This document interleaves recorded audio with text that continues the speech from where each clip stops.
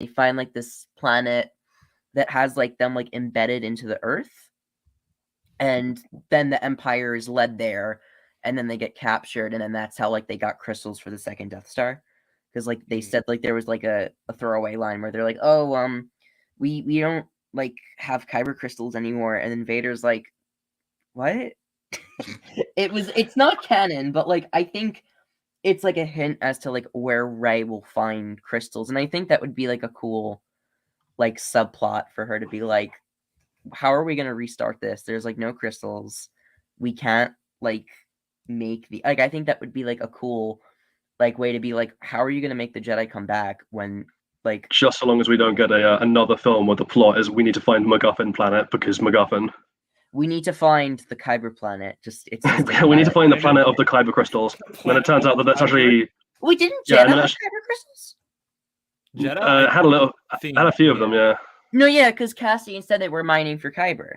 Or at least they had Kyber in like the temple. I assume that there are other planets besides Ilum that have Kyber crystals. I would like that to be better. I mean, defined. I wouldn't assume anything. I wouldn't assume anything, Sheev, because by that token, I'd also be like, there must be another planet in this galaxy that has Beskar, but apparently not. Apparently, it's just this one mine under Mandalore. I think it is just Mandalore that has Beskar armor, but because that's how elements work. You only get one on one planet. Yeah. All right, should we get into it? Shall we get started? I suppose we shall.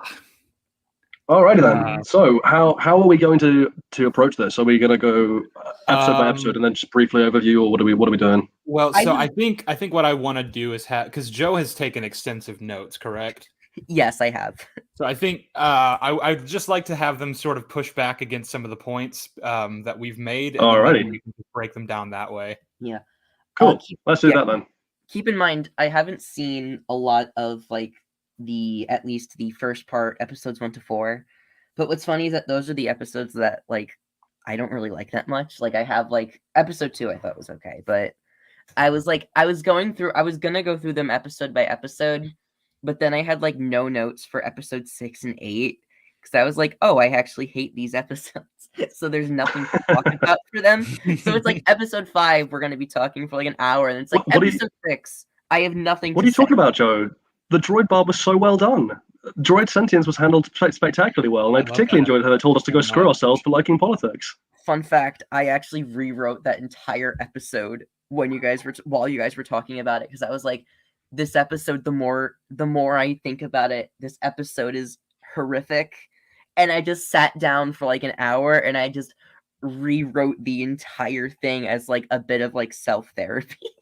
The thing is, I don't even want to think about how much money they spent on like getting Jack Black and Lizzo to cameo when the only thing they do is sit in a room for like 2 minutes and give exposition. Yeah, the only thing I liked in that episode was the art direction. Like I think the costumes were cool. Like I love Lizzo's dress. Like I thought that actually looked like someone actually spent time on that. And I think that like the droid designs looked cool. I liked the aesthetic of the droid bar. I thought it looked nice, and I thought that like Plazier 15 as a planet looked great. Like I would rather go there than Tatooine again. Like I would rather spend time on that planet. I never want to see Tatooine again as long as I live. I hope if they make Book of Boba season 2, I hope it's like the Hutts declare war on Boba, and the first episode is just like they bombard the planet, and Boba's wildly optimistic to think we're getting a Boba season 2. No, and Boba's like, I can't be here anymore. Like, I'm a danger. And he's like, I'm going to go to Nalhada. I'm going to go on their turf. And then that's just the episode. Like, that's just the show. Like, Boba like gathering forces on other. Basically, what you pitched in your Kenobi video. Like, this is what Book of Boba should have been. Like, I hope it's just him, Fennec, and Chrysanthemum just going off, like, gathering bounty hunters and forces, like, going, like, to Bosk and being like, we need help. Well, so I remember Eckhart's Ladder I remember he tweeted about how great the Book of Boba Fett was, and he said like in his tweet that, you know, just have season 2 be with like Boba on Nar Shaddaa, like doing bounties and stuff like that, this and this, you know, pitching all these different ideas of like what the show isn't and saying, yeah, do that and it'll be great. And I'm like, yeah, Eck, you know, change the entire premise of the story, and I'm sure it'll be great. A bounty hunter anymore. Like, the whole point of the show is, like, I know you don't like Book of Boba. I do like his story when it is focusing on him, and he isn't actually being sidelined. And I like that it's like Boba learning to be more than someone who's just, I'm out for the money. And I do think he just wants money. He just wants money. I do think it was well handled, except that they never focus on Boba actually being like the wealthiest man on the planet, and he never uses the credits other than to bribe the water person. And he needs Fennec to explain to him how criminal syndicates work, and the Tusken Raiders are never questioned, despite being horrible slaving monsters. And there's a whole let's not get sidetracked with Book of Boba Fett because we'll be here all evening. Despite having a lot of money, he needs to have Fennec explain to him that money can be exchanged for goods and services. He worked for the Hutt Syndicate for who knows how long. Like, he knows how the Hutts work. They should unironically have just done that, right? Where like he's like looking around at Fennec and it's like, "What's going on? Why aren't these people working for me?" It's just like you need to pay them. It's like, what does that mean? It's like, well, money can be used for goods and services. How do people work for jobs? It's like, oh no, I've lost one of my minions. It's okay, you can get more minions. Explain. Money can. I like how when Boba's like, we need to prepare for war. And then Boba's like, oh, we can buy muscle. And then they go and get one bounty hunter. They go to Din. And then he goes and like gets a bunch of people from a random backwater town. And they're like, all right, this is our army. Yeah. Like, hey, you know how I was saying, Sheev, that with the Mando and the Navarro plot should have been linked up? Can you imagine if they'd actually done that earlier and they were like, the Mando and the Book of Boba Fett plot need to be linked up? And you get the Mandos to come and help him and set up shop on Tatooine because it's out of the way. Yeah, and under his protection. Could actually do that, yeah. That would you could even then talk about Boba's and Django's relationship to Mandalore and then we could have the whole discussion about Bo and what people consider to be a true Mandalorian rather. So much wasted potential. Boba like rallying. I think if Book of Boba was just Mando season 2 and it was just a co-Boba and co-Din show, that would have been great. Well, so like I have this EU friend who keeps insisting like this thing from the Book of Boba Fett is going to tie into like his Mandalorian heritage or whatever, because like in the EU, that's a pretty significant part of Boba's story.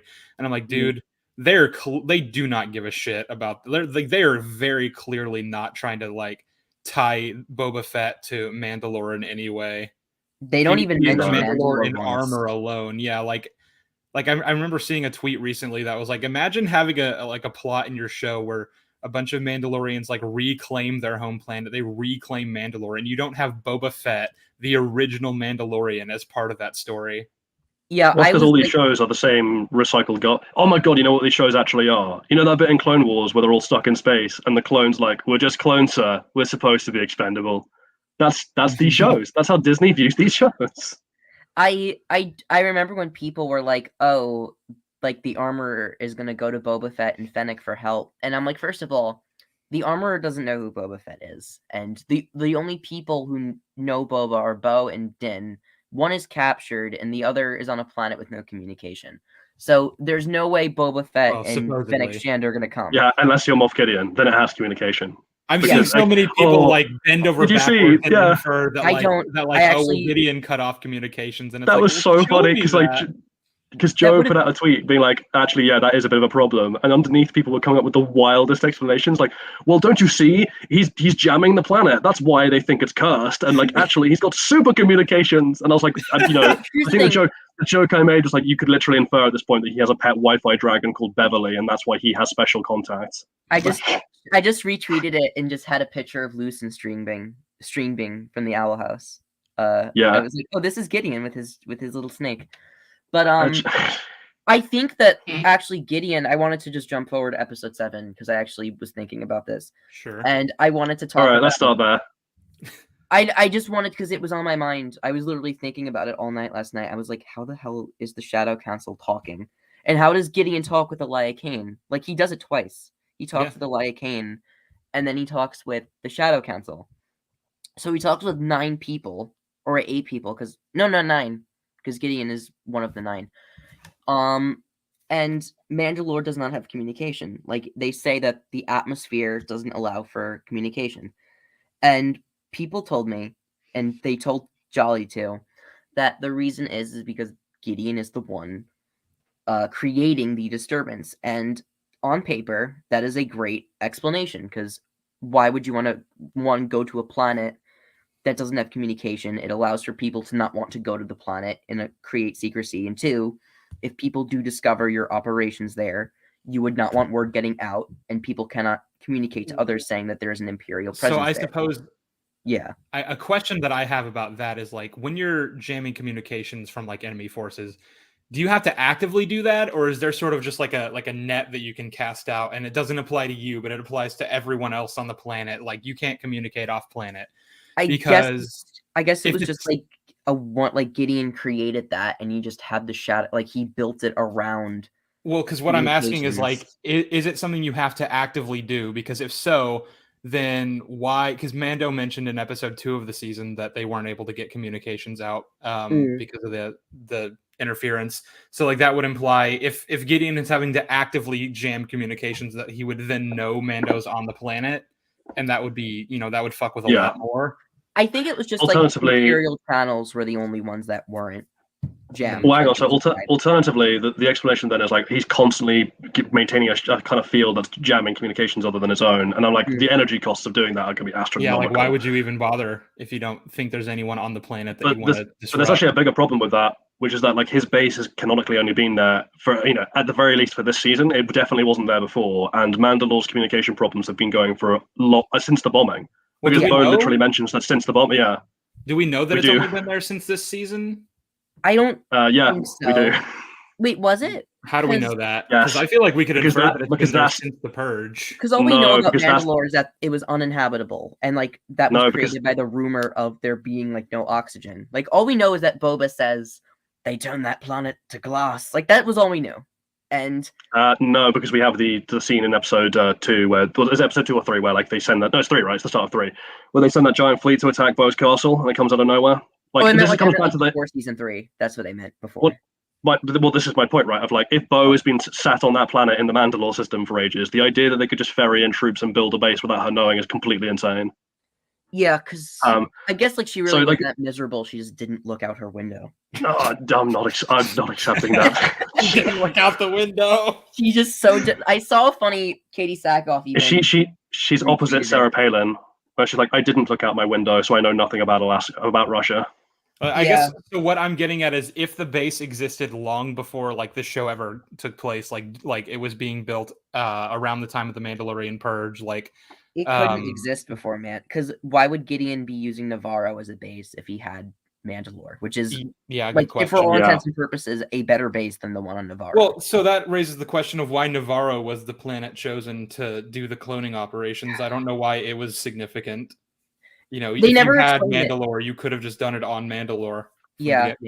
Even I guess it was just they didn't like that's a planet that like people don't even know you can go to, so like no one will presumably. It kind of like it makes Gideon's plan more convoluted. Like they also never explain why Navarro was even significant in season 3, because they say that the reason Gideon was working with the pirates, and I don't like.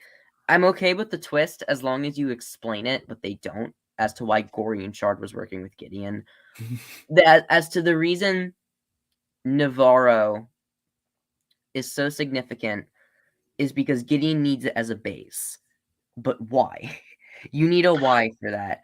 So this comes back to sorry, because this just to jump in, this comes back to the problem I have with anyone giving any of these explanations. Is like, even if you want to even if it was, it's not reasonable, but even if it was reasonable for people to be like, oh, maybe he's jamming the signal, I'm like, okay, that's an inference, and as with any inference from a show, unless there is evidence to support that inference, you're pulling it out of your ass. Like even if it fits, I was getting to. Like even you if are writing the script to the writers, but like, there is something to be said, like a discussion to be had about like what should be allowed to be inferred and what constitutes writing the script for the writers.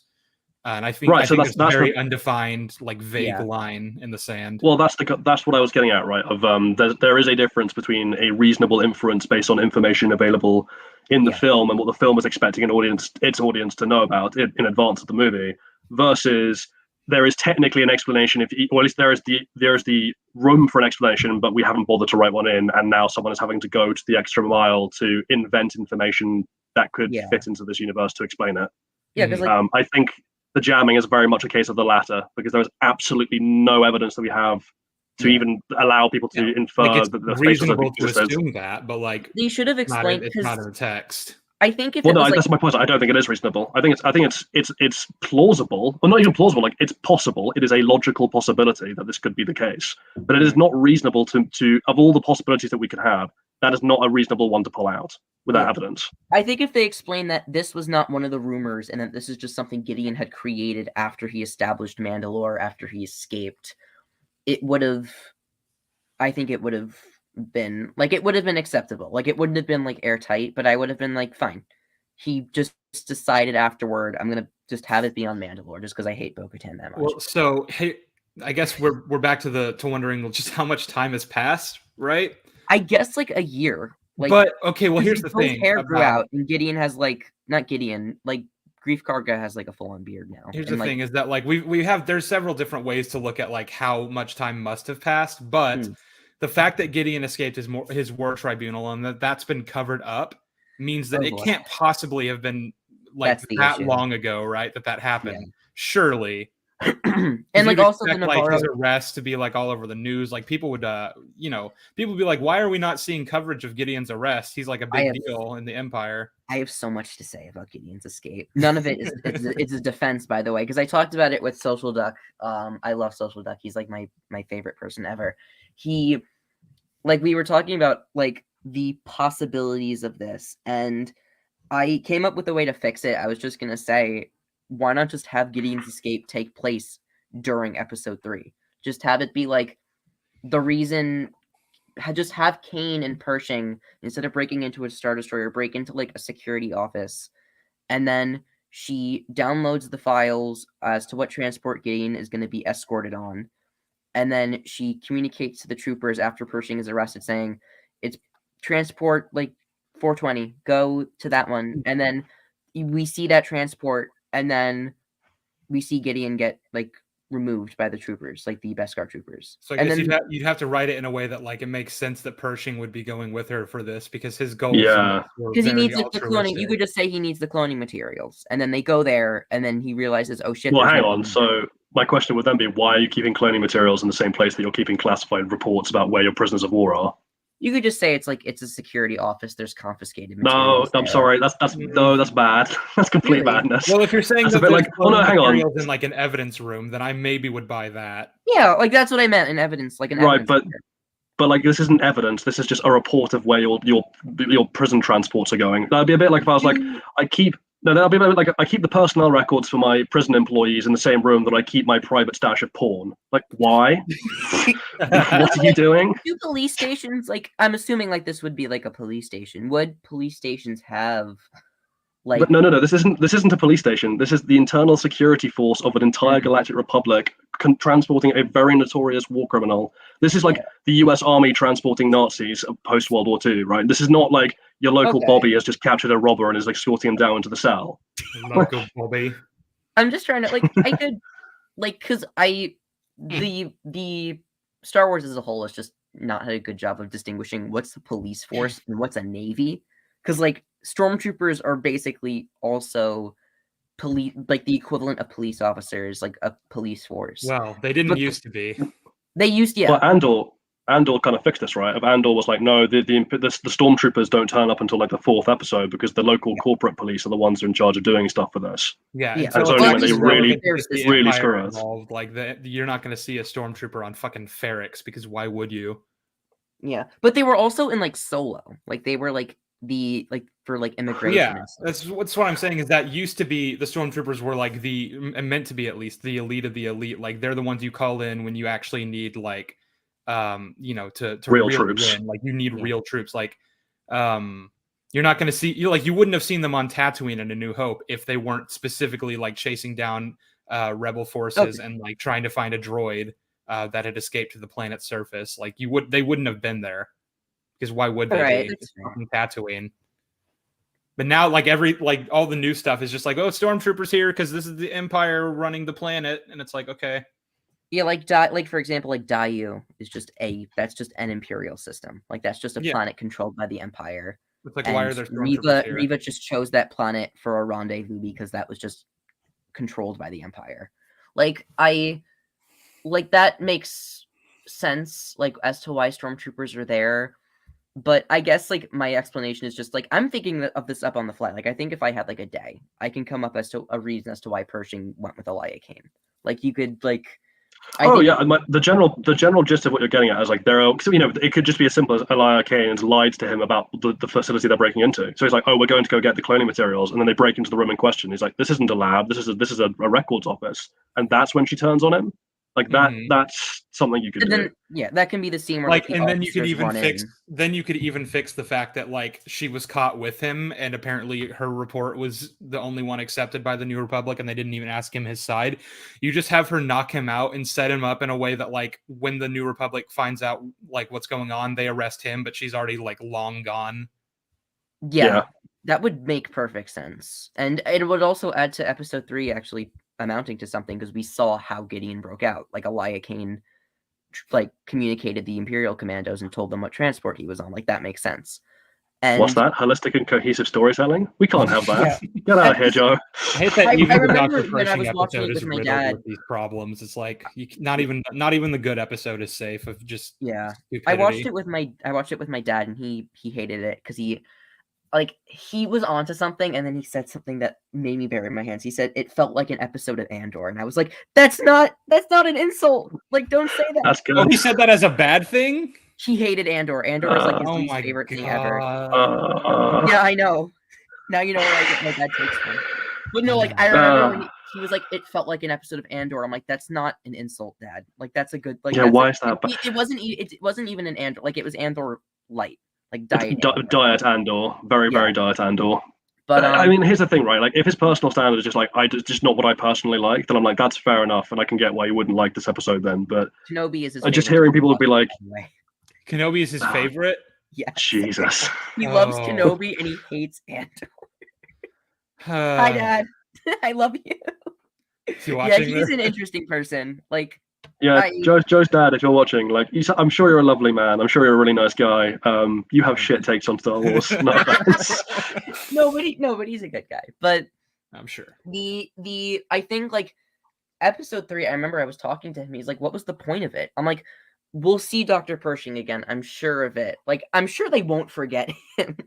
Like, because we don't know what happened to him. Like, is he a vegetable now? Like, I guess that's what we have to assume. Like, he's just... The thing is, in a way, I'm kind of hoping that he is, because at least if he's a vegetable, they can't ruin his character, because he would be effectively dead at that point, right? But then how did Kane get away with that? Like, how did she get away with basically killing him? Well, but that's damage done to the show, right? At this point, I'm like, at least we can salvage Pershing if that's the case, because at least Pershing can't be touched. The show. Yeah, he's out. You can't touch him now. He's gone. Yeah. I like how this was meant to be me defending the show, and we've been on for 22 minutes, and I've just basically been shitting on it with you guys. Okay. Like, let's do that then, right? So let's go back to episode 1 and like, give us your notes. Well, because the thing is, I am genuinely interested to hear the defenses. I actually went character by character. I didn't actually go episode by episode. All right. Okay, fair. In which case, are we still on Gideon? I apologize. So no, that's fine. If that's the way you want to do it. I mean, this is you know, a debate catered for you, so no worries. Thank you. I appreciate it. So we're on Gideon still then, are we? No, not Gideon. I was in my notes. The first character, basically all I had for Gideon was, in a vacuum, I thought he was fun, but his plan was just so half-baked that it made it so rushed. Like, I like... interest, just before we move on, did you enjoy his He-Man pose as he died? He-Man? I just wish that, like, someone got to, like, it felt like... I have the power! It felt like they were setting up him coming back. And then they just... I thought what was going to happen was he was going to escape. And they're like, it's okay, we'll get him next time. And then there's, like, a post-credit scene of, like, Thrawn killing him or something. Like, he retreats to Thrawn. And he's like, you have to help me. And Thrawn is like, no, you, like, betrayed me. And you almost turned the Shadow Council. And then he killed... I thought that's what they were going to do. And then, like, I fast-forwarded and I'm like, oh, there's no post-credit scene. Like, Gideon... No one's ever really gone. Yeah, like... I feel like he's... I don't know how narratively satisfying this would have been, but it really looked like in episode 7 they were setting up that like Thrawn was just gonna fucking get rid of him. Like, if not directly kill him, or if not directly kill him, then like Gideon would be in a compromised situation, and Thrawn would be like, "Yeah, I'm not gonna help you." Well, you know what could have been an interesting, like a very dangerous person that you don't want to fuck with. You know what You know what could have been interesting, right? Is like, and they could have also explained the nonsense pirate plot. Is like if it had turned out that Thrawn had been the one giving the pirates the orders, and he had basically been doing so in a way to deliberately lead the Mandalorians into conflict with Gideon, so that they would dispose of him. That would be something for Thrawn to do. Like Thrawn is like the Jigsaw of Star Wars, except he's actually smart. Where he just like anticipates. He can anticipate anything, and it's just like I can just like go so far into like my consensus on what I think will happen, and just my plan is just so like perfectly laid out that I know that the pirates are going to just be a prop for the Mandos to bond together by unifying, and that will cause them to go to Mandalore and just take Gideon down and just get rid of him. Like I think that I do think that like the problem, because when you're like, oh, I thought he'd come back, I'm like, I don't think Disney need an explanation. Like they could kill off character. Like you could watch. I mean, hell, they did this Palpatine, right? Like he was blended and then exploded twice, and you're like, and he still came back. So I don't think they need excuses to bring back characters. Palpatine. I don't think they need reasons to bring back characters anymore. It's going to be more the equivalent of like Moff Gideon will just turn up in season 4, and then they'll be like, how did you get here? And it'll be like that thing from Emperor's New Groove, where they're like, how did you beat us here? And he's just like, how did we beat them here? And then Kronk's like, well, you got me. By all accounts, it shouldn't make any sense. I do think like, Gideon, it is like plausible that he survived because like he's wearing Dark Trooper armor, and we see in season 2 that Dark Trooper armor can survive a flame. No. But this in universe, it has been established that a weakness of Beskar armor is that if you superheat it, the person inside dies. Well, like there's a difference between like a directed laser shot that like has like a plasma like whip cord. What even was the Duchess? And like just fire explosion. Like I think like that's that's just a delivery mechanism though, right? The problem here is heat. If he's been encompassed by a burning, molten, exploding, because the thing is also it's not just the fire, right? It's the weight and all the molten metal from a exploding ship and base and rocks. And that is very hot and very heavy, and is because it's a liquid going to go in between cracks in his armor. He should be very dead. I do think that Gideon, if Gideon is actually dead, I will commend them for it, for actually like killing a character off, but then it's not satisfying because he just dies off screen. Like he just dies in a pillar. He didn't die off screen. He was on. He literally was shown. He was on screen. Like it's ambiguous. So like if you actually say no, that's. I don't know. I feel like a person going up in flames is an ambiguous death.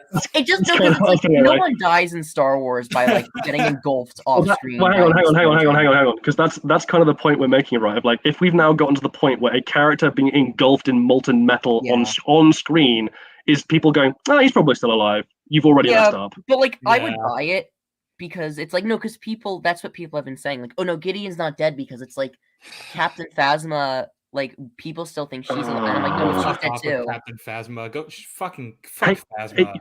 I hope Phasma. So remember when Vader had to be in a life support suit for like 20 years, and even then only survived his horrific injuries because he was extremely powerful in the Force, and then Palpatine showed up within like 5 minutes to stabilize him.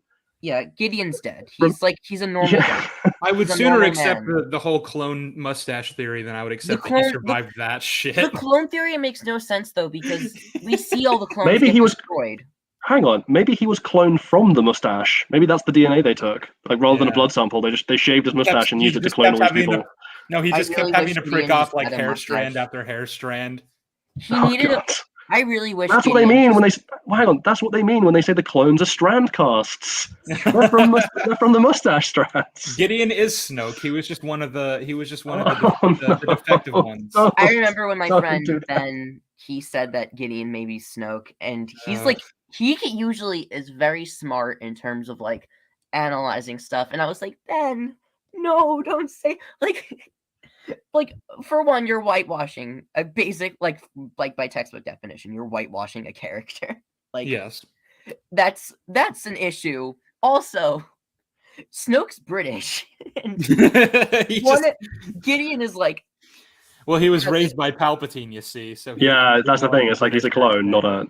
Yeah, I still like that because obviously it's Andy Serkis. They're like that Snoke is just a clone of Kino Loy. No, I remember when that came out and people were like, "Is Kino Loy Snoke?" And I was like, "No." Yeah, fuck you. God. Yourself. Literally. Well, apparently apparently Kino Loy is alive. Apparently that has now been confirmed that he is going to be in season 2 of Andor. So that's a fake out death I'm okay with, because we never see Kino die. Like it's yeah. So that's actually ambiguous. That's when you're like, I don't know if he made it out, but like it's plausible either way. Yeah. I always did assume. Well, no, because like even if he'd stayed right, there's no, he could have just been re-imprisoned rather than killed. I always assumed that Kino did die. I would rather he'd been killed than been re-imprisoned, because man. I just thought that would be a good end for the character. Like Kino just like he dies when everyone else gets out, but like he still kind of won because that was what he wanted. Like I was like, oh, that's a good end for the character. But like if they have a story for him, which they do, because Tony Gilroy has a plan for every character, I do think that I'm completely okay with like Kino surviving. Yeah, I will say as well, like given Andor and Rogue One, I don't think they're afraid to kill off characters when they think it's they're not afraid to take the hard decision to be like, I as a writer like this character, but they need to die now, so it all makes sense. Which is what any writer should be willing to do, and if you're not, then you don't have any business writing for like a franchise like this. You need to be prepared to kill your darlings. That's basically how it goes. They're very good with incorporating like cameos and side characters. Like I think that like things like Admiral Yularen, Two Tubes, like those guys are. He's my man. He tells me everything. Yeah, that is like so well, because it's like it's meant to get a reaction. Like I remember that thing, but they're so small that like you're only gonna be like getting like seal claps out of like 1% of Star Wars fans. Like maybe. Well, also they're tied in ways that are more like Yularen's like, it's like, oh look, it's Yularen, and everyone claps, and you're like, okay, but why is Yularen actually here? And you're like, well, it makes sense that he's here because this is his department. He's the head of the ISB. This makes sense. Why wouldn't he be here? Like the Aldhani House. Yeah, if anything, deal. Yeah, if anything, I'd be very, very upset if they didn't include him in given that they established this as a big deal that Palpatine himself is weighing in on. Yeah, like, and also like. I hate how they're used, but like it makes sense as to why the Grand Inquisitor and the Fifth Brother are in Kenobi. Like they're Inquisitors, like they're gonna be hunting Kenobi. It just sucks that they just weren't used well at all. But like those were cameos that made sense. I bring this up a lot, and I'm like, you think about how there were you had the Kenobi series where there was Darth Vader, and then there were like a bunch of Inquisitors running around, and there were only 3 lightsaber duels the entire series. 2 of them were between Obi-Wan and Vader, and one of them was between Vader and one of the Inquisitors. And it's like, oh, you've wasted all these Inquisitors then, haven't you? Fifth Brother didn't even use his lightsaber. He didn't even actually hold the lightsaber once. I mean, to be fair, at least he got more to do than whatever sister was, the sister in the background doing bugger all. Fifth sister may be the most pointless character in all of Star Wars. Like she, next to like the 8th brother. I don't know, Phasma. Phasma exists. At least Phasma like served her purpose in terms of like giving Finn. She did press the button that lowered the shields that one time. She did give Finn a fight scene to. Like she sure did lower the shields of what Finn could have been, and like it's cool that he like overcomes her and he actually like says, I'm a rebel, and like I do like that moment for him. Like, so even though she didn't do much, like there was a reason as to why she was there. Like Fourth Sister is just there because we need another Black Series figure. Well, so yeah, Inquisitor's got to have his ensemble behind him to make him feel confident when he goes to confront Reva. So he's got to have at least been like a paratrooper. Like Sheev, have I sent you that meme of like the Grand Inquisitor and the 2 other Inquisitors coming out of the ship at the beginning is a bit like the bit in Scrubs where they're hallucinating coming out dressed as like pimps.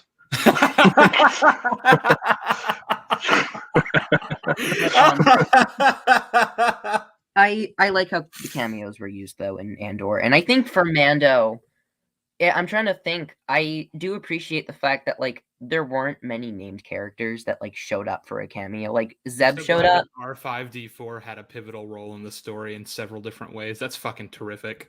I did. Yeah. Here's the thing about R5.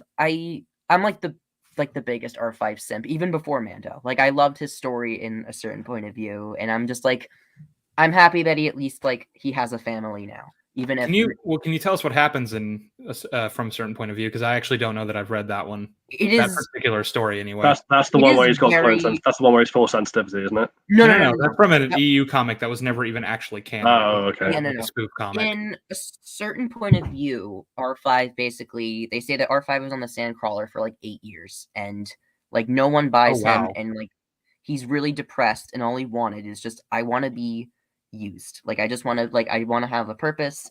And then when I've had nights like that. when R2 comes out, he's like, oh no, another astromech droid, and this one's like in good condition. And it turns out he wasn't actually very well motivated, was he? No, I'm gonna get to that. And then R2 is like, R2 goes up to him and he's like, bro, whatever happens, I need to get off this ship. And like, if we're ever like sold, you need to let me go. And R5 is like, no, screw you. I want to be used. Like, I need this man. And then when Owen, like, it's like, oh, give me the red one. And then R5 is like, oh my God, this is happening. And then when R5 is like cheering out to 3PO, like, come on, man. R5 is like, I can't believe I'm doing this. And then he purposefully self-destructs to like let R2 go. His motivations were inconsistent. Also, droid sentience. Wait, hang on. His motivation was inconsistent. Desire. He has like concepts of desire inside of a droid that's so bizarre to me. I'm just imagining like two different versions of that scene, right? The first one is where like when they're like he has a bad motivator, it's just before they're about to be sold. Like R2 like leans into his ear and is like, nobody likes you. And then he like commits suicide. No, but that was intentional. Like that was like yeah. Wait, the other one is like the guy's like, I'll never forgive you for this. It's like he's like the other version of away with C-3PO, and R2 just waddles up to him and he's like, I'll never forgive you for this. But like the other version of the scene is where like C-3PO gets bought and Owen's like, all right, what are you called? It's like, I am C-3PO, and Owen just stares at him like, fuck off. Like, no way are you the droid I had when I was like a teenager. How the hell are you here? What the fuck? Would Owen even remember 3PO though? Yes. We spent years together. So I mean, a broader point to bring up is like, you have to imagine that there are droids like manufactured en masse, right? So like the idea that a droid would be designated C-3PO, like there's no way there's only one C-3PO. Like I always assumed that was like the shortened version of a much larger serial number like AZ has. So like even then though, 3PO 7612138553, you know, something like that.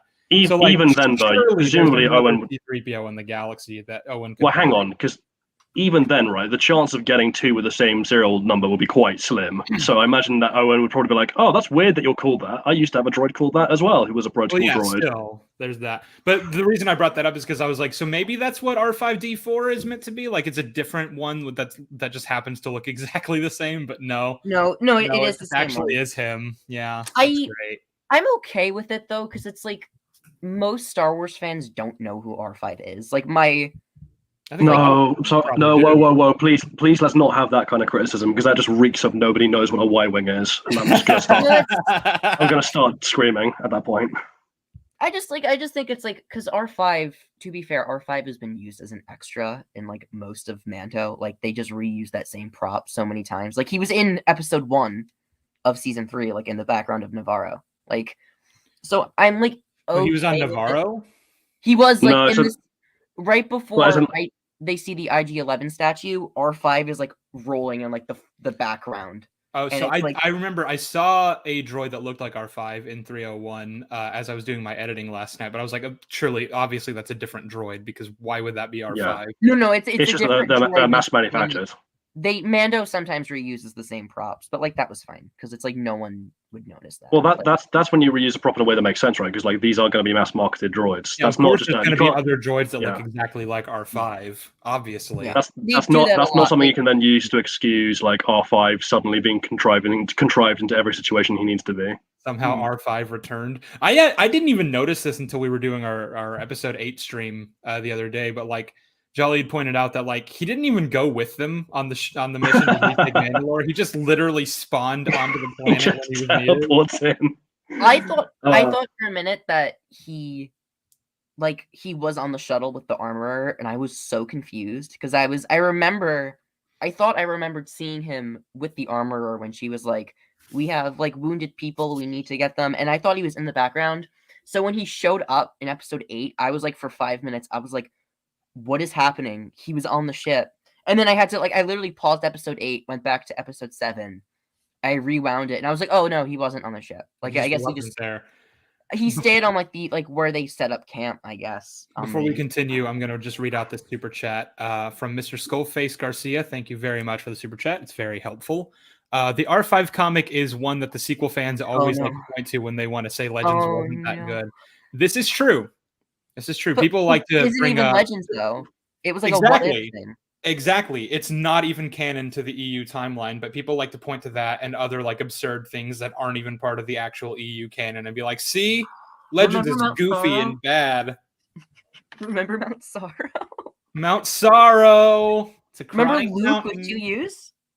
Luke had a clone who had 2 U's in his. That's actually is canon, but like as stupid as that is, it's like it's not really that. You know, it's a lot less stupid than say R5D4 being the same droid that ends up accompanying the Mandalorian and teleporting onto a planet, and also like somehow being in contact with a random rebel pilot that will then go and find the Mandalorian covert in order to allow them, shit like that. Remember that meme I made you where it was like of Marcy Wu from Amphibia, and it was like R5 seeing Carson Teva's post on the old Rebel Discord. Yeah, if anyone knows about Mandalorian coverts. Like that has to be the explanation. Like Carson Teva literally sent out some feelers. Yeah, he was like, he had to go on like old Rebel channels and was like, "Does anyone know if there are like Mando coverts?" And then R5 was probably just like, "Yeah, there's one on like Florida Alligator Planet." Raptor Planet. And then R5 was like, "But you're going to definitely evacuate me once they know I knocked on them, right? You're definitely not going to leave me with these lunatics." I would have loved imagining he's like, "Listen, I'm gonna need some assurances before I tell you because they will kill me." I would have. Also, it's amazing that I knew you at all, but screw it. I would have loved the scene where Paz Vizsla is like about to like kick the droid, and Din's like, "Stay away from him." Like that would have been cool. Yeah, and then Din's like, "We like droids now." Yeah, well, hang on. Then Din's like, no, that's not how you kick them. You kick them like this, and then it goes and kicks them exactly the way he kicked the battle droid. Episode 6 is like the biggest middle finger to Din Djarin's arc that I've ever seen. If Din was defending R5 in that moment, that would have been so wildly out of character because, like, if anything, this would only reinforce the whole droids can't be trusted. Like he just gave away the location of our home to a person we barely know. I mean, like I barely know. None of these people even know who he is. What if the Empire had tracked Tava there? Yeah. Anyway, let's get back. We should get back to the criticism because we've been segueing quite badly. So let's get back to Joe. What was the character you were going to bring up? Paz Vizsla. I did want to go. We are going to get to R5 because I do have a lot to say about R5. But I wanted to do. All right. I wanted to do Paz Vizsla first. Just because I have a lot to say about Paz Vizsla. I really love his character, and I always loved him. Like even like he was like my Glup Shido from like episode 3 of like the Sin, because like it just activated my Blizzard brain. Like I liked seeing Paz Vizsla's ancestor. I thought it was nice seeing like a Mandalorian who like had a sense of honor, and then in Book of Boba he just becomes an asshole, and then he just starts like being rude. And then I got excited though because I was like, oh, he's like a representation of like what's wrong with Mandalorian culture, like the corrupt factions. I'm like, I hope they do something with that. I hope they call the Watch out on like their corrupt ways. That would be cool. I'm sure they'll do that. And like, at least I give Paz specifically a pass though because he died before the finale, and I was like, okay, the armor will get that moment. She didn't. So really, you get that moment of like being revealed as a bad person, or of being like an abusive, gaslighting cult leader. I feel like they need to have definitely set that up, like actually had that happen in a much earlier episode than like pre-finale. Yeah, and if you're gonna do that, with sorry, give me a second, Joe. If you're going to do that with Paz, right, there's 2 different ways you could take that, but they didn't do either of them. The first is that you make Paz like a complete monster who is just devoted to the cult, like can't be saved, or you make him a tragic monster where like he has to be taken down or talked down, but like he's so wedded to the cult, and he's so like he himself is such a victim of the abuses of the cult that he can't break out of that, and there's a recognition of the fact that he's a victim as well. Mm-hmm. But neither of those happened. Like he wasn't a devoted cultist. No longer have that either. Like that's just gone as a potential now forever. Yeah. Southpaw is in the chat, by the way. Yes, I need to read a super chat. You guys are just mad over a TV show. How long have you been talking about Mando already? Get over it, Jesus. Get some therapy. This is true, and we just want money. So thank you for the super chat. You've helped. this is going to sound so pedantic, but Southpaw, I'm so glad you used commas correctly because I was half expecting to be like, get over it, Jesus, like we're talking to Jesus. Get over it, Jesus. Come on, Jesus, you keep on talking about this crucifixion nonsense. It was thousands of years ago. Get over it. Get some therapy. God damn. Like, you fucking genocided us, by the way. Like, your dad anyway. So, like, I don't care what you nailed you across. So with Paz Vizsla, I wanted to mention in, I think it was episode 5. No, it was episode when you guys were talking about episode 5. You said, like, when Paz was saying, like, Din Djarin saved my son. He's a good guy. You said, like, you don't get brownie points for that. Like, we know that, like, saving a foundling is just something you need to do. Do you remember when they said that? Because I went back on episode 4 and I couldn't find the quote. Sorry, no, so it's yeah. So hang on, I've got this. So it's Bo is talking to Armorer lady, and a lady says like to save a foundling is the highest is like the highest calling of a Mandalorian. Also, it's like I forget the exact sentence, but she says something which basically is like, this is something you are expected to do. Like it's the best thing you can do. It's the noblest act you can perform, but it is an expected act. But you can't tarnish your soul in the process. That's no bueno. Yeah. What episode was that? Was it episode 4? This was episode 4. Yeah, she was talking to Grogu, correct? Was it Grogu? No. Actually, it might be episode end of episode 5 then, because it's when she's talking to Bo. I'm pretty sure. Was it in the forge before she asked her to remove her helmet, or was it episode 4? I'm pretty sure she said that to Grogu in episode 4, like right before they went into the cave and we got the Order 66 flashback. I'm actually gonna go look for it now. I'm gonna wait. Let me find. Yeah, I think it's episode 4 because I recall it's the same episode that they rescue Ragnar, but I thought it was Armorer talking to Bo, where she's like once they've come back, where she's talking to Bo about like how it's the when it happened. Yeah, I'm looking it up. I think it's the scene where Bo is says that she's seen a mythosaur and asks for the special pauldron. All right, I'm looking up the. I'm going through the Grogu scene right now before the flashback with Kylo Ren. Kylo Ren back. Kylo Ren. We shape Mandalorian steel. We shape ourselves.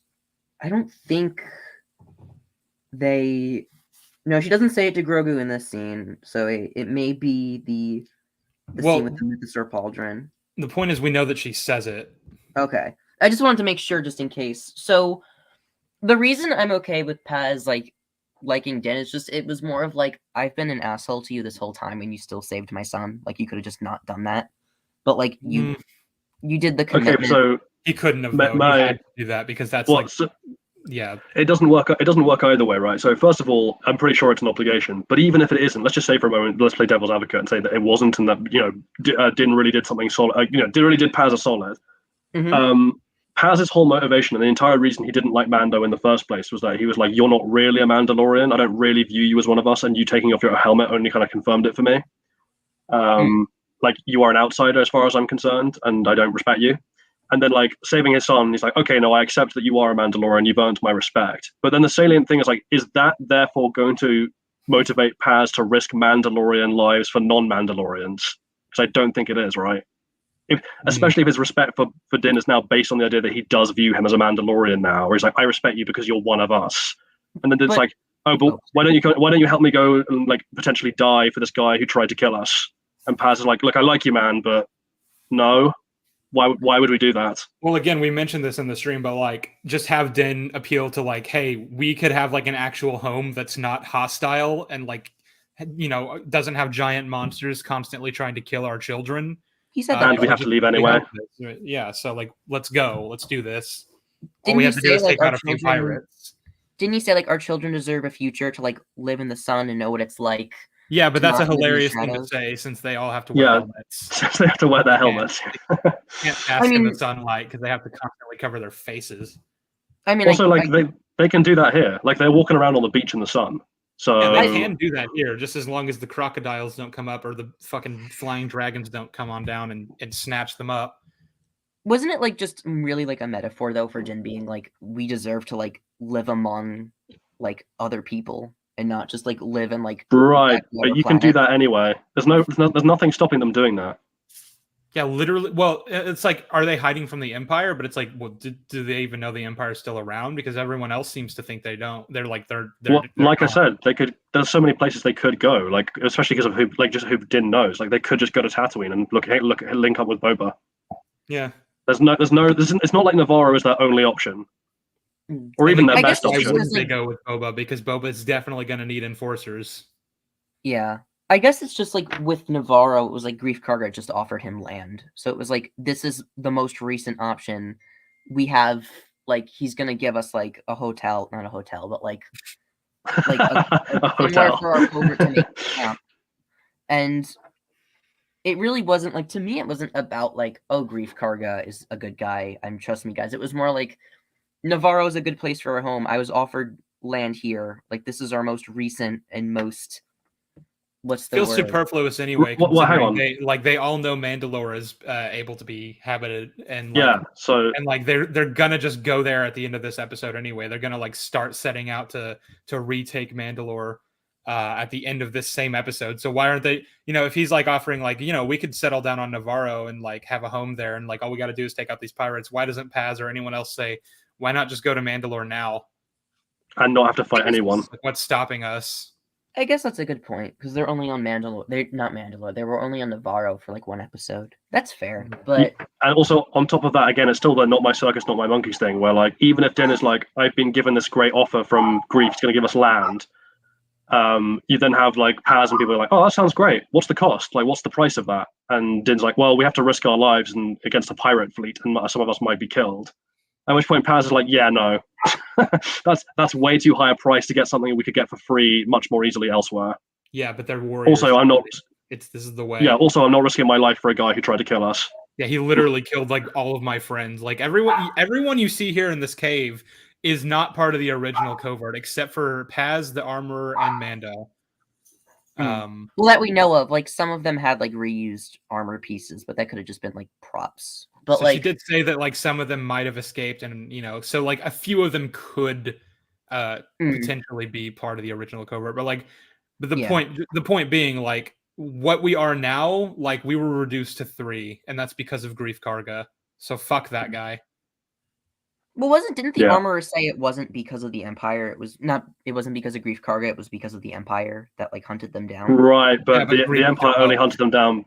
Well, hang on, the Empire only knew where they were because they had to come out to defend Din from Grief. Yeah. But like, I just rewatched Redemption, so like it's still fresh in my mind. But she was like, "Oh, we knew the cost of coming out there, and it wasn't." She literally says it wasn't Grief Karga's fault. Like, we knew the cost of what it meant to save you. Well, hang on. Those are not mutually exclusive things, right? That's like we knew what the price would be if we tried to help Din, but also this is the guy who made us pay that cost. Yeah, we wouldn't have had to if he just, not fucked over Din, right? Or I guess if Din hadn't fucked over him. Really. Yes, it really is Din fucked over Grief. Yeah, they should be mad at Din for that, but they're not because characters aren't. Well, again, I thought that was part of Paz Vizsla's arc, is that he was like, I'm pissed off at Mando because loads of us got killed and we had to evacuate because you broke a deal for this little foundling who doesn't mean anything. Mm-hmm. But apparently that got shelved. Like, who cares? He's a foundling, and apparently it's the highest calling of a Mandalorian to protect foundlings. These rules. Yeah, they get made up on the whim. Did the most noble of acts, and they were happy to die to allow it to happen. Well, I guess at that point, why does then if that is true, then why was Paz angry at him about? Just none of it makes any sense. Wait, what was he angry about? He was angry at Din for like the fact that they all fucking died. Yeah. He explicitly, that's why he was being an asshole to him he explicitly calls it out. He explicitly calls it out that it's like it's because you had to save one tiny little infant creature that like loads of us died for that. So fuck you. It's like, he wasn't mad at Din for like killing the covert. Like, he seemed fine with it. He was like mad when did he? Fine with it? No. I know. I'm sorry. No. This is before he initiated the challenge for the Darksaber, when he was like applying that healing substance to his leg wound, and he was talking about how there were only a few of them left, and he was kind of like, you can't really tell because they're all wearing masks, but he was kind of giving Din the side eye, like, fuck you, this is your fault. I didn't see it that way. I think he said there are 3 of us now. I thought he meant like it's okay. Like, now there's one more of us. Like, well, he sounded very bitter. I think that is an extremely charitable perspective to give to a man who has been set up as an antagonist to Din.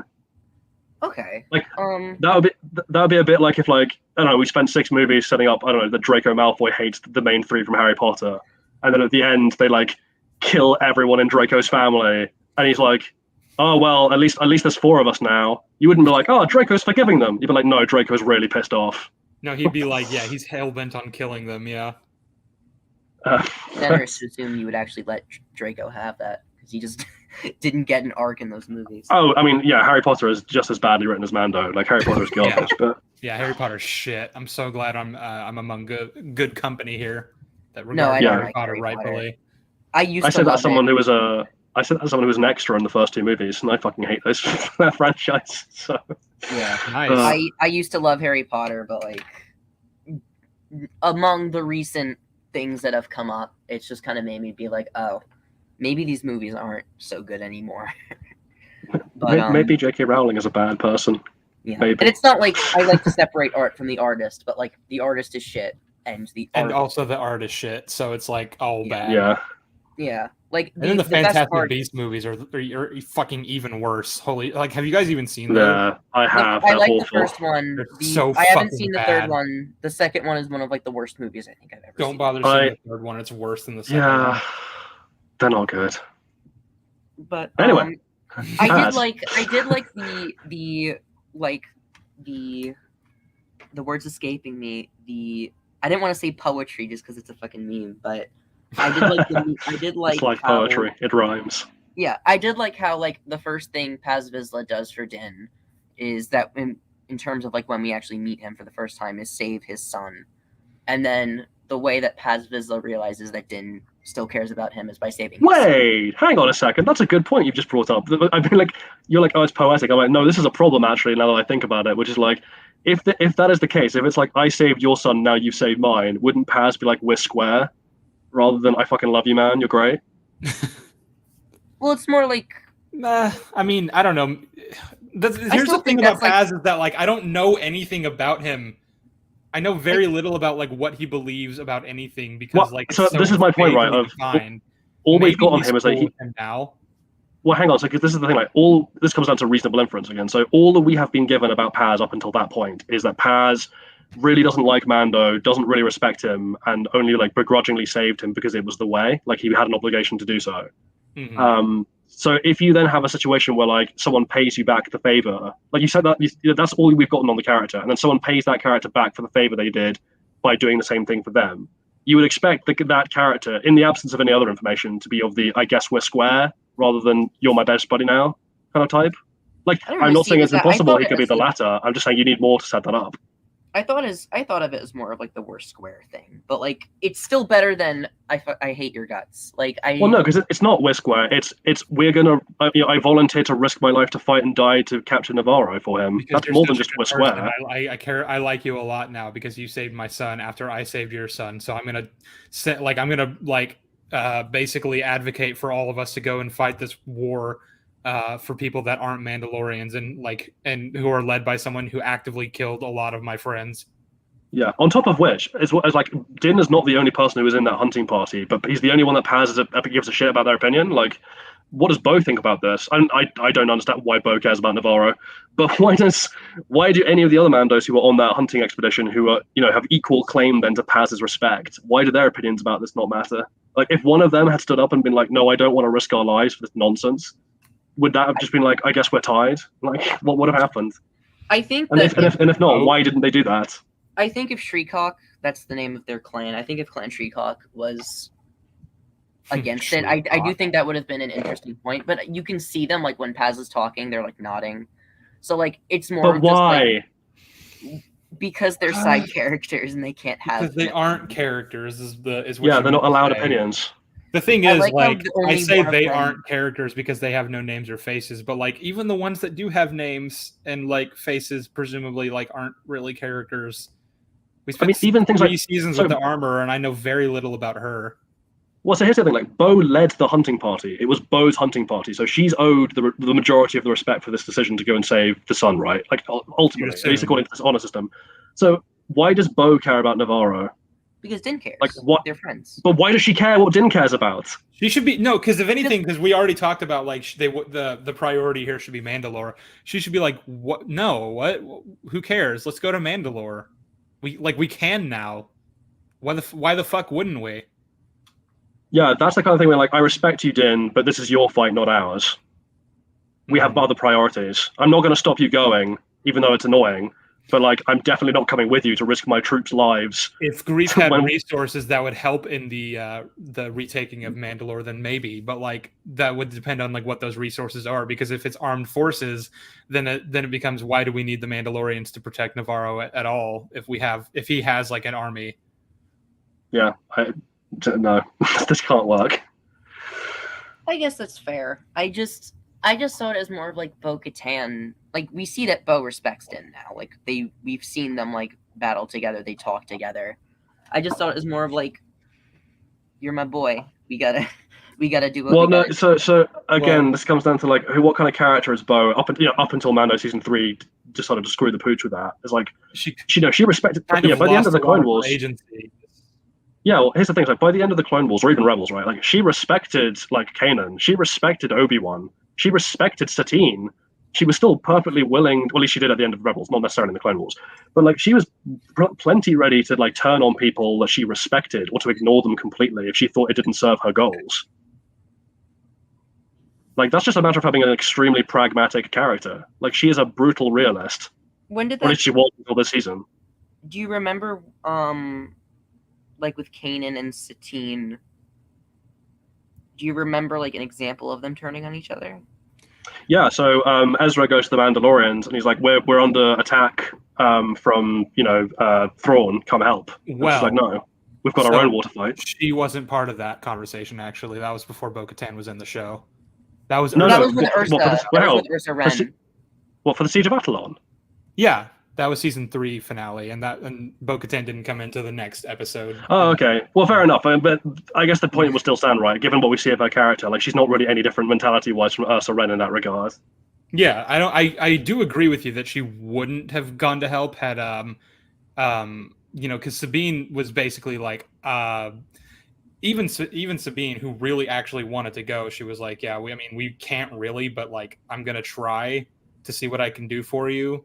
And she was able to convince Ursa to be like, you can take whatever troops we have to spare. That's all I can really do.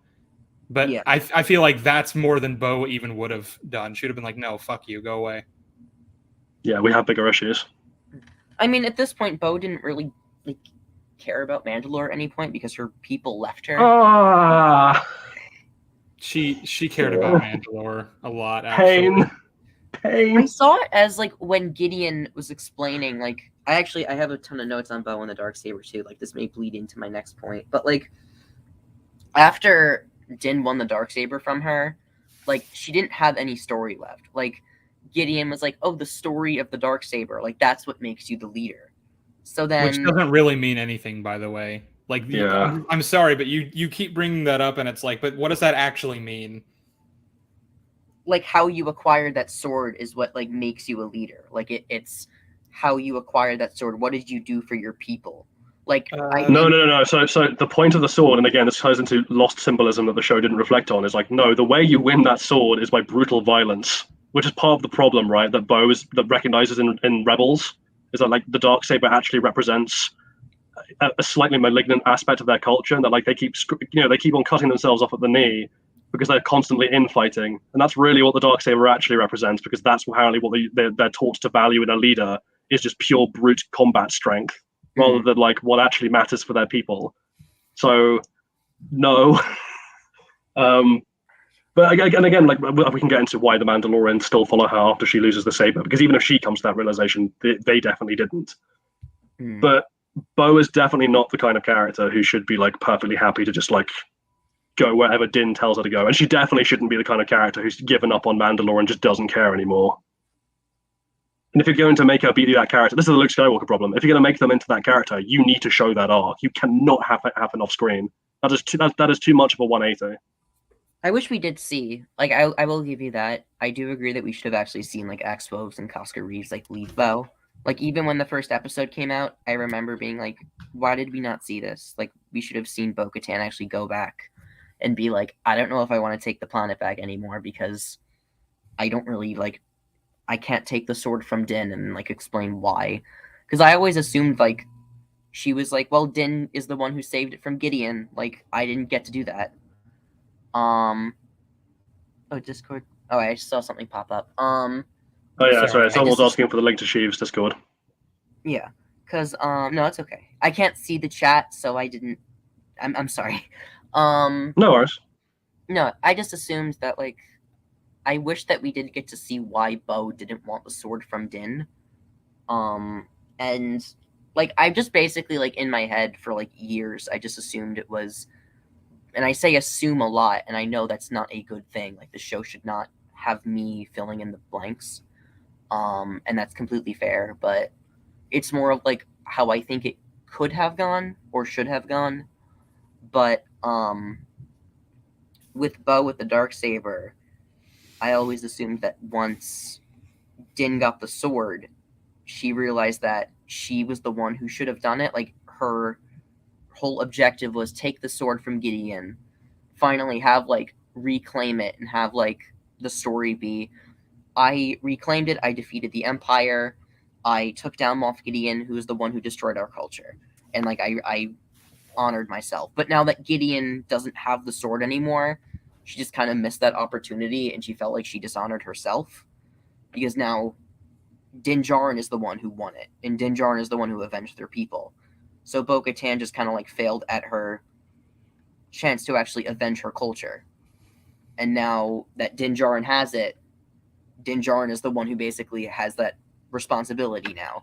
And she could fight. Why can't you do why are those being lumped? I guess the answer is like, the question is like, why are those two things being conflated, right? Because like avenging Mandalore by getting revenge on Gideon and bringing Gideon to justice does not have to be like you beat him for the Darksaber, because like if someone else beats him for the Darksaber, that's another problem you've got to deal with. But you could still kill Gideon. And honestly, I don't understand how Gideon got into New Republic custody, given how he left off in the end of season 2. You'd think Bo would have literally just killed him to appease the other Mandalorians and be like, look, I've killed our hated enemy. And to shore up her position, particularly if she doesn't come away with a Darksaber. Well, she was taken out by like getting shot at, I think, and then Cara Dune arrested him. I assume she took him before Bo-Katan could wake up, maybe. And the other two, hang on, and then Axe Woves and Koska had nothing to say about that. Bo-Katan woke up before, like she woke up as Luke was coming in. Like when Luke leaves with Grogu, you see like a shot of like Din and Fennec. She's in the background standing up, like she's fine. Oh, that's right. Oh, well then she definitely should have allowed it. She's met Luke's father, and like that's not whatever. It doesn't matter. Well, she didn't have a connection to Anakin, like at all. Fair. Also, I don't think does she even know who Luke is? No, I guess that's the question, right? Does she know who Luke Skywalker actually is? No. Yeah, like if it was like I'm the son of Anakin at this point Skywalker. In the timeline, who wouldn't know who Luke Skywalker is? Yeah. Well, I guess that. Even if she did know Luke, she would be like, "Oh, you're the son of the guy I met one time." Well, she also knew Obi-Wan, who Luke revered a lot. So, like, again, though, she doesn't know that Obi-Wan has any connection to Luke. No, so what I'm saying is like, there's no reason for this scene specifically to have like anything like that happen. That would have been like really not fit in at all anyway. But like, I don't know. The larger point I'm kind of getting at is that like nobody from Bo-Katan's past is ever mentioned in this show. And like you honestly could do something where like she has a conversation with Luke about Obi-Wan or something. Well, I always think of the funnier one. Yeah, the scene not being mentioned is annoying. The funnier one though is like I like how they had to get Boba to piss off for that finale, because if he'd been in the room when Luke had broken in, how awkward that would have been. I'm okay with that. Like, he's like, I'm a good guy. Don't worry, it's fine. Yeah, Luke's like, hang on, you're alive. Is that like an actual criticism or just like a joke? No.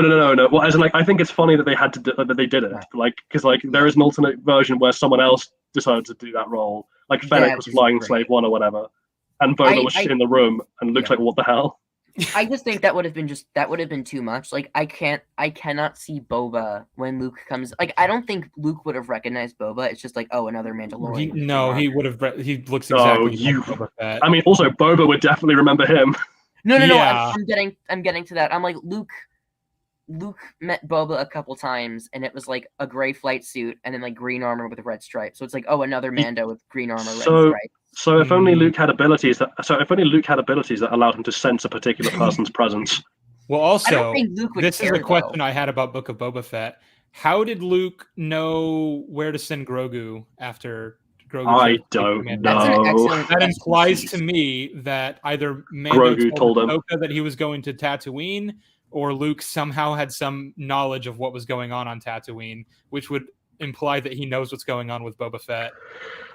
I guess isn't said, it weird how whenever they do me, but we should have known that.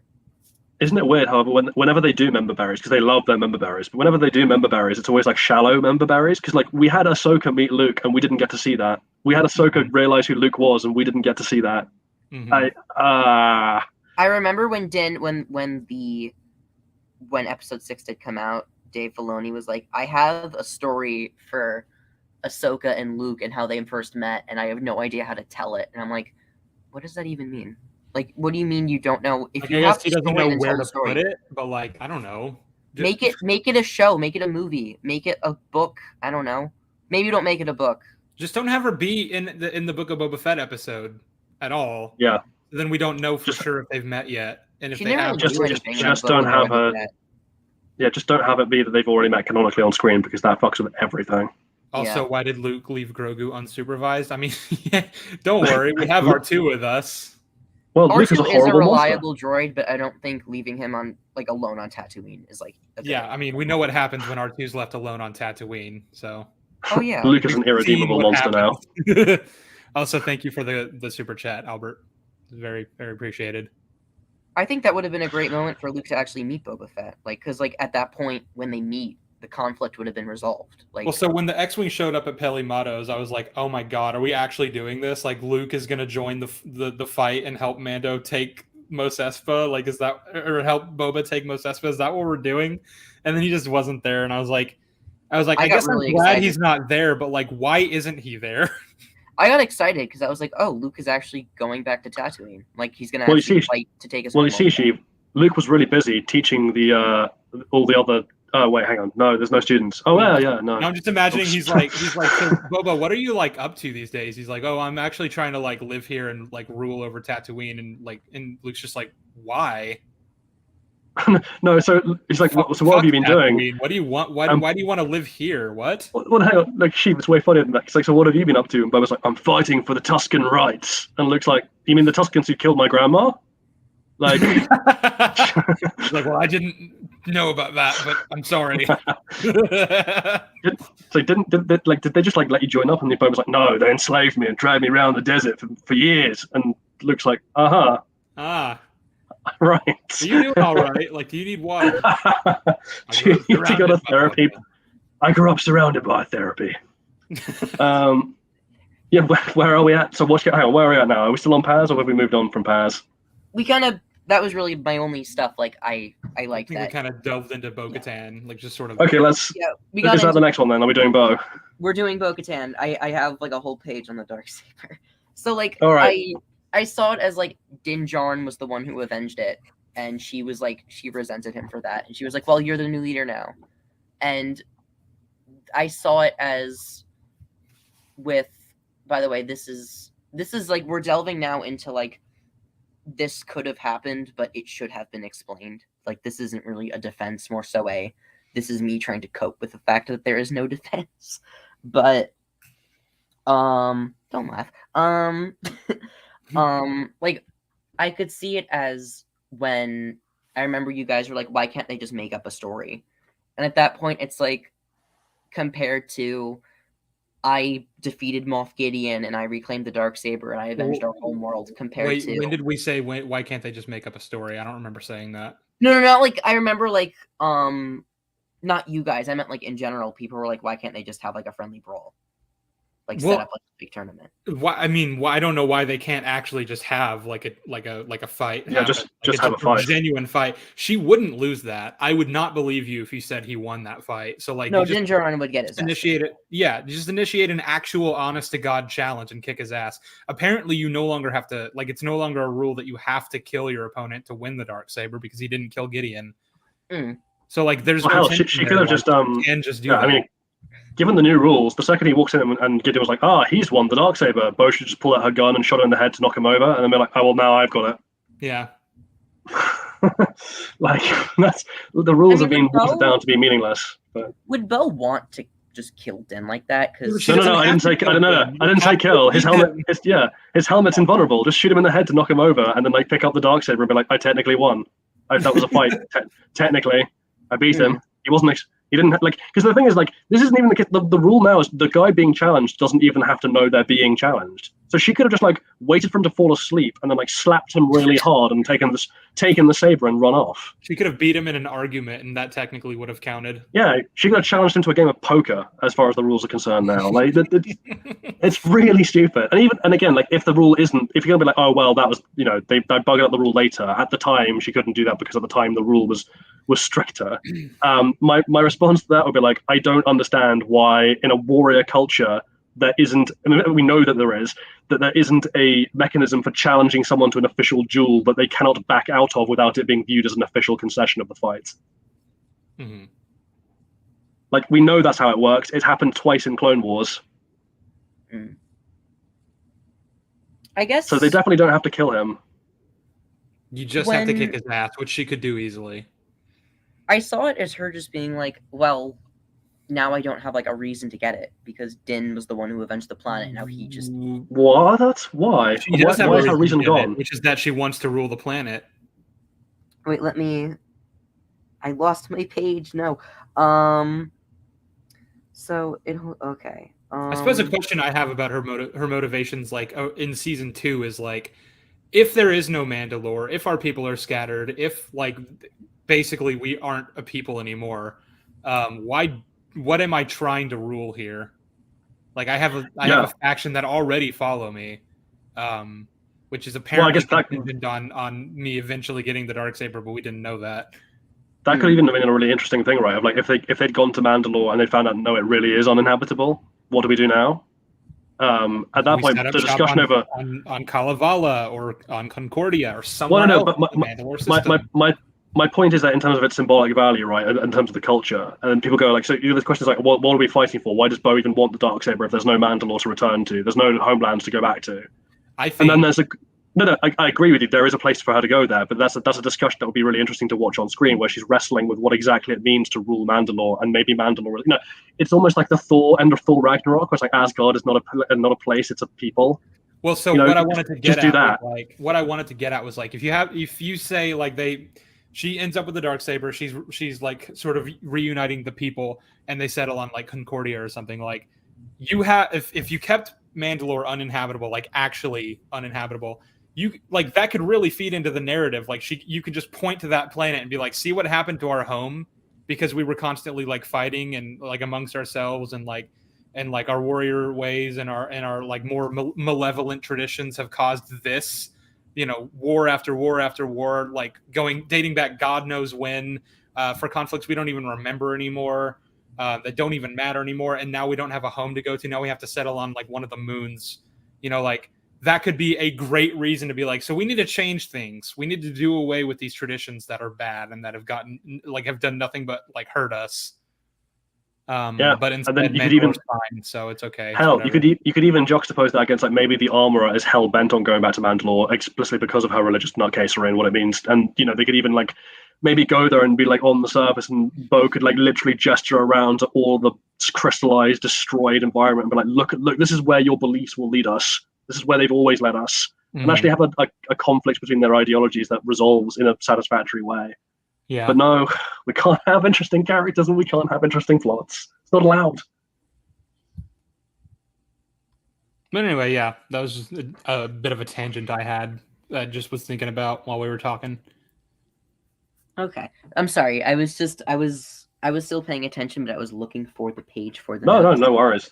If anything, we're just covering for while you're searching around for that. You don't have to apologize for losing a page. Okay. Like I said, it's not a debate, it's a discussion. You know, I feel I'm just nervous because I'm like, I have a lot writing on this. I have to not embarrass myself. Well, I guess to diffuse that, like, I don't think you got a lot writing on this, right? It doesn't really matter how this ends, right? You're perfectly entitled to, like, even if we empirically prove to you beyond a shadow of a doubt that this is like one of the crappiest shows ever written, I would still be absolutely fine with you being like, yeah, but I like it. I'm like, I'm cool. I'm really glad you like it. I appreciate that, guys. I actually, as you were saying that, I got like emotional. Uh-huh. I like your little awe was like amazing, but basically, because it always comes down to the scene with Gideon in the light cruiser and like the bridge. Because before this, Bo-Katan was always like set on getting to Gideon, saying Moff Gideon is mine. He's always mine. And Cara Dune is like, no, we need him alive. I don't care. I'm getting to him. So we know in that scene she wants the Darksaber, and that's all she cares about. Yeah. So everything changes in that bridge when she sees Din with the Darksaber. And when Gideon explains that without the sword and without actually proving that she like liberated the planet, she's nothing. And basically I saw it as him cutting to her core and being like, you didn't get to kill me. I was the reason that you lost everything. And now that you didn't get to me, you basically lost that opportunity and you embarrassed yourself. Because now Din has it and you have nothing to prove to him. So if you take the sword from him, all you did was just take it from someone who actually did earn it. And now, but again, she would earn it by beating Din in a fight. And I don't understand the whole, like the story is what matters, because like, so what constitutes a story, right? Like the story is I challenged Din to a fight and I kicked his ass and now I'm your ruler. But like, I guess also, surely that's a better story. Hang on. Surely that's a better story than the alternative, because now that we know, because this has been, now revealed to us, that she didn't lose a fight to Gideon. Gideon just like took it, so which means Gideon never had it rightfully. Yeah. So if anything, it's much better for her story that she won it from someone who did win it rightfully than just like she kicked the ass of a guy that she gave it up to because she was being weak. Mm-hmm. But he is the one who like destroyed the planet. So like Gideon is basically like, it doesn't really matter if he just took it from her. Like he's still the person. Well, no, but it does matter. It matters so much that her whole faction abandoned her. I meant in the point of like Gideon as a person, not like really how he acquired the sword. Like he's the person who destroyed their planet. It was specifically about. Okay, but that comes back to my point of like, why are these two things like so? Because you keep conflating these two ideas, right? Of like, she needs to get revenge on Gideon, and in a way that's like satisfying to the other Mandalorians and to herself. And she also wants to acquire the Darksaber to solidify that she should be ruling. But these two things are not like, there's no reason why they have to be the same thing. Like you can beat Din for the Darksaber and you can kill, because like they've collectively beaten Gideon and she has custody of Gideon. So she can do whatever she wants to Gideon. She also still like played a major role in actually helping capture Gideon's ship and defeat Gideon, even if she isn't the one specifically who fought him and beat him in combat. So like the story is still Bo-Katan like was instrumental in bringing down the guy that destroyed our home. Well, it's not even instrumental, right? She led it. She was the leader of the expedition that defeated Gideon, and then she defeated the specific warrior who defeated Gideon. That's a pretty good story. Yeah. But again, it's also like who determines like what constitutes like a satisfying enough story that you get to rule our people? Us, Sheev. We are the critics. We get to decide. I wonder if that's how it works. So, like, they actually have like a group of Mandos who are like, "We're gonna rate your story out of 10, and if it's good, then you get." I'm oh my God, joking, but it's like I wonder if it's like you have like a group of Mandos that are just like Roger Ebert and like. Well, no, hang on. So I'm just imagining, right? It's like, you know how in John Wick, there's like the guy who sits above the high table, who's like that weirdo who lives in the desert, like. So like above the armorer, they go into a cave and there's like the Jolly Mandalorian just like sitting on a rock. And then like, Jolly, what do you think of this? Is it a good story? And like Jolly Mandalorian like thinks for a moment and he's like, 2 out of 10? And they're like, no, not good enough. Go back and do better. Like you'd imagine there'd be so many like critic payoffs too. Okay. Wait, what'd you say? Sorry, I didn't hear you. I was saying like you'd imagine there'd be like critic payoffs, like you won the Darksaber and you go to the person who determines whether or not the story is satisfying enough, and you just like slip them like a $200, and then you're just like, so is it? Yeah, am I in? Am I good? He's like, yep. They go into the cave, and the arbiter of storytelling is the Feige bot from She-Hulk. Oh my God, that's what that the robot at the bottom of the Mines of Mandalore. That's what that was. Yeah, it was the Feige bot having been abandoned there for like a decade. The Feige bot. Draining. Yeah, from She-Hulk. Yeah, Yeah, draining them. Actually, that feeds back into the jokey comparison I made before about how that robot was like Disney, right? Of like, it took a Mandalorian, strung him up in a cage, and just drained him systematically of all his blood for its own personal profit. Yep. I mean, yeah, but I just saw it as like Din. I keep saying that a lot. I just realized now I saw it like it's not this happened. It's more like, in my opinion, this happened.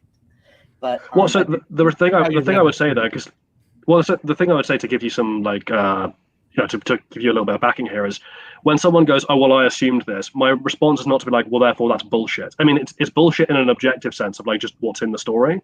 But at that point, I'm like, the story you have made up in your head is a separate story, and if you want me to evaluate that story on its objective merits, it'll probably be a much better story than the one we got. So the story in your head might be really good, and if it is, then no wonder you're enjoying it. I guess it's just sad that it's only accessible in your head and not on screen, because I'm sure other people would like to have seen something that was good as well. That's fair. I do like to do my best between what did I fill in the blanks for and what did the story actually give us. And if the story did not give us that, then that's a failure on the story's part. But it's come to a point for me where like sometimes I just like repress it and I fail to notice what the difference is between what was actually given to us and what was just like I just assumed on my part. Because I mean, I'll say, right, because it's not a failure, because I just want to nip this in the bud, right? It's not a failure of anybody to have an internal headcanon. That's not a failure. The only failure, and again, this failure is only in the very specific sense of like being an objective critic. The only failure would be like failing to understand that the story you've constructed in your head from the kind of bare bones of what you were given is a different story from the story that was actually shown on the screen. And so like it's when people start going, my headcanon is the story we got on screen for everybody else, and that therefore you should like it. Where I'm like, no, that's no bueno. That doesn't fly. No, yeah, I try to like if you keep having to have people like make a headcanon in order to make sense of your story, then you failed as a storyteller. Yeah, then that story has failed. I try to at least be like, this is my interpretation of what happened. Like this is what I feel the characters were thinking in that scene if the show did not tell us that. And it's a failure on that show's part, but I do think like my interpretation could have been what happened. And like I try not to do it for plot holes, like a logical inconsistency, like for example the Shadow Council not being able to like communicate to Gideon on Mandalore. Like I try to do it only for like character emotions, like what they're thinking and what is going through their heads, because that like at least for that you can just have that be like it's a character's what they're thinking and not so much what is actually like happening in universe. Like I think that could at least be like somewhat excusable, even if it is a failure on the story's part. Yeah. If that again, to hold up my own hands here, like my favorite film of all time, which I think is one of the best written films of all time, but it has a moment like that. Yeah, it has a moment like this where like I have a little bit of headcanon that I think explains the discrepancy, but like we have to separate that from like no that's not in the movie. The discrepancy is all that we have in the movie, and whilst the discrepancy has a very plausible possible explanation, that's not supplied by the movie. So just if I'm just looking at the movie, that's a very minor flaw with the overall quality of the film, right? And that is, again, I don't know, Joe, have you seen The Prestige? The Prestige?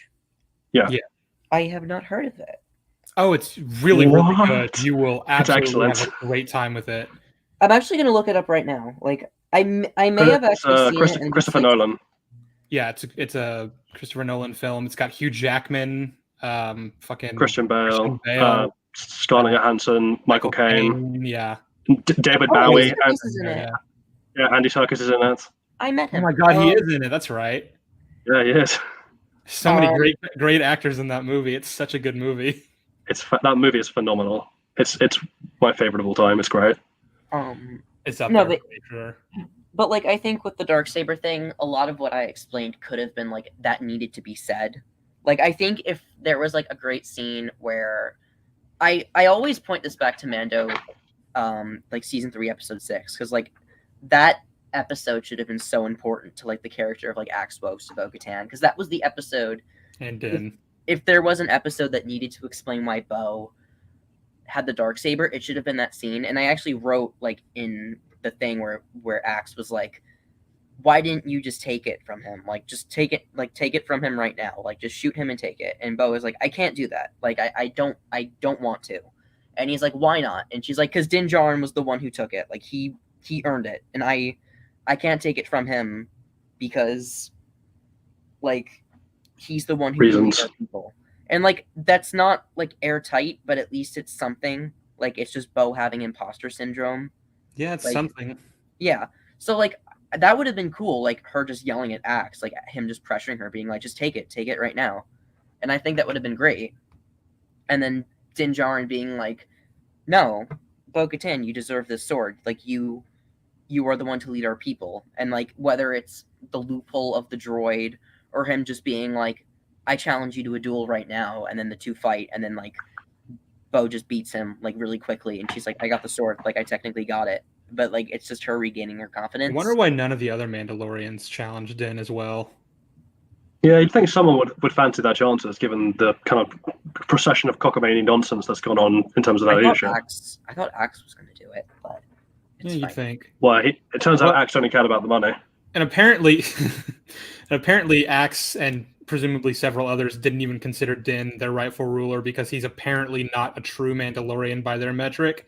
And it's like, so would it count? Do they think it would count if they beat him in combat? Because surely it must, if that's how Bo-Katan ends up getting it, right?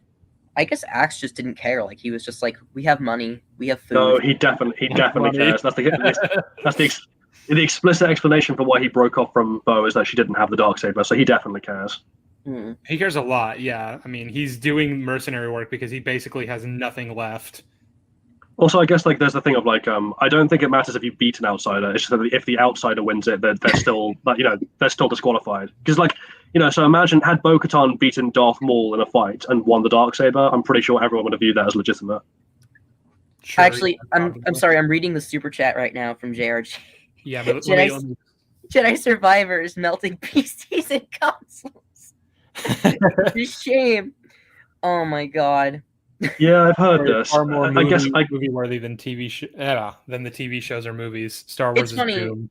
Like, people who hate the Disney era are like saying Jedi Survivor is like one of the best Star Wars stories they've ever seen. Like, it's actually really funny. They? No, like Shiny hates the Disney era. Like, I don't think I've seen him compliment a single thing, and he's like, Survivor is like the best Star Wars game I've played in my like, it beats KOTOR. Like, well, so like I remember that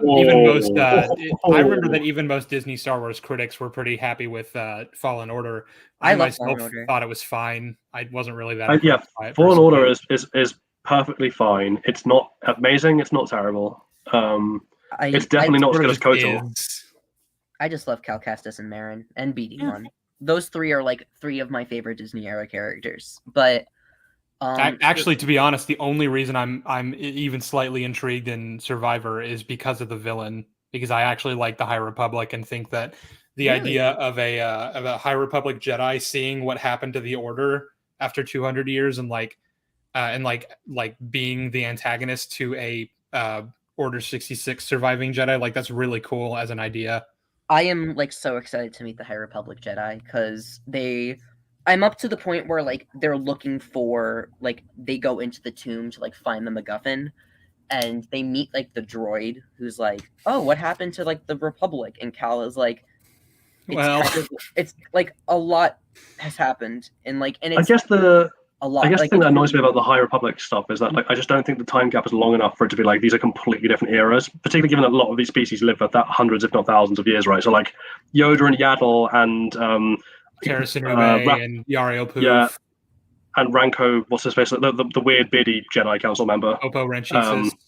Yeah, he was there as well. So it's like, how much has the Order really changed in that 200 years, other than that they no longer wear gold robes?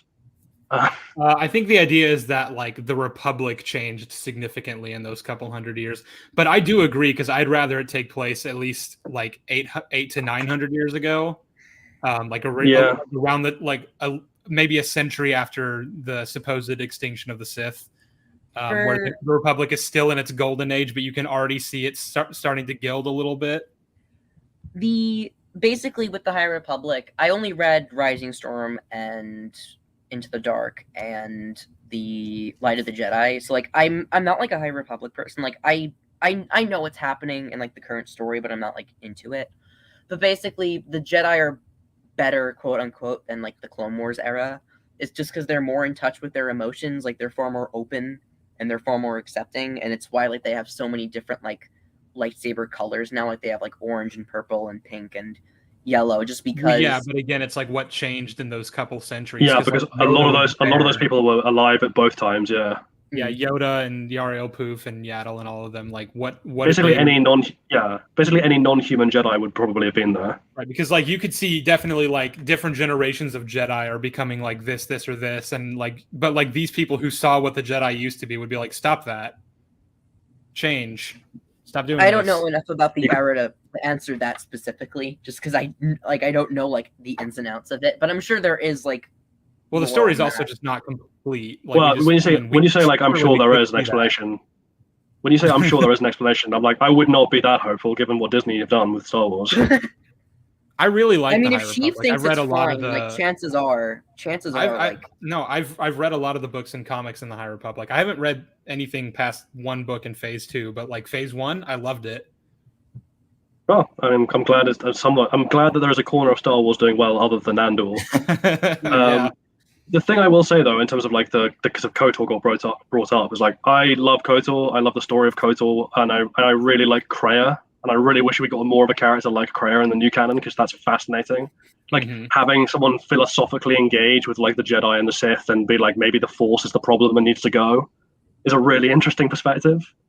I'm really excited for like I don't even like the sequel trilogy that much. Like I'm like the biggest Disney shill. And even I'm like Rise of Skywalker is like doo-doo. It's dog shit, yeah. I hate that movie so much. It's the biggest piece of dog shit.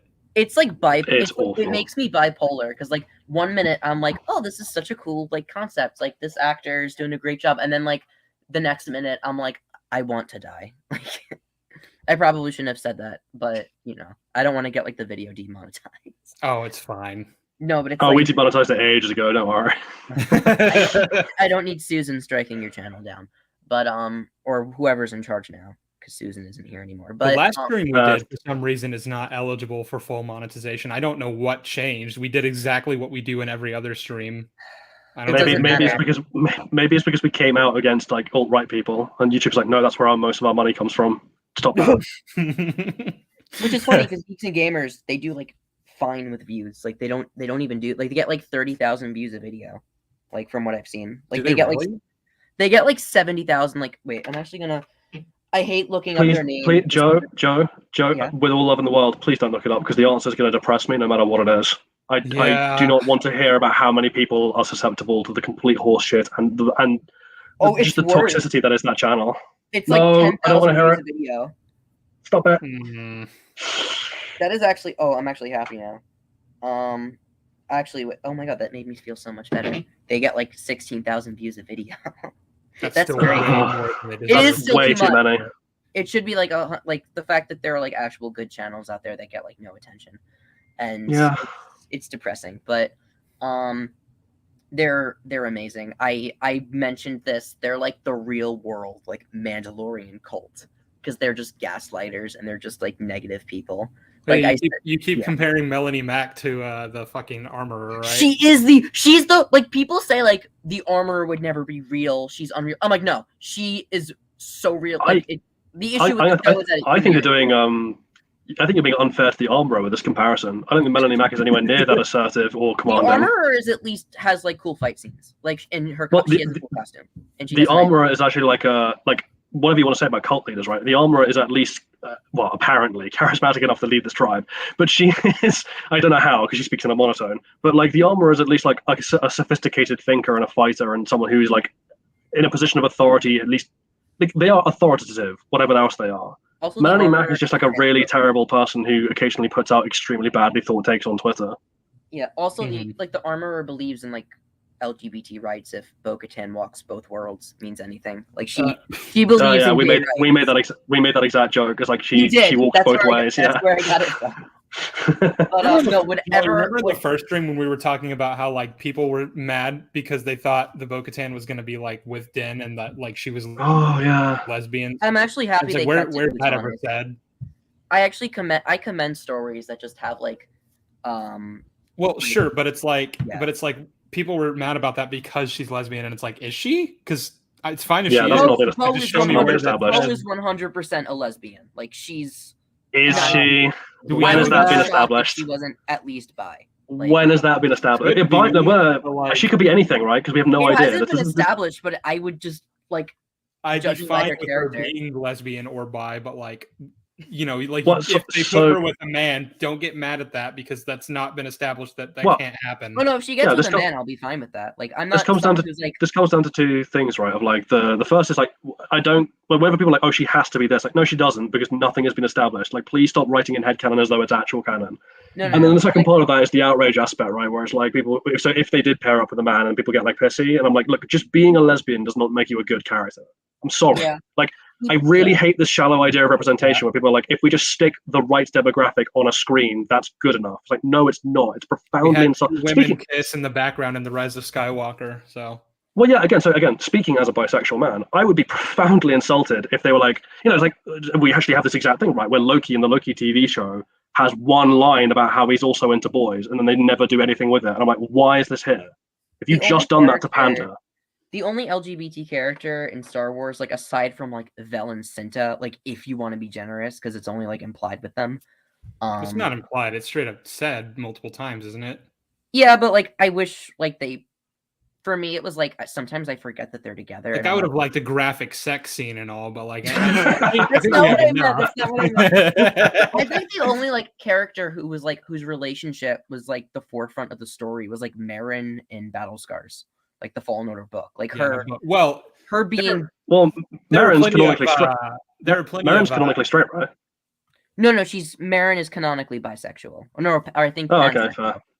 Well, so there are plenty of book characters that are LGBTQ and are open about it. So like because those if we're just talking about like on screen, like it's very shallow. On screen, there's nothing.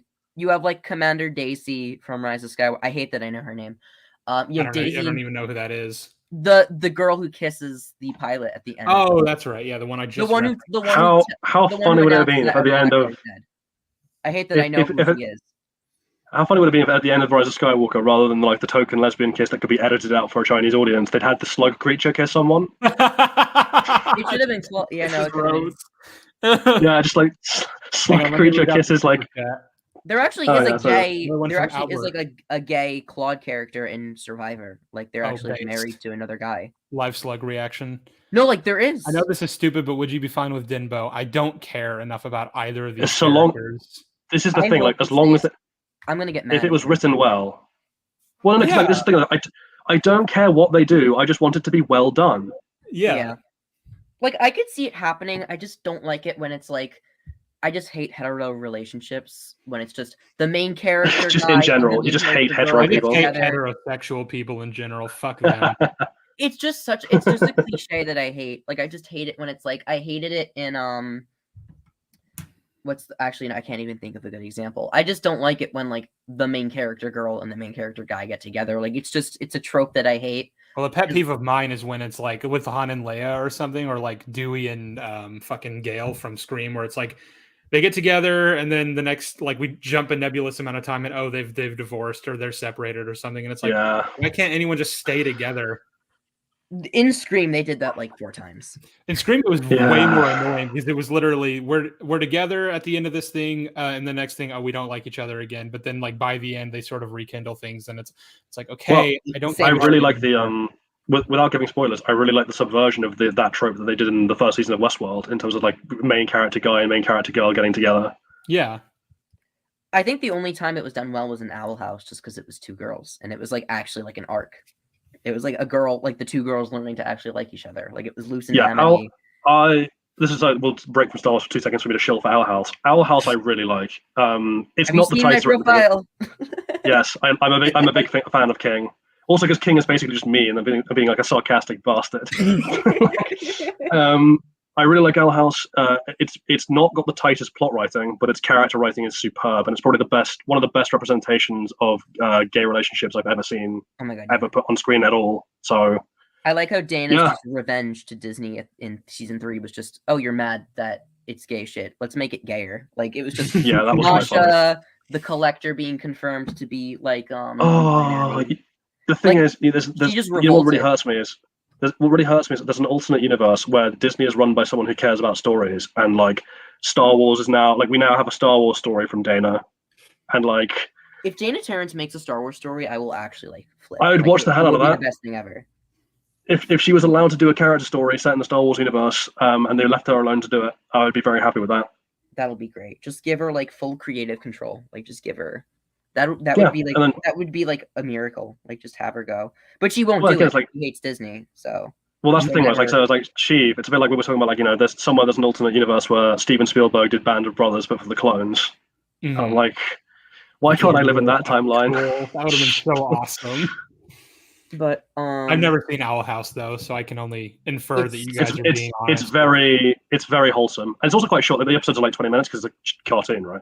If Yeah, you sure. ever like having a bad day and you just want to watch something really wholesome, watch Owl House. It's good. Okay. Yeah, it's my favorite. It's at least my favorite animated show of all time. Typically, Like, if I'm looking for like a 20-minute kids cartoon that I really love and that actually like tells a really good story, I'll like put on an episode of Gravity Falls or something. it's made by the same people.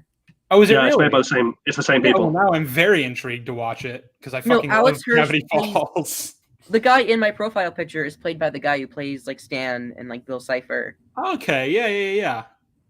I'm It's totally yeah. down to watch it now. Holy shit! And also the creator storyboarded Gravity Falls. So it's like it's literally Yeah. just like the sister company of Gravity Falls. It's a kind of like the Owl House is kind of like the sister show to Gravity Falls. And also they're set in the same Whereas universe. Rick and Morty is like is sort of the cousin that nobody talks to. Yeah, kind of. family It's the reunion, it's the weird uncle. It's the weird It's uncle with also- unspecified like rap sheets that turns up at weddings. So basically, Rick and Morty and Owl House are part of the same canon. Because Are they? Rick and Morty Why is would you ruin that? Rick and Morty is also part of the Gravity Falls like multiverse. Well, that's the thing. Like, because it's a multiverse, I guess Rick and Morty's part of every canon, right? That's how Yeah, that Rick works. and Morty is just it Depends exists on how everywhere. you like what you mean by multiverse, I guess. Because it's like you have a multiverse in Marvel and you have a multiverse in DC, but I don't think they're part of the same Well, multiverse. Again, canon. without derailing the stream, at some point I will have a talk with you about like, is it even a logically coherent idea to have two separate multiverses, or does every multiverse have to be the same multiverse? Anyway, let's get back to before we get sidetracked. Mandalorian season 3. Yeah. I did want to talk about one thing, and that was just chapter 7 just in a vacuum, because like it's my favorite episode in the show, and I feel like it's just biased. Oh, in the whole because show? Wow, more than 3. It's one of like it's always like I do really like the Jedi with Ahsoka. Like that one is just like self-contained as a story. I just love it, and I do like Redemption, like the season 1's finale. But just it's more just like the way I watched chapter 23. Because did I tell you guys the story that I saw it like a week early? Yeah, Yeah. you were posting about it a lot on Twitter. I was very excited that night. That was just like I know like it's flawed as hell as an episode. Like everything with the Shadow Council, like I said, it makes no sense. But it's like it being in that room, like Jon Favreau and Dave Filoni coming out, and like Dave Filoni like bursting into tears because like someone in the audience like yelled, "Dave, I love you," and he just started crying. It was just like, and also hearing Carl Weathers swear was great because he was just. Sorry, I just in my head I'm like the reason he's crying. The reason he's actually crying is that internally he knows he's a fraud. So when someone's like, "I love you," like the shame of it, like yes, Jolly, you're the guilt. ruining the wholesome. No, I just thought it was sweet because it's like Dave Filoni, like he's not like an amazing writer, like for obvious reasons, but like he does like what he's doing. Like he doesn't do it like because like he's a corporate shill. Like he's doing what he loves. What if And he anything, does like a it's great job. Dave Filoni is kind of a deconstruction of the trope of an ascended fanboy, right? Of like this is actually in practice where you don't want a fanboy writing your show when there's no oversight and no one to stop him. Because he'll just do anything. Like he will literally pull out his action figures and plan out an entire episode. Yeah.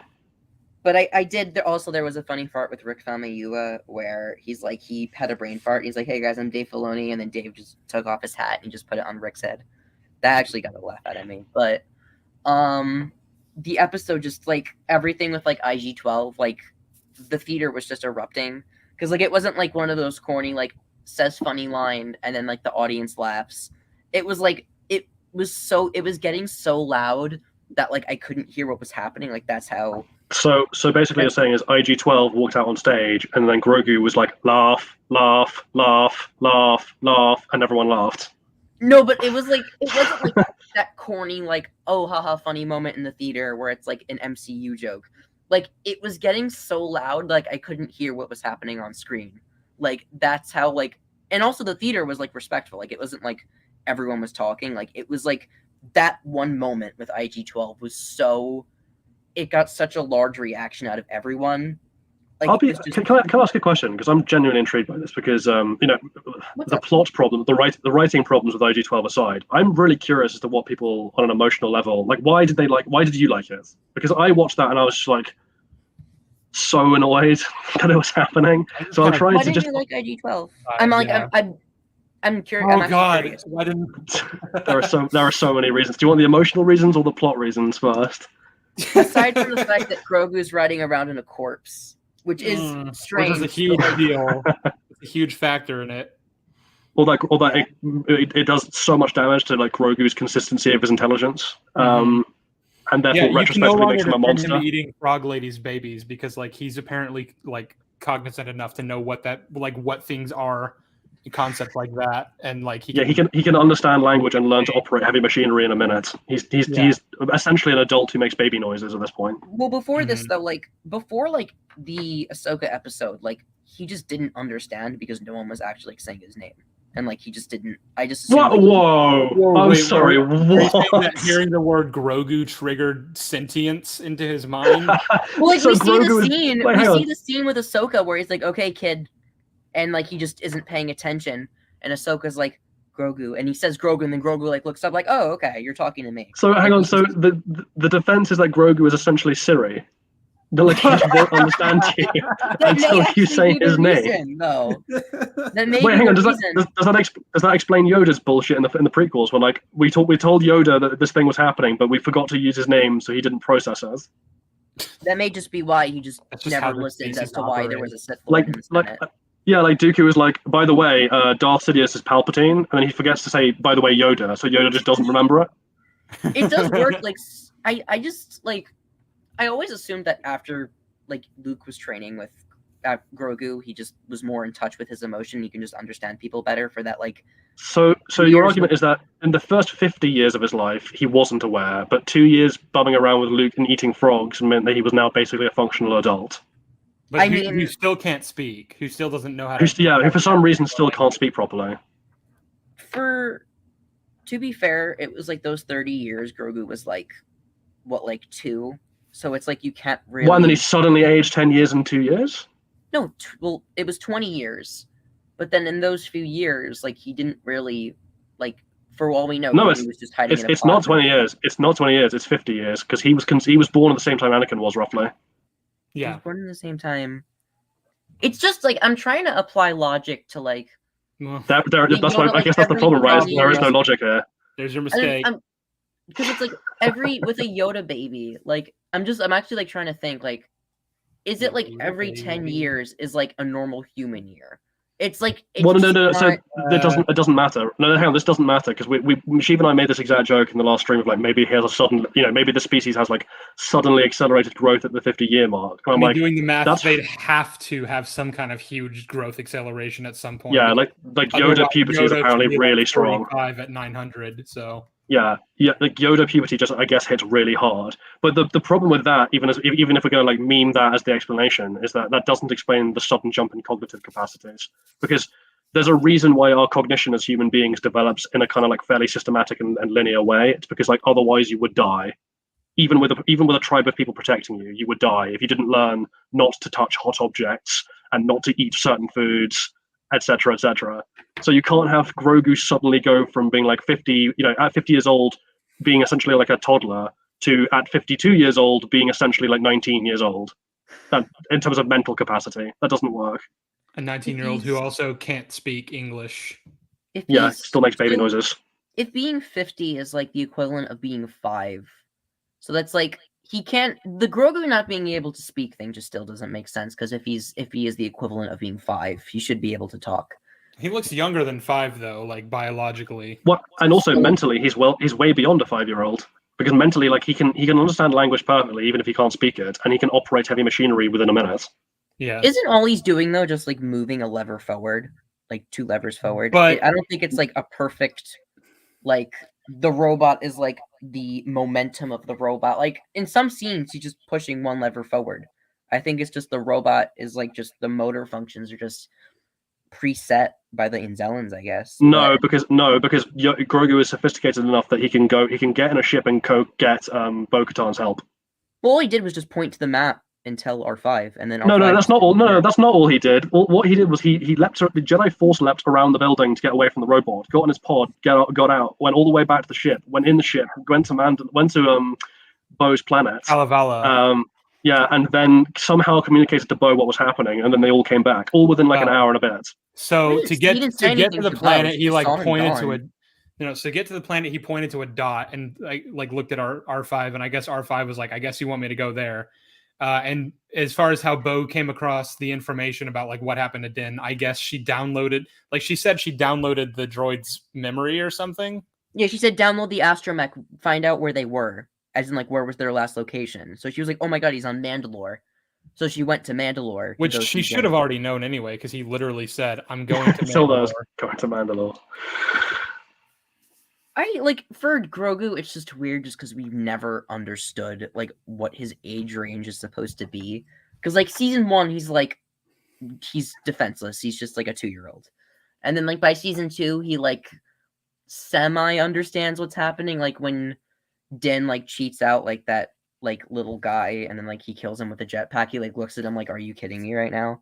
So like he starts to understand what's happening, but it's like inconsistent with how a normal baby acts.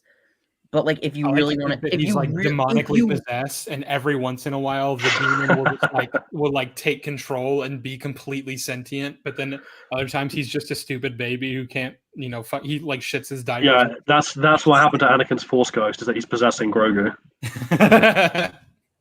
He's been trapped inside Grogu for like all those decades. That's why he wasn't able to talk to Ben. That's funny. But I don't know. I liked IG-12. Like when you think about it. So I guess that's what I'm asking, right? What because I'm asking you what. Yeah, but I'm asking you specifically, like, what was the monkey brain reason? Like when it came on screen. No, but like genuinely, like when it came on screen, and like this hits me in the feelings, and I'm like, okay, what is it? What was it that was like? Is it the nostalgia of seeing IG back on screen and walking around? Is it just like you think it's a cool idea? I'm just curious. For me, it was just like a comedic standpoint. Just like, no, like I don't like. It's just like the baby did a cute thing and it was funny, and just Grogu just being an asshole. Like I just was like yeah, it doesn't make sense. So it's literally just, oh no, baby Mando drank all baby Yoda drank all the milk. Like when you say it like that, like I don't have an argument. But like, yeah, it was. I just thought it was funny. Like it was. Well, I mean, I think it sounds like just basically what you're arguing is I thought it was cute. I thought it was funny, and like the only thing I can really say is like, oh, I didn't. I found it pretty. Yeah, that's the thing. Like, I'm not saying that your experience is.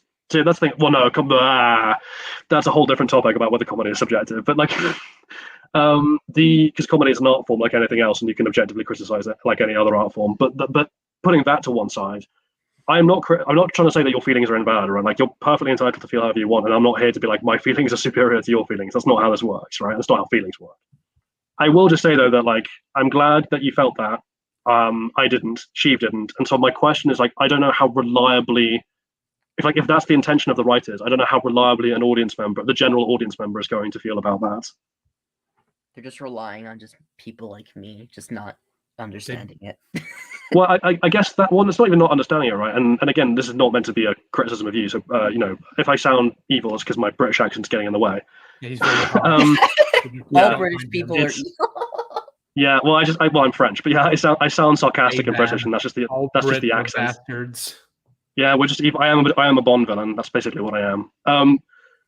The thing I'm getting at is like, I think you are right when you say Disney is relying on people like you to fuel the kind of reaction that will get them the traction on that show they want, right? Like, I think that is a piece of I think that scene is very clearly crafted for a very specific subsection of its audience, like Joe. And I find that decision really cynical and annoying. Mm-hmm. Because there's no reason Joe can't get his reaction, and you have a good. Well, sorry? You can tickle my monkey brain, and you can also like just actually tell me a good story. Yeah, that's my point. We can have the reaction Joe wants, and also have a good story. And so the fact that they've been like, that takes work though. So we're just going to bank on the monkey brain reaction of people who are just very empathetic. Like, it's almost like the reason it annoys me, other than it's just lazy storytelling, is that I feel like it's taking advantage of people like Joe, because it's basically like, you are nice people who just want to see cute things, or like, not just, but like who enjoy seeing cute things and enjoy seeing wholesome stuff. So we're going to give you the shallow veneer of that to shut you up and get you to buy our products, while never actually giving you a real version of that, like Owl House is. What's funny about you is that you say your point, and I'm like, I'm worried it's just going to be Joe is just a consumer, but then you keep going, and I'm like, oh, Jolly has an actual point. Like, he actually has like something like that's actually like funny. You're just a consumer. Yeah, I was really worried. I'm like, Jolly, please don't call me a consumer. And then he was like, no. Like, it's just, like, I was like, okay. I'll go further. I'll defend consumers, and with double O's there. The reason why taking advantage of consumers is really annoying is that it's twofold. One is that it is taking people who want to honestly engage. It's taking advantage of the shallowest aspects of what they enjoy about things to brainwash them into thinking that what they're getting is good. Yeah. And that's already manipulative. And then the second reason that annoys me is that if you do that long enough, you will actually damage that person's understanding of what art is. To the point where, like, there are going to be people out there who I could show Owl House, and they will not view the deep meanings. They will not understand the thematic resonance. They will not care about the true depth of like Luce and Amity's relationship. All they will see is, haha, cute characters are cute, and that's enough. It's very wholesome. And I'm like, yeah. Well, but then they won't be able to tell me why it's wholesome, right? They'll just be like, I like that. And I'm like, why do you like that? And I'm like, I like that. And I'm like, that's been done. Those people aren't the problem, right? That's been done to them. That has been done to them by a corporation that wants to systematically dismantle any good standards so that it can just ram nonsense down your throat as cheaply as possible whilst charging you as much as possible. Here's the thing. I thought IG-12 was funny, but the issue is that he didn't fulfill a purpose. Like, it was just Grogu needs transportation. But he already had the pram can do that. Like, you have a pram that also can fly. Like, the pram can hover. So what's the point of IG-12 besides being funny? Like, it has comedic potential. What's the point of it aside from being, oh, it's funny because the baby can do something funny? And you can't even say that, like, it's what allowed him to stop the two Mandalorians from fighting, because he could have just stopped them with the Force. He could have just literally picked them both up with the Force. Yeah. And I did like that scene. I did like seeing. Oh, really? You didn't like? I really did not like that scene. What's wrong? Wait, I actually want to hear your explanation for it. Okay, well, so it goes. Keep in mind, I did not see this part during your stream 2 days ago. Oh no, fair enough. It goes back to Bo-Katan's character and what she's preaching throughout this episode and throughout the show, and like what it's supposed to serve narratively and like how it's actually executed. So like throughout episode 7, she's preaching that the Mandalorians are constantly like being set back because they're instead of being united as a people against external enemies, they're like fighting each other. They're being bogged down by traditions and beliefs that are thousands of years old and came from God knows where. And they're constantly at each other's throats. And so you see a scene where Paz Vizsla and Axe-Woves get into a fight, and you're like, oh, okay, so like obviously what they're going to do with this is show that like Bo-Katan is serious about like, I'm not going to let us fall into the same missteps that like we used to, and that like caused our planet to be turned to glass, basically. I'm going to step in and I'm going to stop them. But then Din is like, should I do something? And she's like, no, neither side can step in. And so you're like, oh, so what's the purpose of this scene then? Because she never, like, this isn't something that like informs her character or like the narrative purpose of doing away with the traditions. And it's also not something that she eventually learns from. So it's like, why did this happen? But then also Grogu stops the fight, which she just said couldn't be like, isn't allowed. He's part of the watch. So he's not like an impartial third party, right? He is on one of the sides that's not allowed to step in, but he stops the fight and she's proud of him. she's like happy that he did that, and like Mando gives him a little head nod, and it's like, but you just said that he couldn't do that, so why is it okay that he did? I do why think was it was this not Bo-Katan's role in the scene to stop the fight and like make that be part of her story? I do think Bo's treatment within that scene was weird. Like they should have had like her trying to stop them, and then she just can't. Like they just throw her aside, and she's like, assholes. No, because like again, that already part of the reason we're grumpy with the scene, right, is that it's doing the thing that the rest of the season's doing, is it's making Bo look weak and pathetic as a character, because she's like, oh, we can't interfere, even though that's completely against what I've been preaching. And then someone does intervene, and she's like, oh, I guess that was good. And you're like, where is any sense of assertiveness from Bo? Where is any sense of leadership? Yeah, like why is she so wet? Change if you can't even stop your own people from trying to kill each other. Yeah, it's not like a really minor thing, but in that exact kind of vein of like, this scene has not been thought through at all. I think I said this to Sheev, right? It's a very small criticism, but I think it's telling.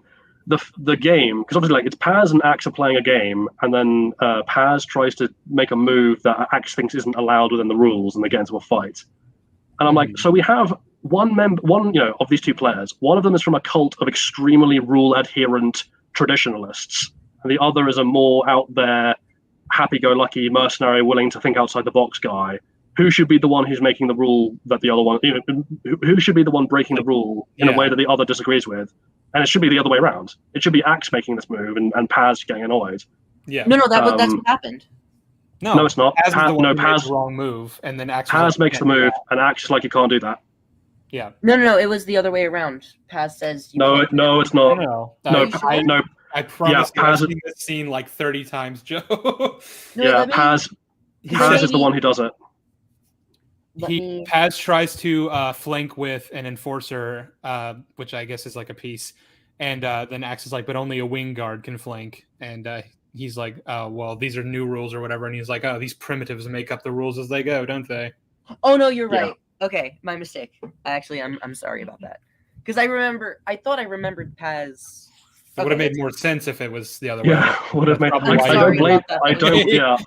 I don't blame you for remembering it that way, because that does make more sense. I'm sorry. No, that's completely my fault. I am actually sorry. That's fine. That's fair on your part. But I just I think that just proves the fact that I think I only enjoyed Chapter 23 just because I was with people and it was just a fun experience. Which at the end of the day, I had a fun theater experience for The Force Awakens, but that movie's shit. To a degree, I'm like, the episode in that regard did fulfill like a purpose. Like it made me appreciate Star Wars, because it's like you were with fans and like it bonded me with other people. Like the episode wasn't great, but like it did something. And like even if I might push back a little bit. So the thing is, and again, this is not to invalidate your experience, because that's not what I'm trying to do. I think it's the reverse. I think it's you had a good time with other Star Wars fans because you were with other Star Wars fans, and the show was relying on that to make you think it was good. Like you brought meaning to the show, not the other way around. When it could have been, meaning was brought to the show that you and all the other Star Wars fans in that room were able to collectively appreciate. Yeah, and then you guys could bond over that collective appreciation, That's kind of what Jolly and I are pushing back against, is like, it could have been that. So it's fine that you had this experience, but it's like, you could have had that experience with something that was like well-written and meaningful. Yeah, because this is the thing, right? Because people have been not asking me, but like I've had comments from people where you're like, oh, you're just shitting on people who enjoy stuff. And I'm like, no, I'm angry on your behalf, because I think that your enjoyment is being taken for a ride and taken advantage of, and eventually, this was the Force Awakens experience, right? Because I had the same thing as Sheev. I went into the Force Awakens, however old I was, right? But I went in with my older cousin, and we watched it together. And, we came out, and other than Snoke's silly name, we were kind of like, oh, that was pretty good.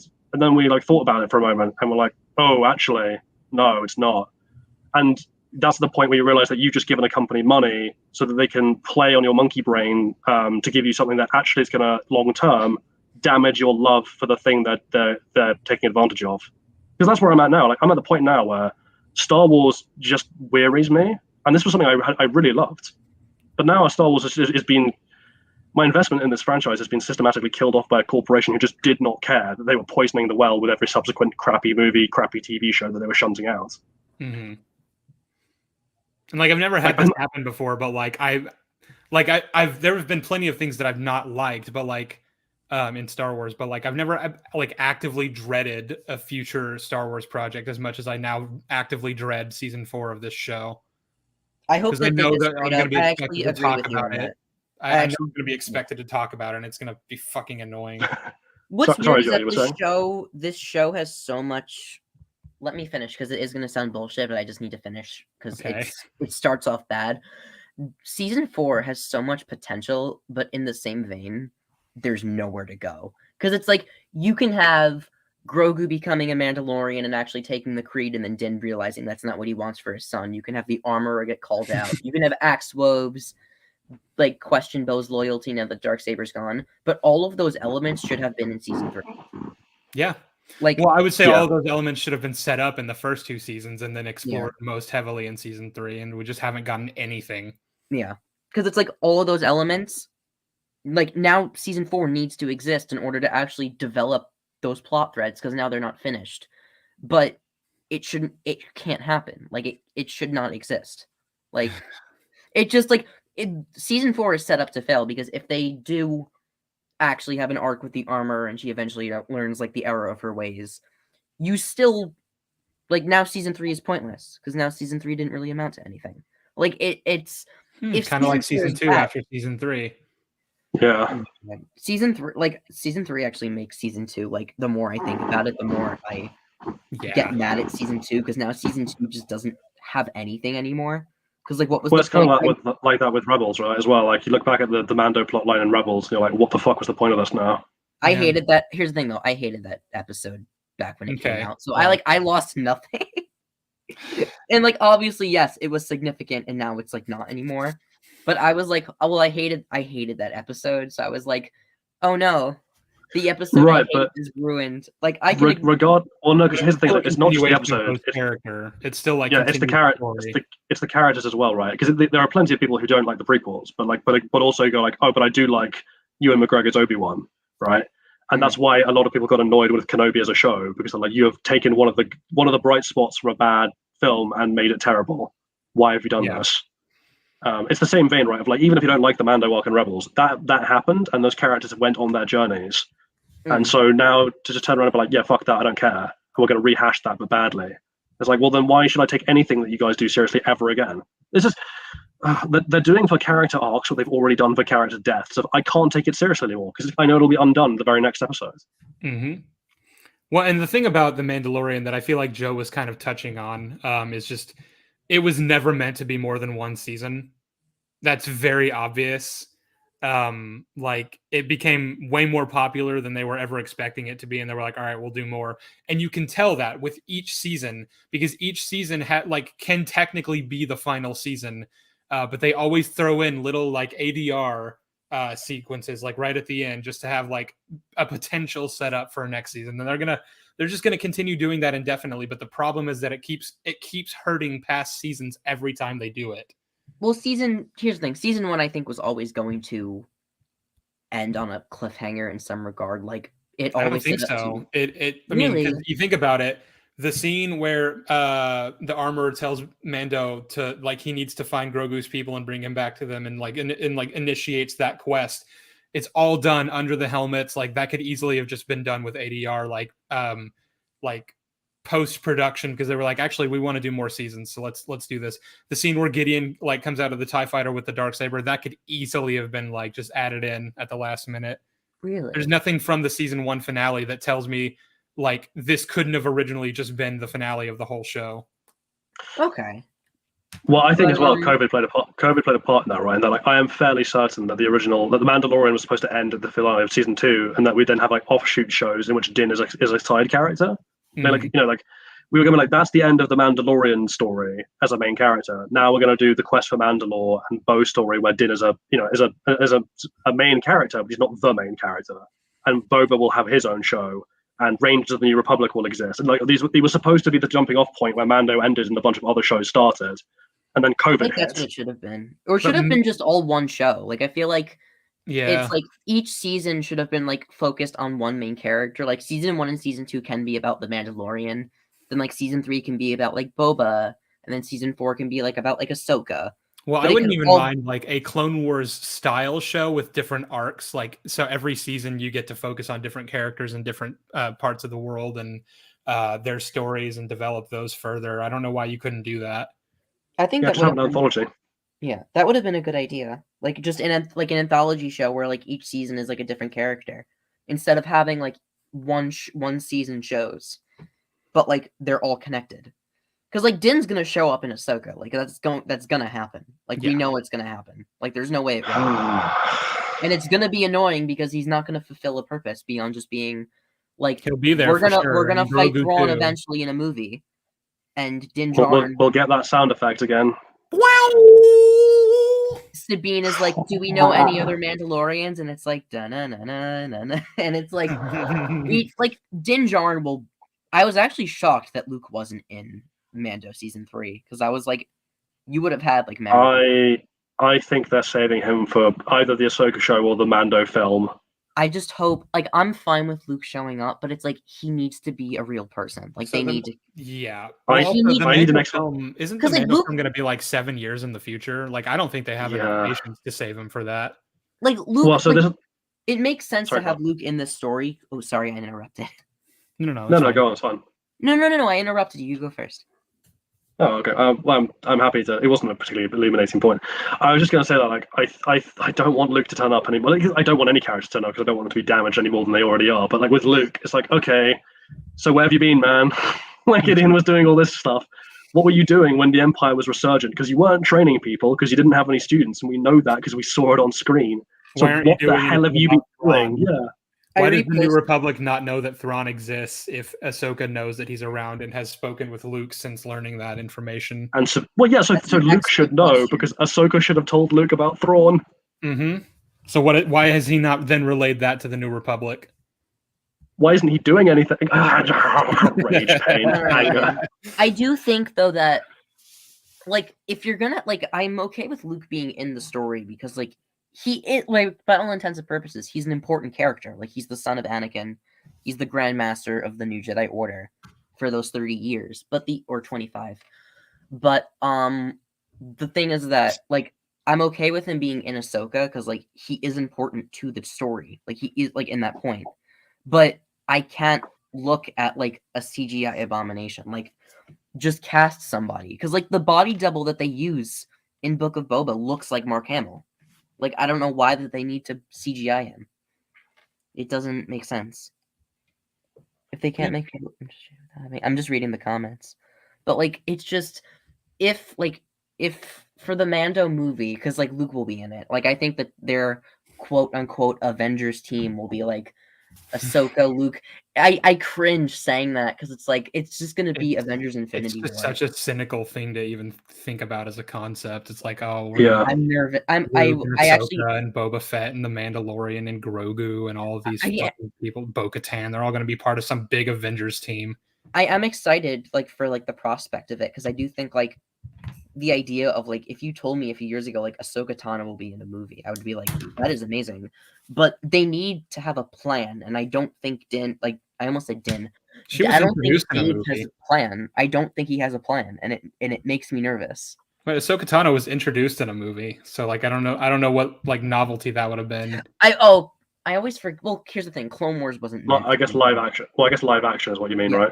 Yeah, well, like, and also Clone Wars wasn't meant to be a movie, so like that's but it was. Impressive. I saw it in theaters. I was not impressed, even as a kid. Clone Wars was not like the first. That movie was not meant to be. The movie is shit. Yeah, it was meant to be the first 4 episodes of the show. The first 4 episodes, and then George was like, "I want to make it." Oh, fuck it. Can I just point something out, right? Which like someone has just dropped an excellent comment, which is Mandoverse rolls eyes. So I'm like, yeah, why is there why do we have a universe within a universe? Why is that happening? I guess why is Mandoverse so? We could just call it the New Republic movie. Because like that's no, but yeah, well, no. But I guess it hits something quite on the head, right? Like, regardless of how Disney wants to market it, the Mandoverse is a thing, right? Like, there is a continuity, which is Mando and all the linked media, and then there's things like Andor that stand outside that. And I'm like, why is that the case? The Andor. I'm happy to keep it. Well, so here's the thing: it's like if it was a term like the Star Wars TV universe, is that what it's called? Like, then technically Andor would be lumped in with the rest of them, and I'd hate that. I'm happier to just have that be excluded. From I'm more just talking about like an artistic thing, right? Of like, because whether or not they anticipated this becoming this, like the Mandoverse has become like a little, one of those, Favreau and Filoni have taken a little corner of the Star Wars universe and they've made it their own little toy, and that like the scent of that protectionism is everywhere on these shows, right? Like it's not just like what they're planning. As a viewer, I get the feeling that this is like its own thing, disconnected from everything else in some way, and that's not the feeling I should be getting from watching a Star Wars show set in Star Wars. Yeah. Andor verse or Rogue One verse. Yeah, they're the same thing. Yeah, they're the same thing. Andorverse. I don't know why they can't just say a Mando era movie or just say Mando movie. Like, thank you for the super chat. A Mando film. Like, just say a Mando film. Like, we're making a Mandalorian movie. Why doesn't it have to be Mandoverse? In like one of the other streams, like, you just know they're gonna call this movie Heir to the Empire. You just fucking know it. Oh yeah, it will be. It'll be called Star Wars Heir to the Empire. Yeah. And if they do a trilogy, name it after each Thrawn book. I would just. Sorry. I don't think it'll be a trilogy. I think it will end. No, it's okay. I think it will end with that one movie, but I would be shocked. Do you think the whole will end with that movie, or do you think they'll just continue doing shows after the film? Yeah, it's never going to end. I think that it will. It's kind of. I think it will end in like the vein that like. You know how like Clone Wars ended and then like Rebels continued that story? Like it was like the same story, but like they continued it. I think that will happen with Mando. Like after Thrawn's defeated, it will like focus on like new characters and like it won't be about the Empire, but it will expand the story because it's like, let's say theoretically go from there because all that we have to look forward to in the future is like the First Order and the New Republic getting blown up and the sequel trilogy story, and it's like, oh. I don't think it'll be about the Empire. I think it will be about like the characters and their like. Let's say in the Mando movie that like Din Djarin dies, like theoretically, like the new show would be about like new characters, and then they meet up with like Grogu when he's like slightly grown. No, it wouldn't. It would be the new show would have 2 episodes of no Din, and then a focus group would tell Disney that they're upset by that, and so they'd resurrect him. And like, that's not even me joking. That's just dispassionately what is going to happen because Disney's only. George Lucas has an interview from ages ago where he kind of hits the nail on the head with this in terms of like the transition from studios being led by people who care about the art to studios just being money-making machines. Like the people making the decisions at Disney, the ultimate creative decisions, are not being made by creatives. They're being made by bean counters, by money men, and they are going to look at the focus group data. And be like, our market share has dropped 2% since Din died. We're bringing him back. Yeah, that'll be what happens. Because no one's ever really gone. Nothing ever stays dead. Mando, they probably regretted writing Grogu out of the show, and bringing Grogu back could have worked. Like I remember when Mando season 2 ended, I was like, we have not seen the last of Grogu, and I think that him coming back will work.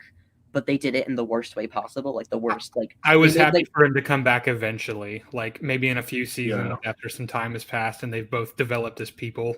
I made like this like fake like scenario, like season 3 was split, like each episode had like a 5-minute segment about like Luke and Grogu learning things, and it was just Luke slowly coming to the realization that Grogu just doesn't want to be a Jedi and that he misses his dad and that it was like the worst possible choice.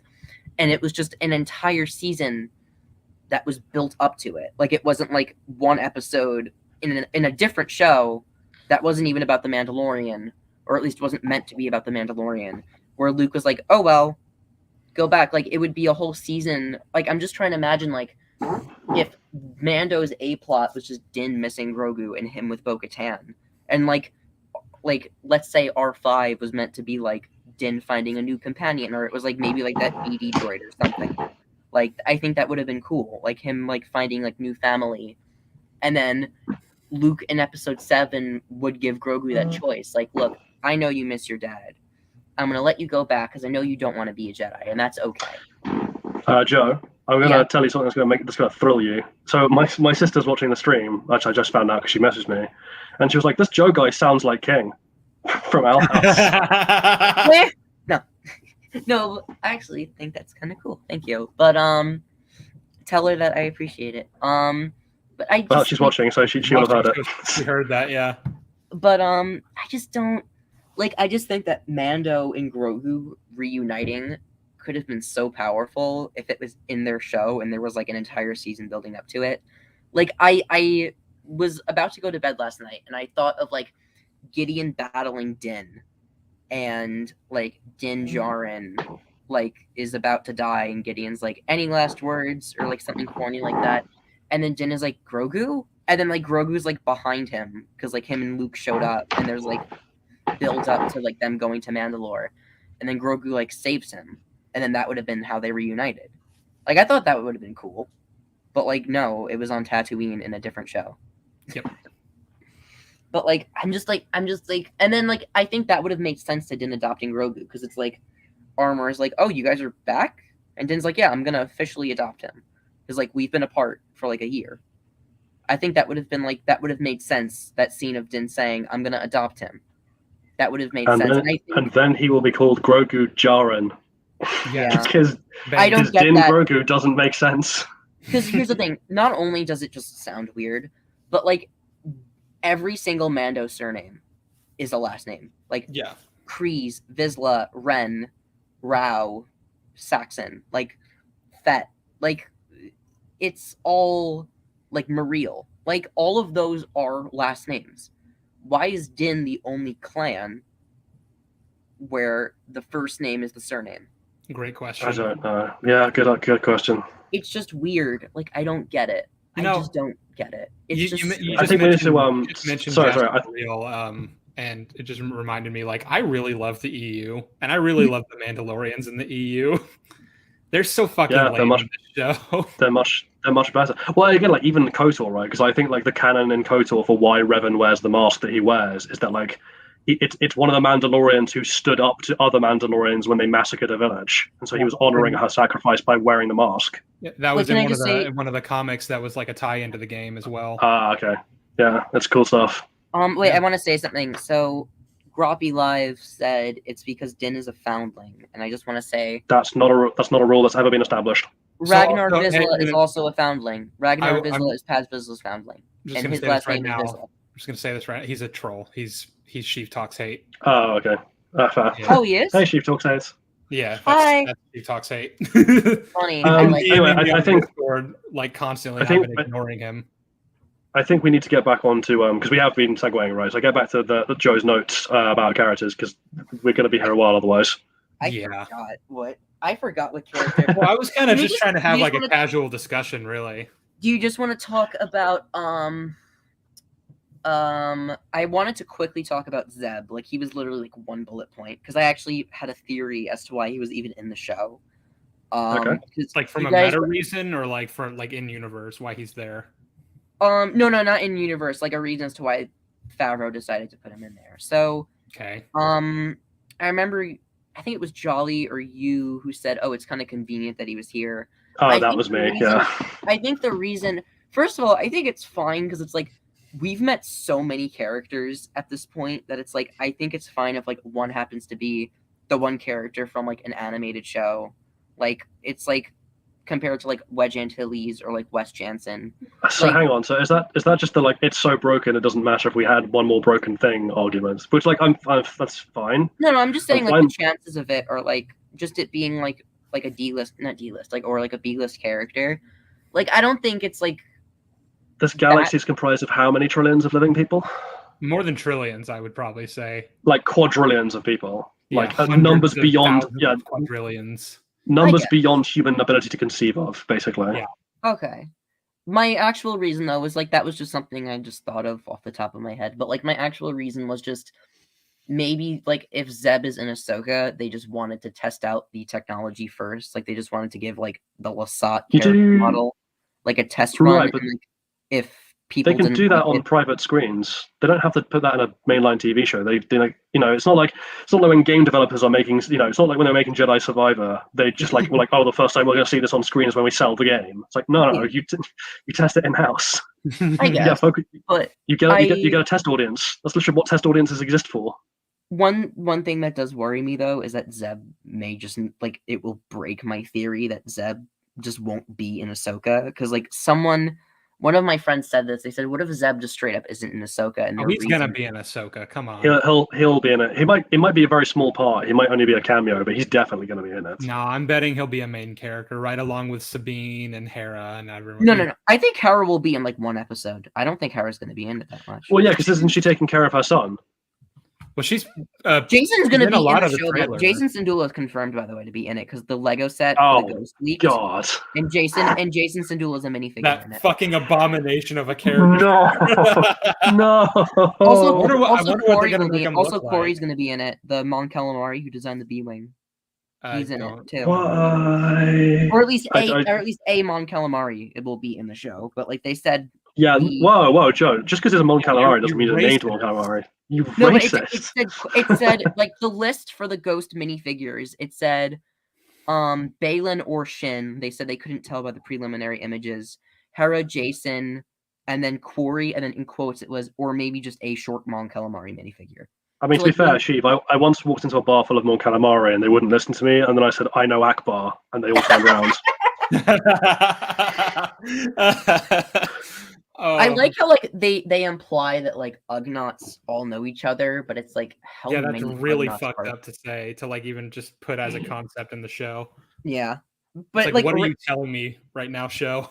Racism all the Ugnaughts know each other. Weird. It's always like that. It's always like hypocritical because it's like, oh, the Empire is racist towards aliens, but then like when real world stereotypes are used in Star Wars, it's like a normal thing. Like the Ugnaughts, it's like weird.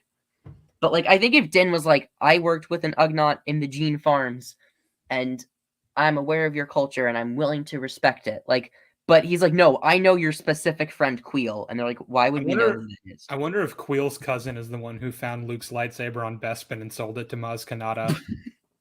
All Ugnaughts. It's like in the B movie. They're all cousins. That'd be funny. But I'm just. Yeah. Anyway, the canon is that the two worms found the lightsaber, so that can't be true. Damn it. Well, the two worms are just an offshoot of Ugnaughts. They're like Ugnaught larvae. Din walks in and he's like, "I am friends to the two worms," and all the Ugnaughts turn around and like, "Oh, okay." Do you guys just want to talk about R5 now? Sure. We already kind of touched on him, but man. I actually never caught other than the stupid reason as to why Carson Teva knew him. Like, I didn't know why you guys dislike R5 aside from it being like blatant fan service. Blatant fan service that was also integral to the plot of the story. This is the thing. This is not like a casual nod. There's two aspects, right? So the first one, which is the bigger one, is just like the fact that he's characterized as a coward, who then literally teleports in to be brave to save the day, is kind of hilarious. There's no development on him for why he went from A to B. He just is cowardly in one episode and brave in another. Well, also, if he canonically blew himself up so that R2 could be sold, like as a noble sacrifice, then I don't know how you can then say he's canonically a coward. Yeah. Also, he can't have served the rebellion for that long, right? I guess it was like he was specifically scared to go to Mandalore, but it's like if he served in the rebellion, like why? Sure he's been to worse He doesn't breathe there. Why would he get scared about specifically going to Mandalore? Because it's like, I guess Mandalore is just like, it's a planet that's like cursed, like the cursed planet. So droids don't believe in curses. Come on. Droids can't be superstitious. We can't have this be an element of their characterization. Wait, is that like an actual thing? Like droids just don't believe in superstitions? Why would no. Why would they? They're robots. They don't have personality. Well, they have personalities, but only what's programmed into them. They can't develop superstitions about like cursed planets unless you're really shoddy with your programming. They don't even really have beliefs beyond what they're programmed to know. No, he doesn't know. He doesn't believe in deities. He impersonates one, which is against his programming. I like how someone programmed that into C-3PO though. Like, who did that? Well, because there's gonna be people like Ewoks that don't understand what a robot is and they just see just a giant golden metal thing that they have no comprehension toward and immediately decide to worship it as a god. Of course, it's probably like a mandated like corporate ethics thing. Like there's probably a law saying you can't do that to like underdeveloped civilizations. That was coded in right next to not translating the Sith language.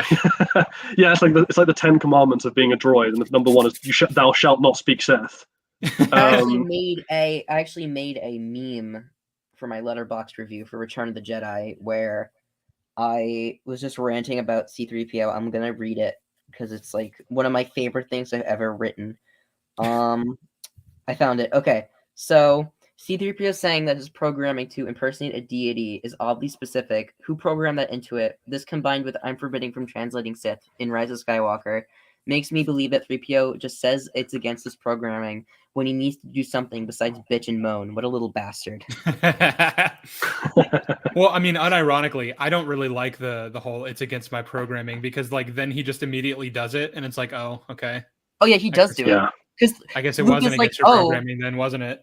He does it he does it in Return of the Jedi anyway. So it's like he just doesn't like. He just doesn't want to do it because he doesn't want to. He's just a dick. Yeah. But I refuse to believe that droids can believe in superstition. That's fucking stupid. Again, someone's raised an issue. I think about this, right? It was droids worry more about probability, and I'm like, yeah, we've literally had this, right? I'm like, the reason Han says never tell me the odds is that Han is superstitious. Like, yeah, 3PO doesn't want to go into the 3PO doesn't want to go into the asteroid field because statistically they will all die. Yeah. And then when he tries to bring it up to Han, Han's like, they're cursed. He's like, Han's like, don't tell me that. Matt Veers talks about BD, and that actually makes me annoyed because I think that BD-72 would have been so cool to have as like I could just see like BD-72 like lurched on Din's back like he is with Cal Kestis. Matt, that is an excellent point that I completely not remembered. That BD units are designed for spelunking. They're designed for exploration. Oh my god, they are. Yeah, I forgot about that. I guess Kelly just didn't want to sell her BD droid, which is fair. But doesn't Din know what it doesn't? A droid that can't that's like not designed for the. Well, yeah, she's a dick. There's also honestly, that. Kelly's a scammer. Like she 100% scammed him. I guess it's like I don't want to sell my BD droid. I want to get rid of R5. He should know this. A different BD droid. Why? Also, like Din is someone who's got a long career spent in shady underworld dealings. How the hell does he not know when he's being scammed by such an obvious scam artist and do something about it? A. Again, like she sold him the N1 Starfighter, which doesn't fit his needs at all, and he just accepted it. Yeah. He's a pushover, and then the other thing is like surely he'd recognize a BD droid if he knows anything about like if your job is bounty hunting, where like a lot of your bounties are probably going to be hiding in hard to reach places like caves, presumably you'd recognize a spelunking droid, if only by sight. Like I also find to get back to I found it weird. To get back to off. Oh, sorry. Sorry. No, go on. Finish. I thought it was weird that R5 didn't go with him when they went down to the caves, because at first I was like, okay, maybe he just like doesn't have the booster jets, because it's like in canon astromechs have like configurable accessories. Like I think the reason R2 has booster jets is because Anakin put those on him personally, like it was like customizable. But then we see that R5 can fly, so like why didn't he go down to the caves with him? Well, I remember one of the excuses for why like R2 didn't ever use that ability in the OT is just because it was broken. Or that they stopped manufacturing the fuel that allowed that, and it's like, well, apparently not. Now we know for a fact that they didn't stop. I guess it was just like R2 didn't do field missions anymore, and it was just he didn't need them. But like there were a few times he could have used them in the OT. Yeah, I guess it's just like Bale didn't bother, and it's like you're not like specialized for like equipment like that. Like you're just like our couriers now. So, like, but then when he's running with Rebellion, like there's probably going to be need to like make sure he's always fueled up when he goes out on missions with Luke. Yeah, that was always basic maintenance. Astromech droids have always just been like way too OP because of the prequels. Just like really, like it was just like at that point it was like, why couldn't you fix the booster jets on R2? Like I guarantee, like it's not like they're like rare. Like they're booster jets. Like you can get booster jets. Like those are like common. Like it's not like they're rare. I'm sorry, I'm just imagining they put booster jets on R2, and then Obi-Wan's like, they fly now. They fly now. I actually, when I watched the Mando finale and R5 started flying, my mom turned to me and she goes, "Joey, they fly now," and I just like. One of the things I've always hated about Cad Bane is that those stupid little fucking rocket boosters on his shoes. Oh god, like, yeah. You think this would be standard issue? If those are possible, everyone should have them. Well, but like I'm not the most knowledgeable about physics, but I don't think you'd be flying upright if you were being well, it's even a thing of like even with Iron Man, right? Like Iron Man having the boosters in his hands and feet. Like no, you're going to just crash into walls. Like the fact that your limbs can move does not mean it means you can't do that. I'm fine with stuff like that. Like, well, again, so it's suspension of disbelief, right? So like, I'm fine to just be like, yeah, it's a show, whatever. But like, it is kind of funny to think about. But to get back to R5, like the other issue with R5, because you were like, oh, other than how he knows Teva, I'm like, no, but you can't just blast past that, because that's not just a coincidence. That's a huge deal. That is one of the most amazing contrivances I've ever seen in any piece of media ever. That out of the well, like, even if you want to like limit it from just the galaxy of quadrillions, right? Like, even like of all the droids and all the rebellion, which must have numbered in the millions, or at the very least the hundreds of thousands, and R5 was only there for a very small portion of it because he wasn't there the whole OT, and all that war. So like Teva had to have run into him in a very specific place, in a very specific time, and remembered him, and it just escalates. It can't be real. Oh wait, I just realized something. Oh no. So after R5 broke out of the Sandcrawler, how did he get to the rebellion? And then why did he go back to Tatooine? He didn't get. I thought he. Well, he didn't. He just stayed there. New Hope. Yeah, he must have served the rebellion in his early days. No, he didn't. No, in the book, he just was there. Like he said, in the book, there's literally a line where he says, "I've always wanted to serve with the rebellion." So we know that he didn't. Oh my God. They did it Jesus again. Christ. They fucking did it again. Wake up, baby. Genuinely, do they not have like canon doctors in the writers' room? Is there not someone there to like, this breaks canon? I could have Googled it myself. They literally had people, like a guy, they had a man named Leland Shee in on like in the room when they were planning out things for the Clone Wars. And he was very knowledgeable. Like that was his entire job, was to be a lore keeper. And either he just didn't do his job correctly. Either he didn't do his job correctly, or he gave Dave like advice like, you can't do that, and Dave was just like, I don't give a shit. I think Dave ignored it. Yeah. Every Barris episode, he was sick or dead. So I genuinely. Well, don't worry. Like, Dave, please, you can't do that, and he was like, no, it's fine. Don't worry. We'll be getting. I'm sure we'll be getting Barris in the Ahsoka show. Yeah, I was about to say we're about to get her in the Ahsoka show. She will be that Inquisitor. If Barris is in Ahsoka, I am. If it's not okay, if it's a flashback, I'll be fine. At that point, though, it's like, why would you waste a character like Barris in a flashback? But like, if an Inquisitor, let alone Barris Offee, has survived past Return of the Jedi, I may actually go insane. Because it's like, we cannot have all, like, with Baylan and Shin, it's different, because it's like, we don't know where they've been. They could just be like unknown region Sith, and they just like didn't care about the war going on. Like, that's fine. Because it's just like unknown regions bullshit. Like, you can just, it's fine. Like, Ezra was with Thrawn. Like, he was lost. Like, he couldn't help if he wanted to. Ahsoka, we still don't know where she's been. I am still holding out criticism. When the show comes out, then I'll bitch and moan about it. Like, Barris Offee's an Inquisitor. The reason there weren't any Inquisitors in the originals is because they were all dead.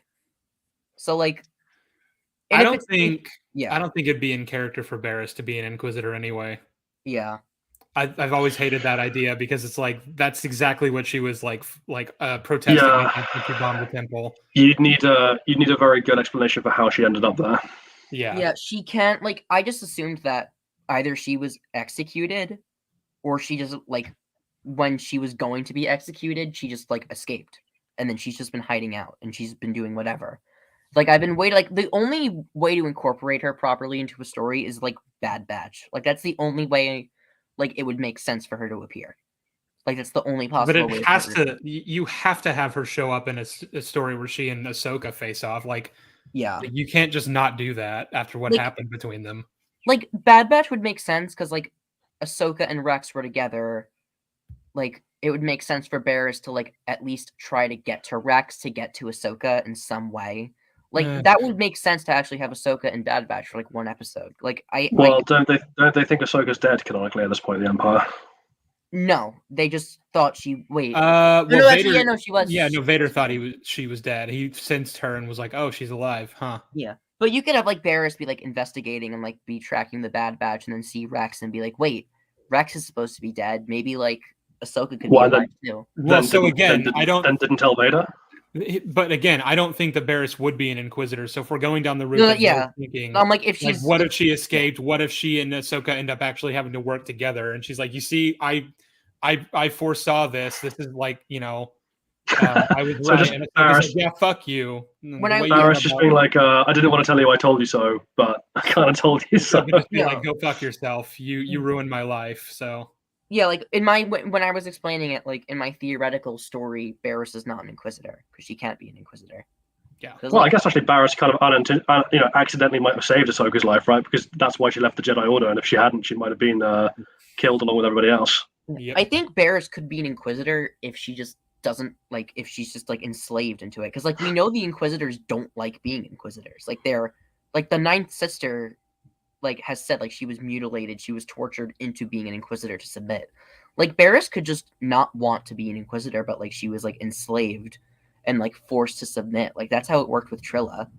So like I think Barriss could, if they do it right, which maybe. Yeah, so if you take away all of her agency and like the reasons that her character is compelling at all, then sure she could fight against Ahsoka or whoever else. Well, like, I guess the problem is at that point on you just At this point, At this point, aren't you just going to rehash Trilla? If you do Pretty that? much, yeah. Yeah, I think like if Also, Ahsoka what's the value of that story?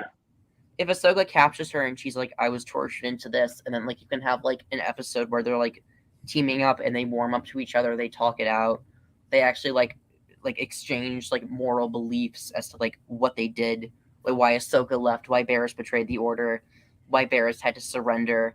Like I you think might have Barriss point out to Ahsoka what Jolly already said was like, I technically saved your life. So yeah, that would be great, but like it can't happen in the Ahsoka show because Barriss cannot be alive, and it would depend on how many flashbacks we get in the Ahsoka show in terms of like what she was doing during the Empire days, right? Ahsoka is actually a show that needs flashbacks because like Ahsoka. Well, don't worry, Joe. Whenever we need them, we can just have a dip into a Bacta tank. Yeah, but like I remember talking with Sheev on a Discord call, and I said, what if like half of the Ahsoka show is just Ahsoka dicking around on Malachor and how she got off the planet, and then Sheev is like, oh no. And I'm like, well, hang on. So we're doing like Castaway, but with Ahsoka, and like she picks up like one of the stone heads, and like that's Wilson. Basically, yeah. Like that could be it. And she calls it her sweet Davy pie. Yeah, like it's like Felona or something like that. So it's like really close. And then, like as she's like flying away, she realizes she's forgotten it. It's like, no, Felona. Felona. I'm sorry, Felona. I really hope that they give like a good explanation as to why Ahsoka wasn't in the OT. Oh, they won't. They need to. Like that's what's like if Ahsoka like wasn't in Return of the Jedi, like what was the point? Like maybe like I can maybe excuse the original trilogy, like A New Hope, because it's like that happened so fast, and it's like not all of the rebellion was on Yavin. Like everyone was doing different missions. Like it just so happened that Death Star was on Yavin at that moment. And Empire I can definitely excuse just because like that was also just one rebel base that was in HQ and not everyone was there.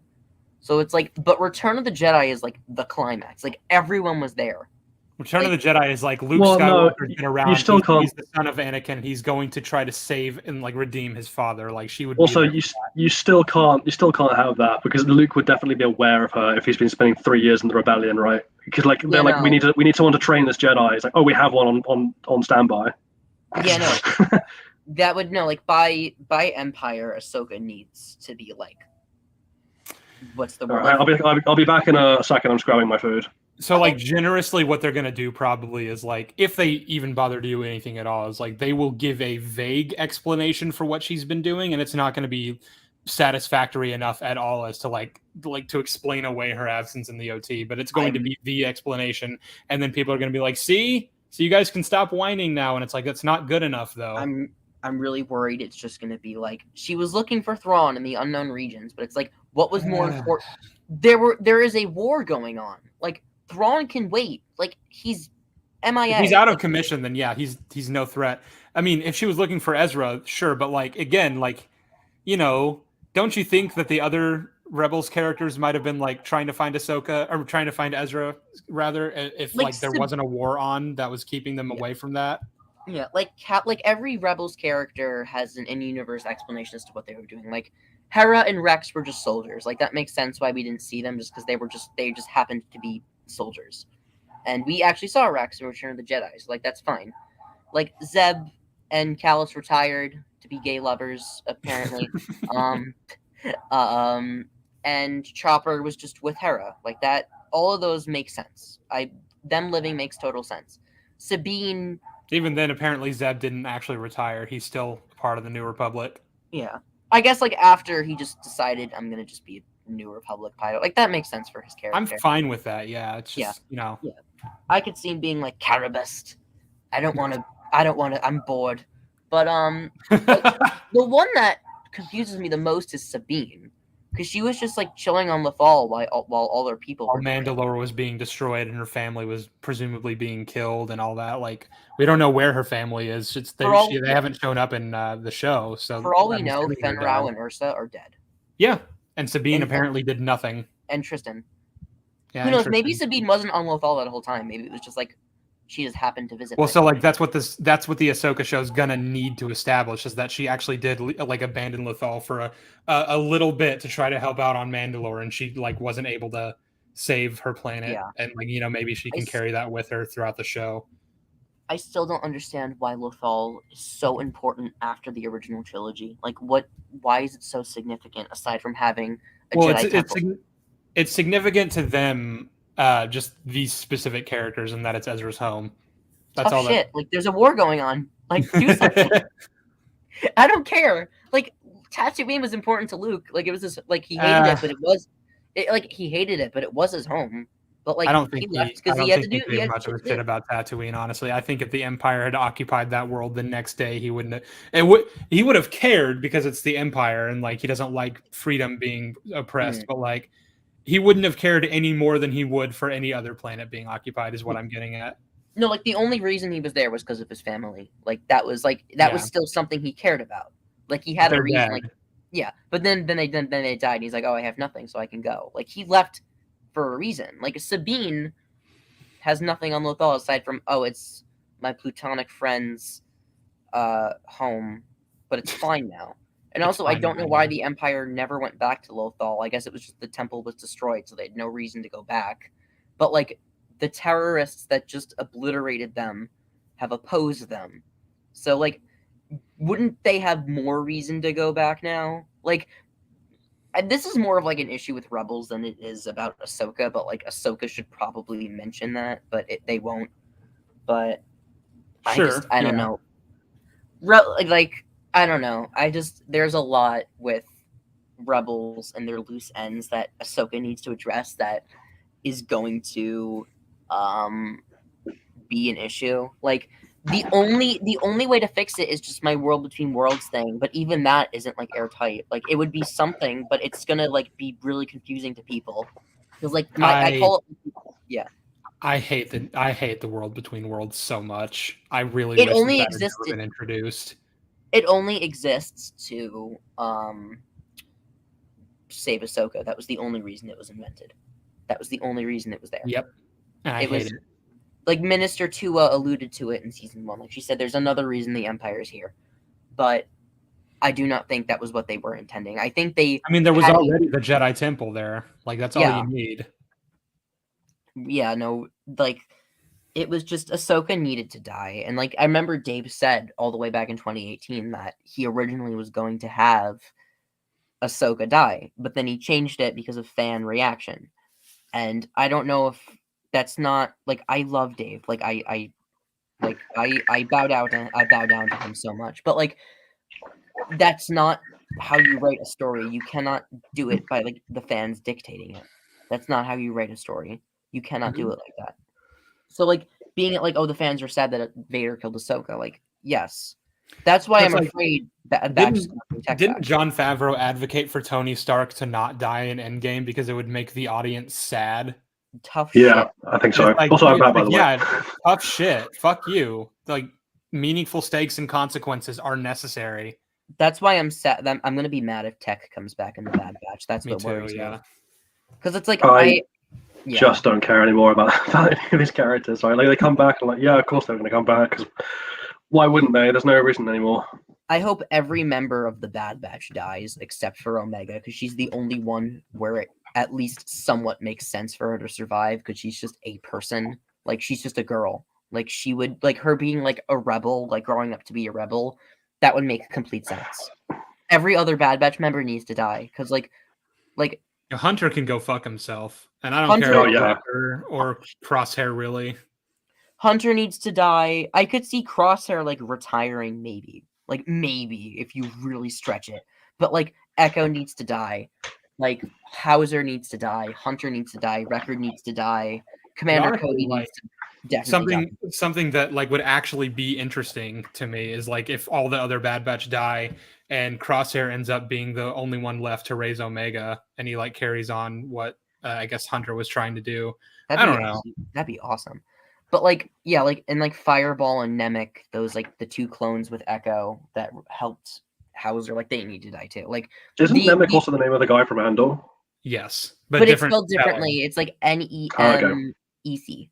Like, yeah, it's a little different, so it's fine. Like it's just like I'm afraid Bad Batch is just gonna pull a Rebels and just have like Wrecker die, and then it's like everyone else lives, and I'm like terrified of that because it's like Omega living is fine because it's like I think there's potential for her to like meet Boba Fett and the two of them bond. That would be really cool, but like that's it. Like no other Bad Batch member can live. Like they need to die by the end of the show. They cannot survive. And well, this comes down to a kind of general problem with the Imperial era of Disney Star Wars, right? But in reality, because you know how the end of Rise of Skywalker, the big threat is like, oh, Palpatine will take over the galaxy, there'll be a Sith Empire, and how terrible. It's like, but that he did that. We had that. Not to undermine the stakes of that. My point is that like we literally had the darkest possible timeline. Like the Empire was the most evil space Nazi possible is in total authoritarian control of the galaxy.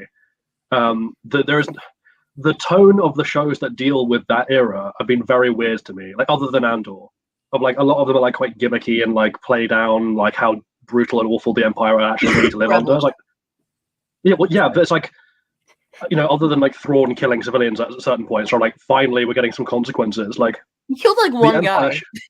He bombards an entire city. He bombards an entire city. To be fair to him, he does fuck some shit up. But I mean, yeah, that's always that's the kind of thing, right? That's the kind of thing, right? Of like the cartoon. I know it is a cartoon, right? But the cartoony feel of the world, which is a kind of separate thing, right? The way that the world just feels like it doesn't have any consequences. That anything that like the rebound of the world is too much. Anything you do, any way you push it, it'll just come back to where it was. Rather than like you know something will break here. Rather than like, if you fuck with Vader, like and this is the problem. Like when Ahsoka fought Vader, she should be dead because no one should be surviving Vader. Like the only reason Luke does is that like Vader essentially didn't want to win. Or things like that, or like, oh, we have a Cal Kestis, and I'm like, yeah, but his story has to end tragically. It doesn't make sense for him to walk off into the sunset. It doesn't make sense for these things. His face off with Vader though was fine because like they win. Well, yeah, because he got his ass whipped. Yeah, first of all, he got his ass whipped. He didn't stand a chance. Like the fight didn't even have a health bar. Like that's great, and also they win by Seer using the dark side, which is something Vader didn't expect. He was like impressed by it. So that made total sense as to how they survived. And also, like, Merrin had Night Sister magic. So, like, that made sense. Like Night Sister magic. Night Sister magic. I love Merrin. I have so many problems with Night Sisters as a concept. But it's Merrin. No, it's fine. My simping will not get over me today. I like Merrin. I'm just saying I don't like the Night Sisters as a concept. That's fair. Yeah. I mean, I guess the thing I'm just pushing at is like I feel like the Imperial era should be a lot darker than what we have been shown, and Andor's the only one that's really done a job of showing the evil, like how cruel that world actually is. I think Bad Batch has done it fairly well, like with Dr. Hemlock and like kidnapping clones and like experimenting on them. Well, like that's... so again, I had this conversation with Sheev, right, about like when we were talking about how we felt the clones should have been dealt with in a post-Order 66 timeline. And like the Bad Batch paid lip service to that by being like, oh, there's been stories of clones, rebelling or like leaving or deserting, and I'm like, no, it should be way more severe than that. Like, imagine this, right? Like, you've been raised your whole life for warfare. Your only sense of identity ever given to you was given to you by your Jedi commanders. You fought in the most horrific battles for 3 years. You bled and died amongst these people. You respect them more than anyone, and then your brain is hijacked and you're forced to murder them in cold blood. And then slowly over the course of years after that, your brain starts overriding the chip bit by bit, and like all the trauma of what you've done hits you, and all the guilt hits you. Like there should be mass suicides amongst the clones. They should be like really unstable. Like that should be one of the reasons they were phased out. Is like they were increasingly going nuts. I wanted but to like see that. we can't have that. Well, I guess, but we can't. That should be happening en masse, and instead we just get a lip service paid to it and not see it. I was so excited when like Crosshair was like, they're traitors like the Jedi, and then Cody like looks down. Like it was so powerful because like he was thinking of Obi-Wan in that moment. Like that's I think what they were implying. Right, yeah. And when he's like, good soldiers follow orders, and it was like the most unsincere way of saying it. It was like he didn't mean what he was saying. That was really great. But like then he leaves. We never see Cody again. Yeah, I remember when he was like he was gonna like shown in the trailer to be in season 2. I was like, oh, so he's gonna be like an antagonist throughout the season. Like maybe we'll get like a scene where he and Rex like, or like, you know, it's sort of a rivalry between him and Rex throughout the season, and like, you know, eventually they come to a head and they have to like confront each other, and like that could be really powerful and like really well done. And it's like, oh, actually he's in one episode and he deserts immediately, and it's fine. With my workmate, when episode 3 came out, as a joke, I was like, what if Cody just never shows up again? And then he was like, Joe, that would never happen. And I was like, okay. And then I was like, each episode, by episode 8, I was like, what if we just don't see Cody? He's not coming back. He's not coming back, no. By episode 12, as a comparison, I got excited. Yeah. Sorry, Joe, because I don't know if you've read the comic that dealt with Kanan immediately after his master gets killed. Yeah. But there's a whole thing about like, so the reason he gets away in the end is like he's being pursued in the ship, and he's going to get caught and killed, and the clones who are in the ship pursuing. Yeah, and Gray is like, what the fuck are we doing? What the hell did we just do? And the other clones are like, oh, it's just, you know, they were traitors. And Gray's like, what? When did we start thinking that? And like, his realization of what's happening and the choice that he makes to destroy them all to let Kanan get away. Mm-hmm. That's like one of the only times we've ever seen like real consequences for what the realistic consequences for how the clone should be behaving in an Order 66 timeline. And Styles says, "What are you doing?" And he says, "Making it right." And he kills all of them. Like, this is so fucking good. I love those comics. I love Captain Gray. I am happy though that like that wasn't a story that was overwritten. I got really worried because I knew it was happening. Like the minute we saw Depa Billaba, I was like, okay, so we're overwriting the canon comics. Yep. Let's fucking go. And I was like, I knew that was Captain Gray, even if he looked different. I was like, please, for the love of God, do not Commander Gray. They changed him to Captain Gray in the show for no fucking reason. Was it changed? It was Commander Gray and then Captain Styles. Styles is nowhere to be found, and now Gray's a captain. Yeah. I was like, please don't kill Gray. Like, just don't kill him. Like, I was waiting for like Depa Billaba to like decapitate him or something, and then like she kicked him and like he fell backward, and I was like, okay, he's not gonna die. So I was like, they kind of like were like, this is still happening. It just happened differently. So I was like, at least Gray still gets his moment in the comics. Like that wasn't made. Well, maybe that's contingent on Styles as a character continuing to exist, and he's nowhere to be found in this sequence. Yeah, he could have just not been in that moment. But it's like maybe. I think the only I would have loved it if they made that comic like 1-to-1, except the only difference is that they just put the Bad Batch in it, like they just happened to be there. Well, this scene was in the daytime, and the actual scene in the show is in nighttime. So like I was just like, oh, so maybe the Bad Batch were here earlier, and then they left. Yeah, I think it would have been cool if it was like we see the battle and then it like cuts to nighttime and the Bad Batch is like in the background and then like the scene just plays out exactly the same, and then they're like, oh, what happened? And then Kanan gets away. That would have actually been cool. I'm not. Of course, with the way that the Bad Batch actually represents the show, or like represents Order 66, you need it to be that Hunter lets the Padawan get away, and Crosshair knows this, and that's like a point of contention between them. So the only way to really do that is to have it just be a different set of Jedi altogether. I would have just had it be like Katuni or something. One of like or someone. Or Gunji. Or Voss. Or Voss. Yeah. Just have it be on Kashyyyk. Oh, that would be nice. But like, because then you can even have the comparison, right? Because obviously, like, what's her face was on Barriss Office Master Undula. Undula was also Luminara was also on Kashyyyk as well, and obviously she got taken into custody because we saw what happened to her. So, like, you could even have had that be a thing, right? Of like the Bad Batch watch Luminara being taken off and executed, and they're like, "Oh my god, what the fuck is going on?" And then when they find like Voss, who's like, I don't know, badly injured and can't get away by himself or anything, they could like they're forced to make a moral decision. Yeah, Voss was on Kashyyyk. Oh, I thought he was on Boss Pity. He's in the scene on yeah. But then it was going to be in a scene in Revenge of the Sith that he was on Kashyyyk with them, but then that was deleted. But like in an EU comic, but I'm pretty sure that's still canon that he was on Kashyyyk. Okay. Pretty sure. Okay. If not, then you just have this happen on Boss Pity. It's the same thing the same idea that we're getting at. I remember I was talking with Star Wars Theme on Twitter. This was a day before Kenobi Episode 4 came out with like that horrible episode with Fortress Inquisitorius, and we were like, oh, it could have been like Terra Sanube or something. We could have seen how he died. And like a day later, people were retweeting it, and it was like, congratulations, you're a prophet. We saw his corpse in Kenobi, and I was like, Amber, yeah. I was like, fuck, I jinxed it. I was like, I didn't want it, like, not like this.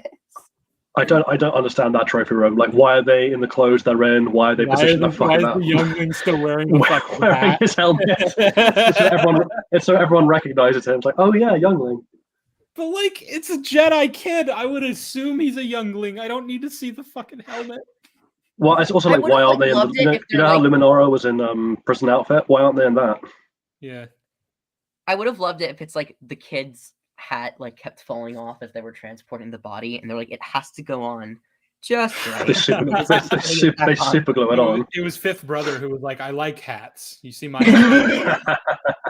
mushroom head. Someone just said, Sheev, I forgot what episode, but wasn't Styles in the Clone Wars? I don't think he was. You're gonna look up Wikipedia right now. Yeah. Styles, Star Wars. I don't think he was. He was not. Nope. I don't think so. It was an indirect. He was in the Lost Commanders. It was an indirect mention. So like, Kanan was like, my clones. Oh yeah, that's not really the same. No, no. So Styles was not in the Clone Wars. Yeah, I didn't think he was. No, yeah, but it's kind of funny that I'm like we're talking about like, oh, when it bastardizes characters, and you guys are like, oh, it like the character that got it the worst was Obi-Wan and like Luke Skywalker, and I'm like in the corner and I'm like, oh, it was Commander Wolf. What happened with Wolf? I just don't like, this is personal, I just don't like that Commander Wolf just betrays Rex and sells them out to the Empire. And then he just apologizes 2 minutes later, and he's like, "I'm sorry," and then they just never address it again, and then you never see Wolf for the rest of the show. I totally forgot about that. I'm going to be honest. Well, hang on. So this is gonna be interesting, because I don't like the ending where they don't address it again. But actually, I kind of like the fact that he sells them out. I think that's one of the only times they ever address that these clones have PTSD. Yeah, but like Wolf does it. He's like, "We can't have Jedi here. We'll get in trouble." And then Rex is like, "We'll be fine." And then they're fine, and then Wolf just like gives Callus like a tip. And it's kind of stupid because it's like, why would the Empire ever find out that you have Jedi here? Or do they regularly visit your planet? Well, no. So again, this is what I mean by the trauma thing, right? Of like, if you just like, again, if you've been like watching your brethren get massacred or decommissioned or whatever over years, and you've got all this repressed guilt about the Jedi, and like you're genuinely terrified that the last two people your last two brothers in the whole world might get taken away from you. I can imagine him like doing something like, I would expect him to do something like a trauma response where he's like, no, I can't take any chances. They have to go. Right. That's something that makes sense. The issue is just they don't really address it up to that point. No, not that he does it.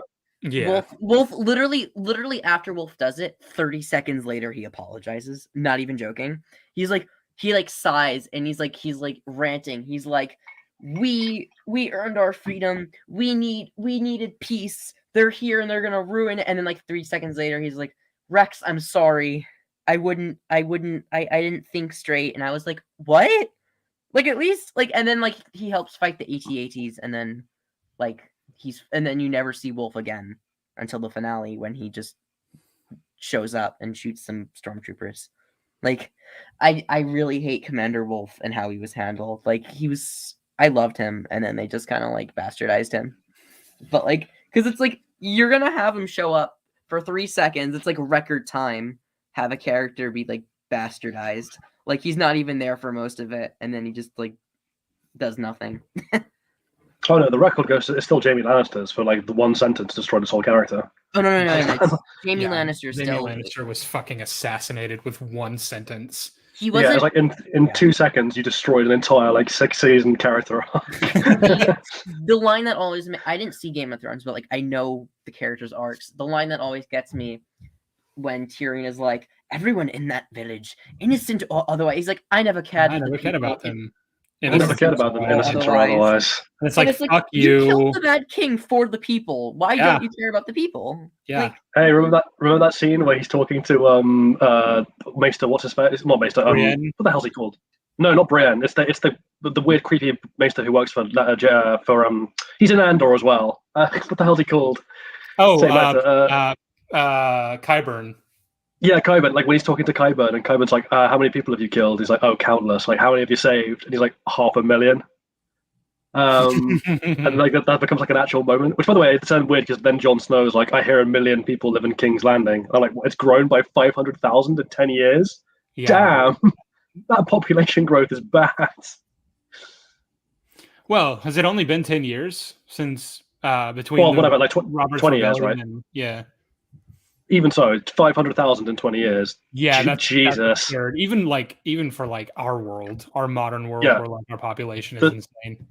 The city has doubled in size, population-wise, in 20 years. That's bonkers.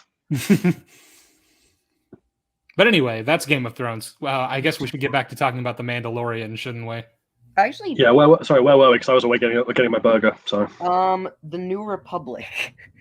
Oh my God! Oh. Jesus Christ! This is one I also took a lot of notes for. So it was just them being corrupt. So I made a note. I said I'm defending them being corrupt, not them being stupid. So like, keep in mind these are two very different things. I am defending their corrupt practices. I am not defending them like letting amnesty officers walk around free. Them just letting Elia Kane have full basically access do whatever to, she wants. Yeah. You know, like okay. So I guess the question is, what are you specifically criticizing then? Like, I guess like a specific example is like the Mind Flayer, or like them not listening to Carson Teva and like willingly letting Navarro suffer, even though they have like is that corruption? Huh? I defend that decision. That corruption? I defend that decision. No, I know. I actually think that okay. that's a good thing. That's not corruption. Corruption is the Mind Flayer. Corruption is like allowing your amnesty people to like be referred to by numbers rather than names. Corruption is like throwing away valuable that senator dude. Yeah, that senator dude who was like, "I don't care whether the Empire's in charge or not." Like that's corruption. Well, even then, I'm okay with that to an extent because, of course, there's going to be like senators that were as long as it's Republic and in the Empire and then in the New Republic. I would expect some semblance of like cleaning house essentially from Mothma. Yeah, you think Mothma would have been really? Yeah, Mothma would have like purged the Senate of Imperial holdouts, presumably. Mm-hmm. Yeah, corruption in forms like that, as long as they're addressed, is fine. As long as it's understood that Leia and Mothma are still doing everything they can to like build up a non-fascistic government, and I don't think we've done that. I think that like we're gonna see her in Andor, and I don't know if I think it'll probably be like one scene where she's like, "Oh, you mean Ahsoka? You mean Ahsoka? What did I say? Andor. No. Yeah, I meant Ahsoka. Like, I think it'll be one scene, and I do like. Part of me thinks like it's going to be a democracy. There's always going to be horrible practices. Like our government is certainly not perfect. Like Jolly, you don't live in the States, but like America is far from a perfect government. But like it's still better than like fascist regimes. Like I'm never going to say like we have like cases of like brutality and stuff like that. So like with things like the Mind Flayer, I think it's horrible. But like when people are like, "Oh, it might as well be the Empire," like where was the improvement? I'm like, I don't know if that's fair because like there are people in. Well, hang on. Oh, sorry. So just to keep the US as the comparison, right? Because I mean, like I can talk about the UK if you want, but I don't know if you'll understand because you haven't got the context. So let's just talk about the US. I a lot of so if I was to point to the US and like, what's corruption? I'm like, well, the private prison industrial system is pretty hideous, and like the exemption of slavery for prison labor is pretty horrible, and the military industrial complex is clear corruption of like people just being given money because they're mates with senators and stuff like that. But I'm like, how long did that take to turn up? Because that wasn't there at the beginning of the US. So how long has that taken to develop? It's like, well, it's taken about 300 years.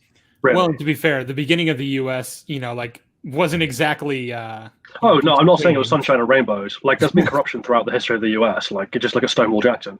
But the point I'm making here is that, like, when you point to a government, like, particularly, so like, if 5 years after the American Revolution, Washington had just turned around and been like, okay, we're going to torture people I don't like, and we're going to kill everyone who disagrees, and we're going to let, or something like that, or if 5 years after the Civil War, we're going to take and we're going to rehabilitate them and like refer to them by numbers, and we're also going to like wipe their minds and shit like that whenever they like step out of line.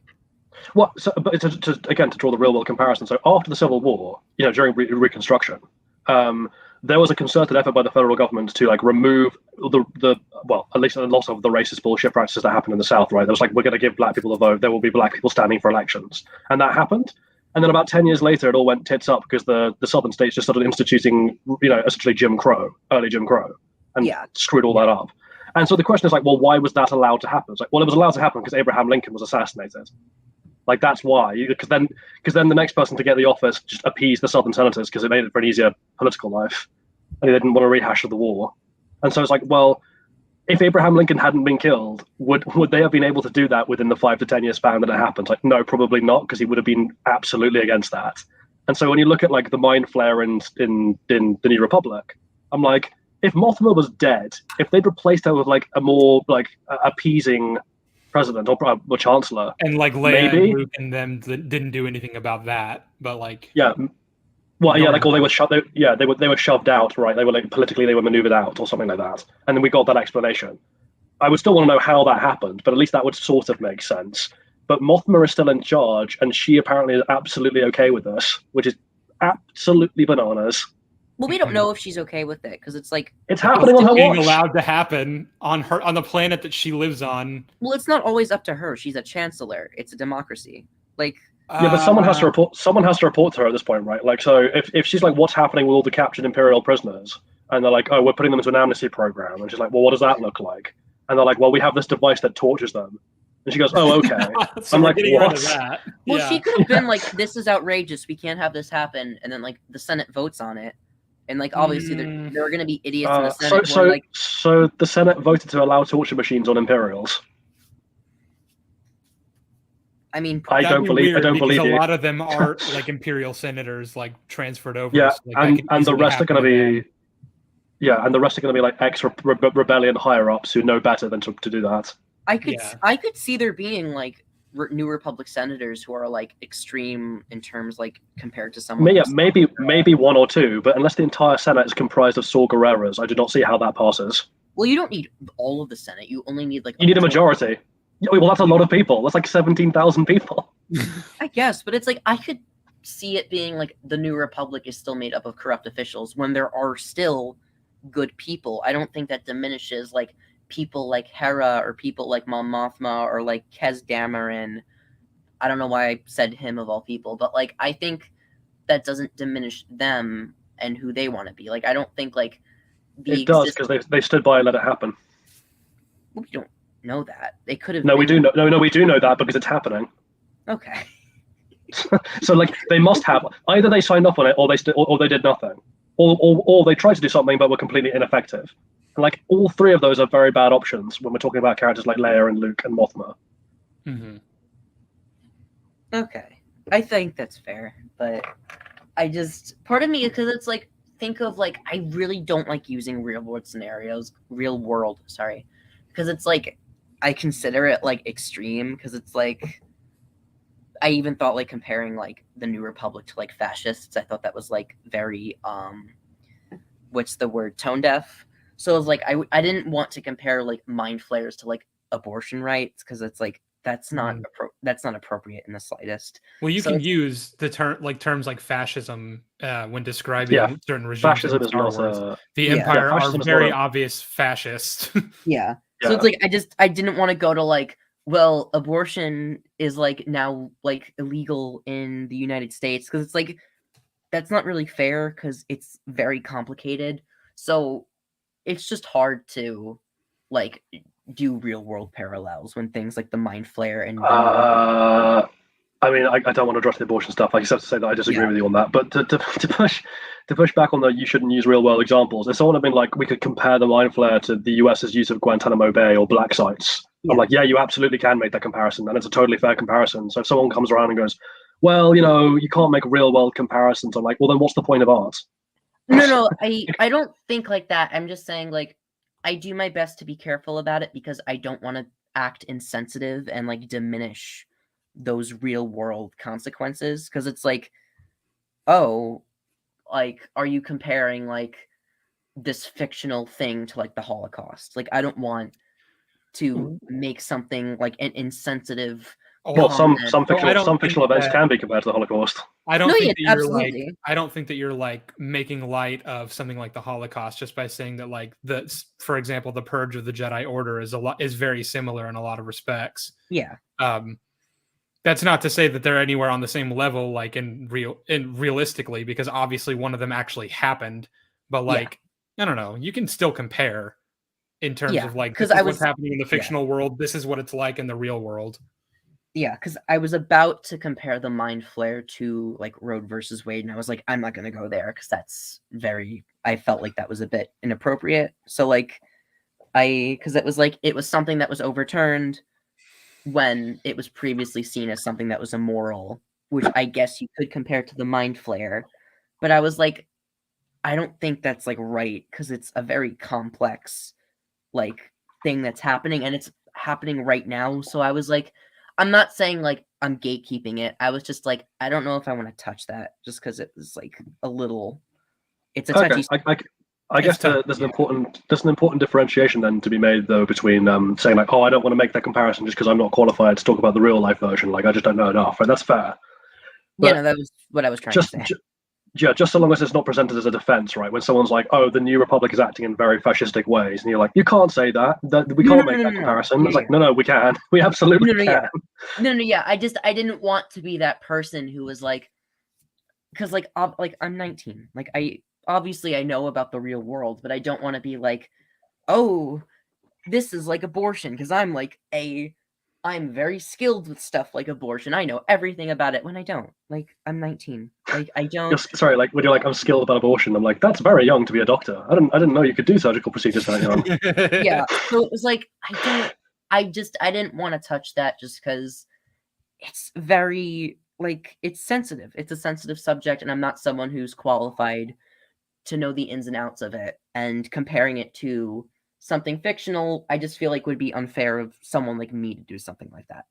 Like, so I do think the New Republic, I just think like there is an argument to be made. I do think both sides can be valid. I just think for someone like me, I'm not cut out to defend that, just because I don't know enough as of right now about the real world to be like, the New Republic is totally valid, which it isn't, or like, this is something that would totally happen in the real world.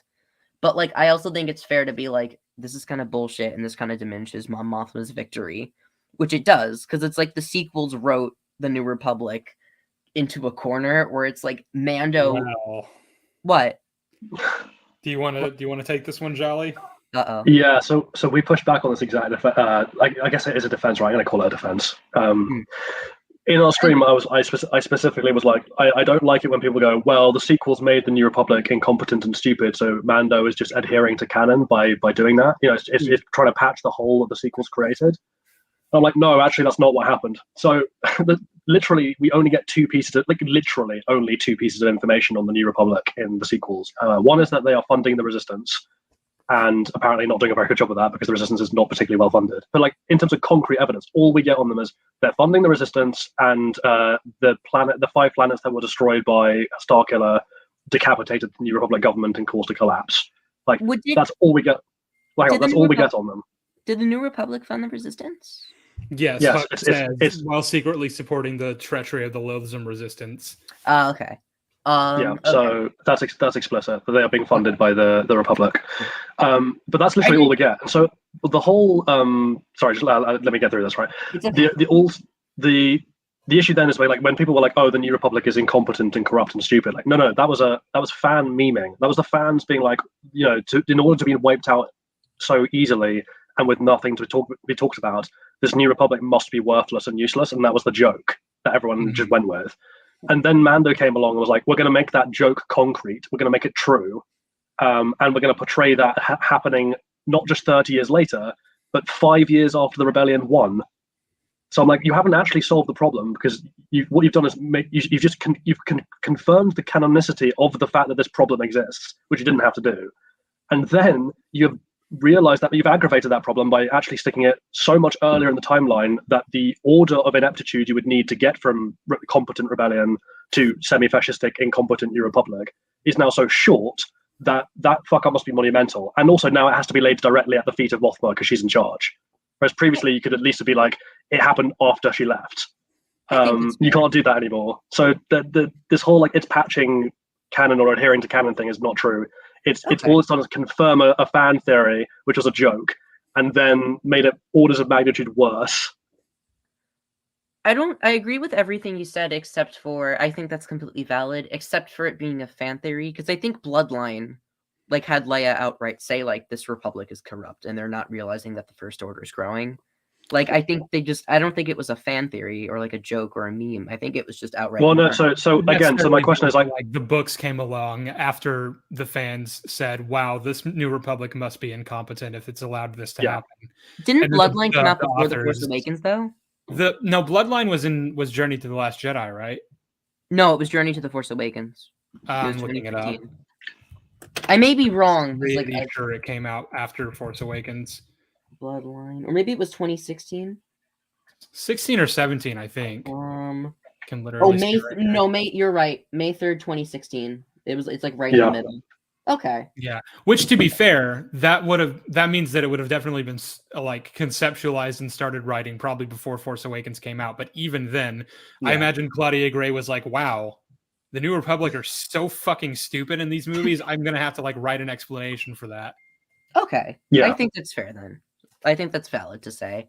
I guess I didn't really think about it. I guess it was just like my mind is just like right, because at this point it's been so many years, and at this point it's just accepted as canon. Like truly canon that like the New Republic was actually just fucking stupid. And corrupt. I always assumed that was just the in-universe explanation, that it was just like it's been accepted. But I think honestly, I always envisioned it as like the New Republic was fine. And then the First Order came along and they were just like in denial that there was another war happening. And they just tried to like cover it up and be like, there's no war. There's no war in Boston. I don't like that. No. I don't think like you're making yourselves vulnerable to like potentially being destroyed, which is exactly what ends up happening. Well, again, so to use this is the only time I'm going to be hopefully mentioning him, but also praising him in the stream, was that in his Force Awakens video, Mauler addresses this specifically, where he's like, imagine in like 1948, another Nazi party had risen up to power in a country in Europe. Would everyone have just been like, no, I don't want to talk about it or think about it? It's like, no, everyone would have been on red alert to get rid of that right away. Like, if Empire Point 2 is like, attacking planets and kidnapping millions of children, which they are canonically doing to make their stormtroopers, and then the New Republic is just like whistling and not paying attention, then that makes them even worse.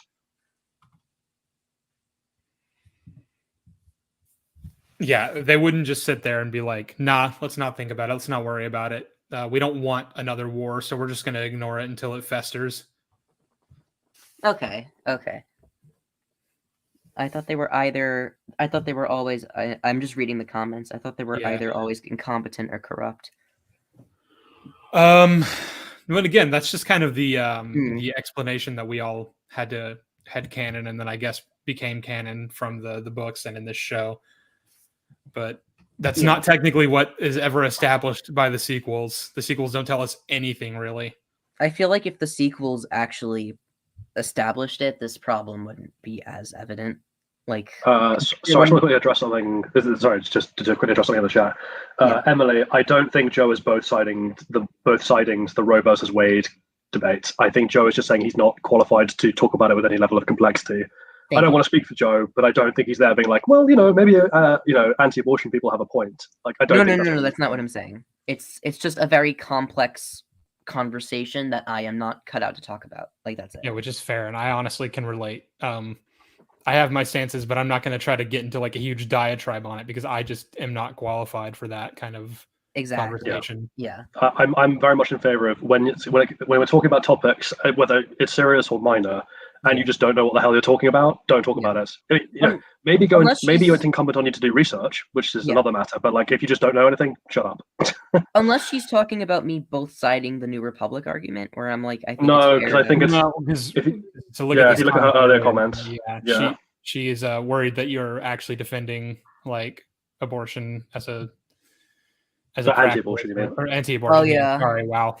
Yeah. Okay. Yeah. No. Because I was like, when I first saw the comment, I thought nothing of it. I was like, okay, like it's fair to be like, you can't have your cake and eat it too. You can't be like, well, people are right to hate the New Republic, but people are right to also think it's fair that they're corrupt. Like, I was like, that's fine if you think that. Like, I don't agree, but if it's the that naughty A word, then that's different. Like, yeah.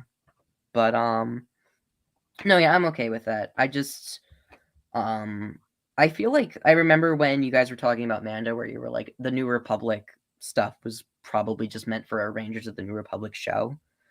And I think that's but my issue is that I feel like I don't know why Rangers was canceled, because people were like, oh, it was because of Gina Carano. But I genuinely don't think that, because Rangers could have had like any character be the main person. Like, Carson Teva could literally be the main character. Yeah, hell, Hera Syndulla could have been the main character. There was a rumor that she was going to be the main character, and then nothing happened. Nothing came of I it. guess. I mean, my again, this is just my own hypothesis, right? I've got no evidence to back this up, but my guess is that what happened was the kind of instability at the board level in Disney and the drop in subscriptions they got from losing out on the cricket contract in India. Probably drove the board to, like, when Bob Iger was reinstated, they were like, the board were panicking and like, we need to shore up the loss in revenue from COVID and inflation and the loss of this contract. And so he's like, okay, we'll cut all the superfluous bullshit and we'll just focus on the things that we know make money. Yeah, it was just weird that, like, why Rangers? Because I was like, Lando's probably not going to get made, because it's like Billy D. Williams. Thank God. Because it's like, I don't want to be morbid, but it's like Billy D. Williams.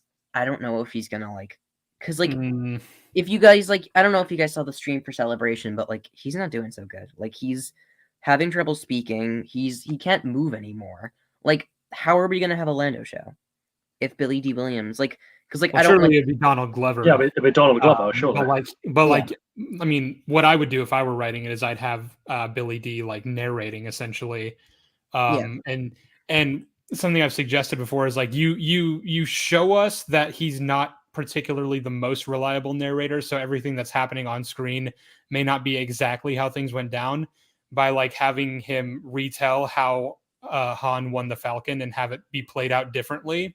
That'd be funny.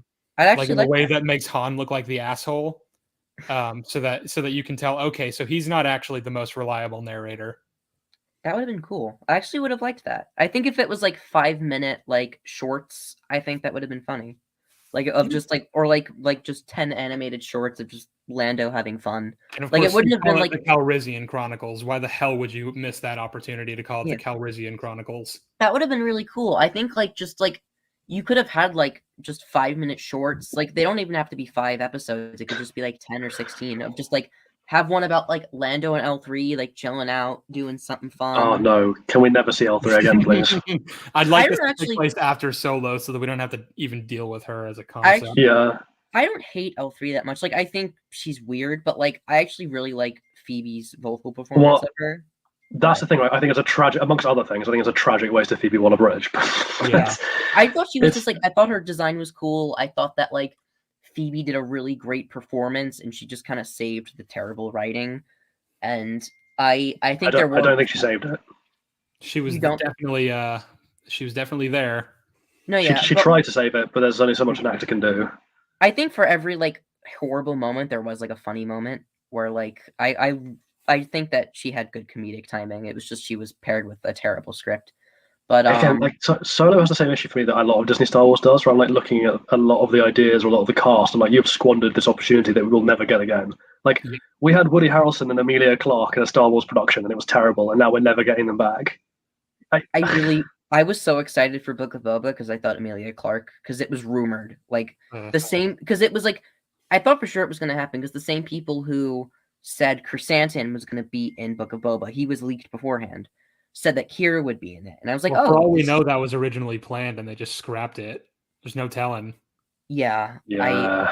Kira should have been in Book of Boba. It should have been 8 episodes, honestly, and they should have just cut Mando stuff and just had Boba be the main character.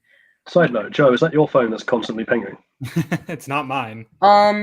No. Oh, I know who it is. It's my sister's iPad. Let me move it.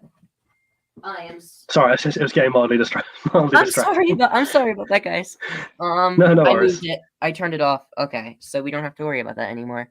But that was I'm sorry about that. So, I do think like Kira, like Beckett is fine because he's dead, so we don't really. It's not like we're gonna see that character again. Beckett is fine because he's dead. Yeah, like he's safe. He's safe. Like I actually did like Beckett. I did think he was a fun character. Yeah, but he reminded me of like Luthen Real, like Diet Luthen Real, like just like Luthen Real. I don't know what you mean by that, honestly. No, I don't think so. Okay, but like he reminded me of just like Luthen if he just was just written by less talented people. No, because I think again, I'm not privy to the writers' room, so I don't know. If I had been, I probably would have like strangled them all and done it myself. But I'm pretty sure Beckett is meant to be Long John Silver or like a Long John Silver-esque character. It seems like they represent very different like people. Yeah, he's. Please tell me he said Treasure Island and not Treasure Planet, so I don't die. Wait, Treasure. Wait. Like Treasure Planet is a retelling of Treasure Island, which is a very famous story.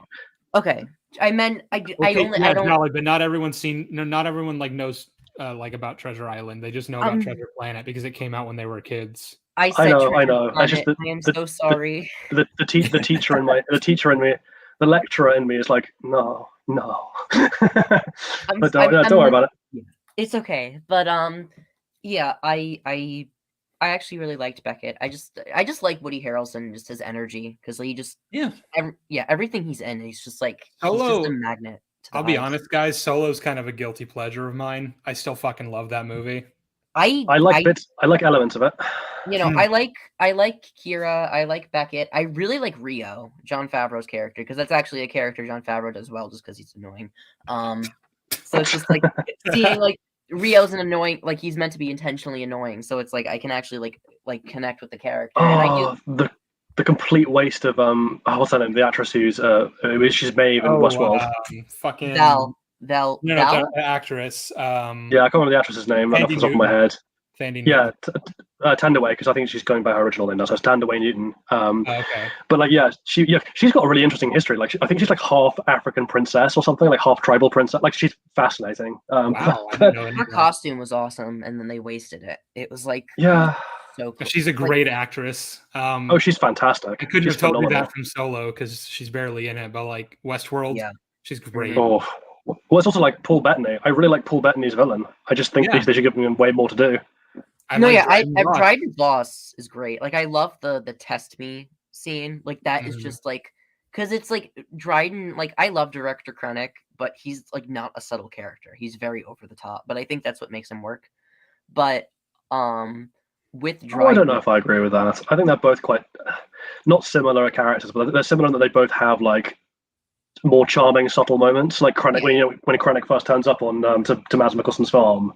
And Mads is like, "Oh, my wife's Lyra's dead," and Krennic's like, "Oh, I'm so sorry," and it's like he's clearly trying to be, he's trying to be sincere. It's just not working. Like, No, because I like think it's just that he didn't believe him. He was like, "Oh, my it's condolences." Lyra back from the dead. It's Lyra back from the dead. Oh, Krennic's great. Yeah. Miracle. No, I love Krennic. He is better than Dryden Voss, but like Also, just the meme, right? Of like, are we blind? Deploy the birthday wishes. Krennic is just such a meme of a character, but like he's like unironically good. It's just like people have memed him so much that like I can't take. Yeah, it he is. anymore. He is We excellent. stand here amidst my achievement, not yours. I love Director Krennic. He's honestly one of the best Disney era characters. Like he's so well written, like for a Disney era character. But like I think it's like for me, it's like people shit on his scene with Vader, but I fucking love the dialogue in that scene. It's so it's so good. I love. There's some really great little acting in that scene, so I really love. Apologies. You do have a great many things to explain. I love its ability to commit problems has certainly been confirmed. I love that line. I really like the subtle acting that goes on in that scene, particularly from I keep forgetting the actor's names today. The guy who does Krennic. Like because there's bits where he's trying to act like assured and like he's got things under control and he's unflappable, and then like Vader takes like a step towards him and you can see him buckle. Yeah, just instantly wilts in the face of Vader, or he's like, it's not my fault because blah blah blah, and Vader's like taking a step towards him and he's like, are you here to make excuses, director? Yeah, you're not summoned here to grovel, director. That's right. Yeah, I fucking love that scene so much. Yeah, Krennic is great, and I love that the thing that kills him is the Death Star. Like that's just so poetic for his character. Yeah. I just like Vader's. I like Vader's dad joke. I like the dad joke. I'm a big fan of dad joke Vader. Like it was silly, but like I was like, at least like people said that was out of character, and I'm like, no, it wasn't. Shut up. It's very in character. Vader has always cracked jokes like the. Well, yeah. Did they miss the apology accepted, Captain Nida? Apology accepted, Captain Nida. Vader's very sarcastic. I think like the Disney era characters that are like the most well written are we like. Would be honored if you would join us. Yeah. I think like if you excuse Andor, because like every character in Andor is like perfect.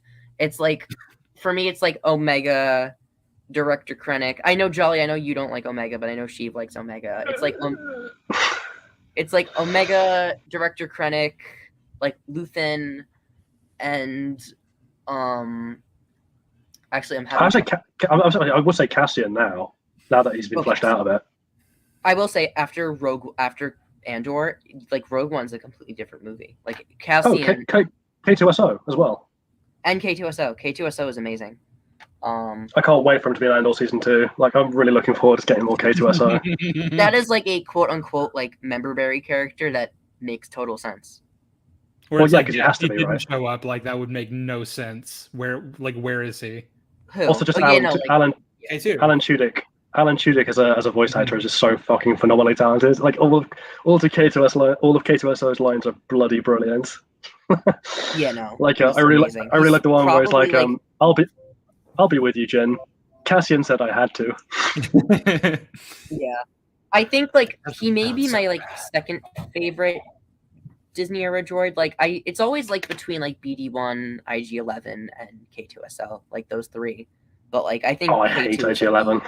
Yeah, I can't stand IG-11. IG-11's I season 1 IG-11 is like probably like the best at least for me. Like I love Taika's performance because I was really worried when they cast him. I was like, it's just going to be Korg as a robot, but like he actually put on like an actual vocal performance, and it was like the actual like robot voice. Because I was getting like Vietnam flashbacks to like Ultron, and I was like when he was just like cracking jokes, and I was like, please don't let this be IG-11. Clearly, you've never made an omelet. I was worried we're gonna get. I like James Spader's performance as Ultron. I think it's great. I think it's pretty good. I hate him so much because Ultron, to me, that's just not what a robot should be like. Because it's like, he's cracking jokes and just kills the tension so much. It's like it's like the Terminator. Like, well, I mean, I think the idea is that he depends on the robot, right? Version of Tony Stark, right? He's sort of a mirror reflection of him in a lot of ways. So of course he would be snarky and quippy and sarcastic. Also, just it's a robot. It shouldn't be making jokes. Like there's there are plenty of characters. Like there are plenty of characters. I mean, Westworld is replete with them. Right? There are plenty of characters in fiction that are androids or robots, and they're very people-like. That's a K2SO is pretty. K2SO is one. Yeah. Except K2SO, it's like the joke is that like he doesn't have like social quirks. Like that plays into him being a robot. Like Ultron, like for one, I hate his character design because it's just like he has like human like movements, like his eyes move like a person.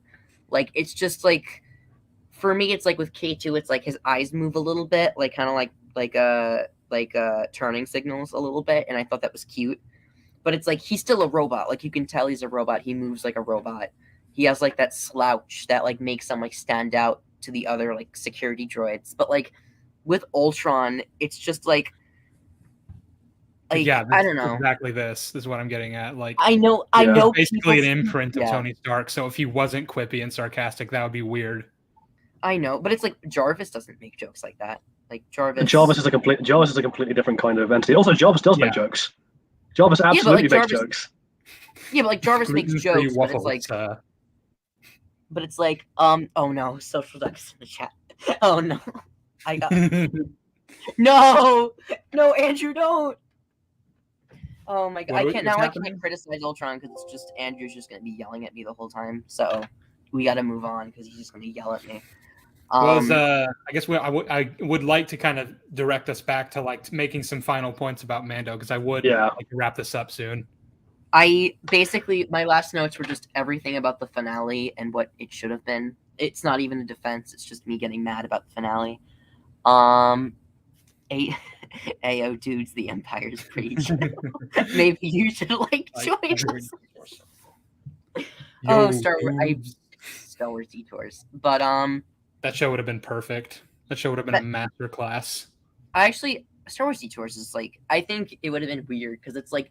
It's kind of like PG Robot Chicken, but it's like I think the reason that show failed was because it was like the premieres. It was like the show was like too clever for kids because like kids didn't understand the jokes because they're stupid. But like adults found it like not mature enough because they were like, this is like right. So there's instead of something for everybody, there's just nothing for anyone. Yeah, like Clone Wars, like kids can like enjoy it. Because it's a flashy kids cartoon. Like same with Owl House. But like adults can like enjoy like the like with Clone Wars and Owl House, like the mature messages it has to like show kids and like the complex characters. I mean, like, Owl House makes a lot of adult jokes if you're paying attention. Oh my god, yes, so many. Oh my god. Social Duck says, do you guys mention how Gideon crushes the Darksaber instead of just taking it? Yeah, we mentioned it on our stream of like how it makes absolutely no sense. Well, like both in character for what he's doing, but also like the physical mechanics of how you could crush that thing don't make sense. I guess the Dark Trooper like suit mechanics were Beskar as well, but I hate that Beskar is that's not how it works. Yeah. Well, also, but even if you were generously saying he has like ultra super strength in his suit, like Din's fucking helmet was bitten down on by a rancor. Yeah. His leg was slammed on by a giant robot. Yeah, like Beskar is very strong. Gideon's not crushing that shit.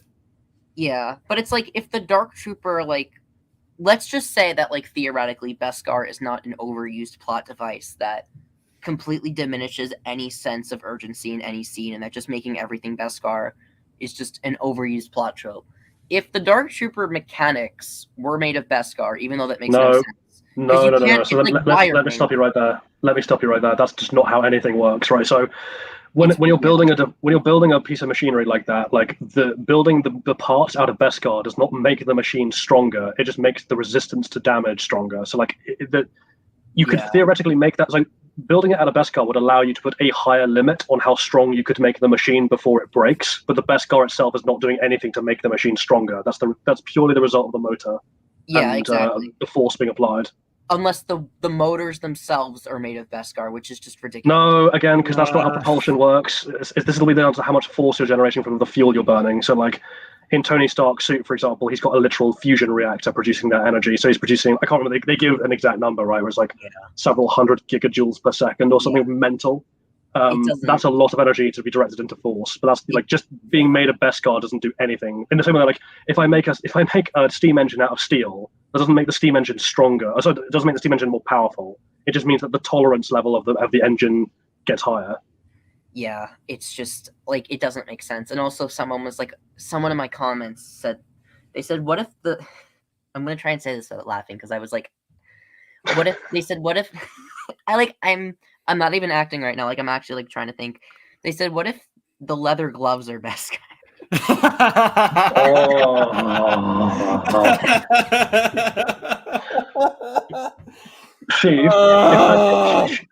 Sheev, I need you to promise me something, which is that if you ever find me excusing something in a piece of media by making an excuse like that, I want you to kill me. I will do I want you to just put me out of my misery at that point. I would have done that regardless of if you asked me to. On principle. Just like, I'm sorry, Jolly. You're at that point, you're like, I'm sorry, Jolly, your mind is gone. This is the best thing for you. I'm sorry, boy. Rabbits. What if you tried to steal just look at the rabbits, George? What if you tried to steal man arguments for the Mandalorian, but you used Beskar instead of steel? What if I wanted the Beskar man? The arguments. Yeah. So it doesn't make any sense that Gideon can break the Darksaber, and also Bo's hand isn't dust. And like, there's a hand should be like mush.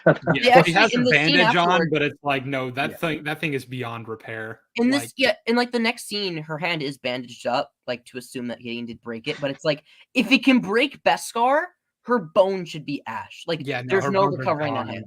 That hand is gone. Yeah, you need a prosthetic at that point. Which are very commonplace in this world and like actually pretty functional. So it's not even. And you can make it out of Beskar. Yeah. And also Bo-Katan just wears gloves all the time, so it's not like you need to like worry about like the budget. So it's like Bo's, and also that would have had stakes. Like Bo actually would have like been mutilated. But it's like the issue is like, well, arguably Joshi already was by the writers. Yeah. So. But like I just personally relate to Bo on a level. Like, yeah, there are inconsistent moments with her, but it's like mainly just because of when Mando was coming out, of like I was just having a lot of personal issues. So it's like a character who was just like left alone and was just like miserable, and then they found like comfort in friends like Din. Like, wasn't a perfect arc like by any means, but it was like I found comfort in it, and I was just like, oh, fam squad. So I was just like I do like respect Bo, and I respect Katie Sackhoff heavily, especially because of like the horny Star Wars fans. I respect Katie Sackhoff. I just wish they would actually give her material to work with that was good. I do think she gave a very great performance, though. I really loved her performance. I disagree. I think again that's one of the things where like I respect the actress a lot. Yeah, I respect the actress a lot. Same for even for like the armorer, right? The actress is great. They're just not giving anything. They're not giving anything to work with, and the directors don't give them a direction. I would say Gideon's the best example because it's Giancarlo Esposito. Like he sucks in this show, and like he's not even doing that great of a performance because like what is there to do? What is there to work with? He's doing his best, I'm sure. I thought he did a good job, but I love Emily Swallow. There was a clip that came out the other day where she went to a convention dressed as the armorer. And she was like surprising Star Wars fans, and she was like doing the voice and everything. Oh yeah, I think we mentioned that on stream, didn't we, Sheev? I think we did. That sounds familiar. Yeah, it was really cute. Like I was like, she clearly likes the character, and I'm like, that's cool. Like I do appreciate that the people who work on the show, aside from John and Dave to a degree, they do care about the characters. Like they are trying. Like at least the actors are like they at least love these characters and they want to do a good job. Like I respect that. Like I respect that Pedro Pascal likes Din Djarin. I respect that Katie Sackhoff. I don't know if that's true. I don't think Pascal has any passion for this character anymore. He might have like to start out, but no. But like Carl Weathers, like Katie Sackhoff, absolutely Simon Cassinides. Like I met him in person. He is like the sweetest man, and he loves Expos. Like I remember I was talking with him and I was like wondering, I wonder how much he knows about like Mando lore. And he was like, oh, did you know that like they changed my costume? And it was like, he has like a new shoulder pad now. And it was like Din Djarin's design. And now it's like Boba Fett's design. And I was like, oh my God, he's like a nerd. That's like, really cool. I literally like he literally pointed to my Lego figures and he's like, "Oh my god, you got the old like the season 2 chest plate now." And I was like, "Oh my god, he knows." And I was like, I'm like, "Did you change it or did the costume design change it?" And he was like, "Oh no. They changed it." But I'm like, "But I'm okay with it cuz like I was able to move easier in it now, like it was more flexible." So it was like he knows like the stuff and I was like I appreciate that like the people who are working on this are fans and it's not like at least most of them aren't like corporate like shills. Like they actually like they want to make a good story. But like Jon Favreau, in a way that makes it like harder to like because you know how I was saying earlier, like the thing that annoys me about Disney is how like they take advantage of fans like you because you're so clearly wanting to engage in good faith and they're just taking advantage of that. And the end result is you'll be made quite bitter at the end of the day. I feel like the actors are like you get to watch that process on fast forward because like you've had Pedro, but you've also had like John Boyega and Oscar Isaac and even Mark Hamill, right? But they start off really enthusiastic about coming back, and then by the end, they're just like, "I want nothing to do with this godforsaken franchise anymore." Like I felt so betrayed. We're never gonna see Oscar Isaac as Poe Dameron ever again. I feel especially bad for John Boyega, just the way he was handled. Oh Jesus, yeah. Like if he comes back as Finn, fucking angers me. If he comes back as Finn, I will be shocked. I remember in an interview he was talking about like when he found out that he was cast as Finn. Like he got the call. He was watching Star Wars, and he got the call. Yeah. And like they put the movie on pause, and like his entire family was celebrating, and they like popped. Like he was so fucking ecstatic, and I was like just watching it, feeling so sad because this was after everything went down. Man, I hope that character is paid respect. If the rumors are true and John Boyega does come back to play Finn, I will be shocked. Like I will genuinely be like, "Oh, he's actually," because like Daisy Ridley, I wasn't surprised because Daisy has said that she likes Rey and she would always come back to play her because she's like she loves that she's inspired people. So like when Daisy came back at Celebration, I was like, "Oh yeah," like I was like ecstatic because I love Rey because I'm a shill. But like I was like I wasn't surprised that like it was gonna be Daisy because of course it was Rey. Like of course she is Rey. Like now it's like who else? Like I genuinely don't believe I don't think Kelly Marie Tran will be back as Rose. I do not think that Adam Driver will come back as like a cameo for a Force Ghost. Like Adam Driver is like now too good for Star Wars because like now we know his acting potential and like Marriage Story and like other projects. Like we know I feel like we already knew that. It's just now we know it's like it's cemented. Like he's too good for Kylo Ren. I do think because you're like, oh, cool, Daisy loves the character, and that's why she wants to come back. And part of me is just being like, I don't know. I feel like I'm more cynical than you. This maybe my old age catching up to me, but I'm like, I don't know if he's got a lot of other opportunities at the moment. I think that might just be like she needs the money. Yeah, just 120. Because like John Boyega, though, like she's amazing. She's all right. She can be good. She can be bad. There are. I don't want to get to Daisy Ridley. Sheev and I have been over this like ad nauseum. The thing I will say is like with John Boyega, like that guy's not hurting for acting opportunities, and neither is Oscar Isaac. So like even if they hated the character, even if they really love the characters, there's not a huge amount of ways to get them back in. They're quite busy, but they don't. They hate the characters, and so like the only way you're ever going to get them back is by offering them like a ludicrous amount of money, and they can't get work elsewhere. And they clearly can. Yeah, I think Oscar Isaac will be back if Poe is like a minor role, like if it's like just a cash job, like with Harrison Ford. I think it's I'm way more cynical. I think the way they'll get him back is they'll be like the Moon Knight contract will be updated to be like, oh, and also you have to do a cameo in our Star Wars show. Oof, yeah. Oh wow. Moon Knight, yeah, I do think Moon Knight is definitely going to be back, but it's like for like whatever if it's like secret. I don't think Moon Knight was very good, but man, I really like Oscar Isaac in that role. His performance was excellent. Yeah, Moon Knight was good. I thought Moon Knight was okay. The plot was pretty bad, but it had great characters. It's got some good parts to it. I especially love Episode 5. That's the one in that one. Yeah, I don't even like Marvel Phase 4, but I will defend Moon Knight. Most of Moon Knight until the day that I die. Isn't that already filming? What, Moon Knight season 2? Yeah, it is. Is it? I didn't know that it was. Okay. Wait, it's confirmed? I didn't know I'm pretty sure, yeah. I thought it was it's not confirmed, but it's like the director and Oscar Isaac and one of the other crew members was like they were tweeting together from like a restaurant in Cairo, and I'm like, there's no reason for you guys to be there all together other than filming. I do think the cliffhanger for Moon Knight was great. I do think like it sets up potential for a really great season 2.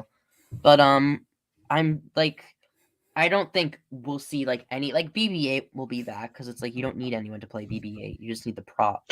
Yeah, BB-8's not going to have an agent being like he doesn't want to come back. I think like Dio maybe like, but it's like he's such. You'd have to get J.J. Abrams to voice him. I genuinely. I would lose no sleep if we never saw Dio again. Like I will. Yeah. I love droids. Like I love droids in Star Wars. Like I will defend Chopper. I will defend IG-11. I will defend B2 Emo. I will sleep. That's because B2 Emo is great.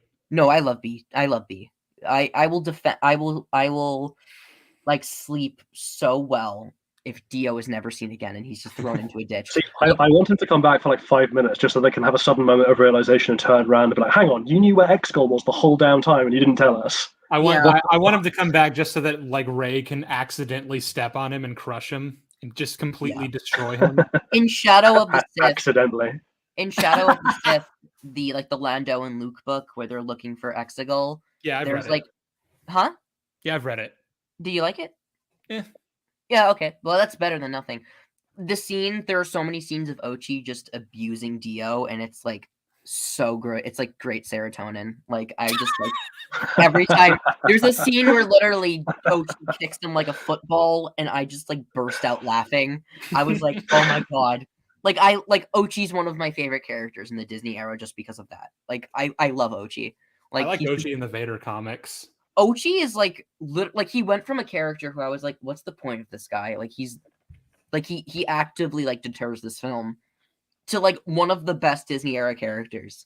And have they actually explained his knife yet as to why he has the Death Star coordinates on his bloody knife? That was given to him by like Sith cultists. Why did they come? Like, do you think Palpatine would have like shut that down? Right? They're like, no one must find our secret planet. It's like, yeah, boss. Like, that's a nice knife. Where did you get that? It's like, well, your cultist gave it to me. Like, what's that design? It's like, oh, it's where the Death Star is. Like, excellent. Wait, what? The knife is like probably the worst thing in the history of Star Wars. Like, it's like levels of tough competition. No, it's the knife. It's like I told you I hate Rise. It's like that scene accomplishes nothing. It just the dyad. I think the dyad might be one of the worst things ever put into a Star Wars movie. I never understood the issue with the dyad. The concept of teleportation as a force power. Yeah, the teleportation as a force power. Jesus. I actually thought it was fine. Like they built up to it naturally, and I think it's like fine because it's like it's just these two characters. Because it's like it's been established that like most force sensitives have like their skills in one specific area. So I was okay with it. But they're more powerful than the literal chosen one. I don't understand this. That was that was the issue. I think with Rey and Kylo, it was like they were hyped up as like being so important, but like it just didn't really amount to much. Because but why is there a Force dyad at all? Given that the Force apparently has intelligence and can, at least in some kind of vague sense, right? It has a will. Yeah. So what the F is the point of the bloody dyad from the Force's perspective? Sorry, Jolly, was it just a F? It didn't need to be a dyad. It could have just been like they had a connection. Like Rey and Kylo Ren just have a connection, and it's just because Rey is like in tune with the dark side, and then like that could build up to Rey being worried that she's going to become Palpatine's heir. Like again, I don't know why they're connected. They should hate each other. But yes, Sheev, I did just say what the F. I actually have a swear word quota in my brain, and I've just run out. So This is a random question. What time are we planning on going to? I'm trying to wrap it up here soon. Actually, I got to get some food. I haven't eaten all day. I was about to say, should we give it another 15 minutes and then call it? Yeah, sure. I am actually out of points. Like I had everything. Like a lot of it was like small stuff. Like why did Gorian Shard surrender? And I was like, why didn't Gorian Shard like retreat? And I was like, this is like really stupid to debate because it's such a small detail. Like I can be like, it's dumb. I don't care, and then just move on with my life. Like. There were so many small things like that. Like I'm looking through like what took the pirates so long to get back to Navarro in episode 5, and I was like, do I really want to debate this? Do I want to spend my time like debating this? I was like, I don't know. The snub fighters all blew up in episode 1, so they needed to get more. They had to go run an errand. Like I was like, I don't care. This is like such a small detail. It doesn't matter. I was like, I'm happy I focused on the ones that mattered, like Bo and like Paz Vizsla, because like those are things I'm passionate about. But Yeah, like I don't care about like plot holes don't bother me if they're not like there aren't many of them. Like I can acknowledge, like I don't need to bullshit and be like, yeah, it's dumb, and then just move on with my life. Like I don't need to be like, well, the reason that Maul didn't just chop the ledge off in the Siege of Mandalore and kill Ahsoka there was because he like valued her and he had a sense of honor. Like I can be like, no, yeah, that was stupid that he didn't he do should that. have just cut the ledge. Yeah, Yeah. he should have killed her. Yeah. Like I'm fine with that. Like I can just like I can like live. I can like acknowledge. Yes. So you're not like Qui-Gon's ponytail, who had to actually infer that Anakin intentionally left Reva alive during Order 66. No, no, I'm not like that. We're mutuals, but we don't talk a lot. Like whenever you guys like argue, like I'm I'm staying out of this. Well, his account is suspended now, and it's still not back as far as like last I checked. So. Okay. I thought you were going to say like that. So like, I don't need them to be like an asshole. I just don't want to get involved. I just like it's drama. It's Sheev, drama. I thought you were going to say like the Joker meme, like not Joker, like the actual Batman Joker meme, where like I saw his account was suspended and I can't stop laughing. So I recently did a watch party of Siege of Mandalore with the C and TK and Fetty and a bunch of other people. And we were watching the Maul and Ahsoka fight, and when he ran toward her instead of just cutting the ledge, like the reactions were hilarious. Honestly, I could have that could have been fixed very easily. Like just have Maul cut the edge off, and then Ahsoka just leaps over. Like that could have been fixed easily. Like that's just such a small thing. Well, no, because then I would have been like, Maul has the high ground, and the high ground is the high ground in this. He just doesn't know what to do with the high ground. Every time he has it, he fucking loses to Padawan. I'm okay with small things like that. Like I can acknowledge that they're stupid, and then I can be like, did they deter from my enjoyment? No, because I did not notice it in the moment because I'm dumb. So like I was able to, yeah. No, it's like again. I think I've said this to Sheev as well before. It's like, it's just the negative self-talk. Maybe we should. Well, yeah. I mean, also don't do that. Like, there's no need to put yourself down all the time, man. That's. I know it's a very teenage thing to do, but honestly, like, try not to. Also, a lot of shit tends to stick around in my head whenever I am first watching something. It's only whenever I'm actually like pausing it and slowing it down that I notice things. No one's omniscient or all sensing either, so like that's fine. The thing I will say as well is like when it comes to small plot holes, I have no issue when people are like, so for example, like if The Last Jedi had otherwise been really good, the disappearing knife wouldn't have meant that much to me because I've been like, yeah, that is annoying, it is a mistake, but also like the rest of the movie has done a good job of building my immersion, and therefore therefore this doesn't break it. Whereas if like it's only when you get like thousands of small plot holes in one thing where I'm like, okay, no, any emotion I had has been ripped to shreds now. Yeah, like my good faith that I was extending to you is gone now. You've lost it. Yeah.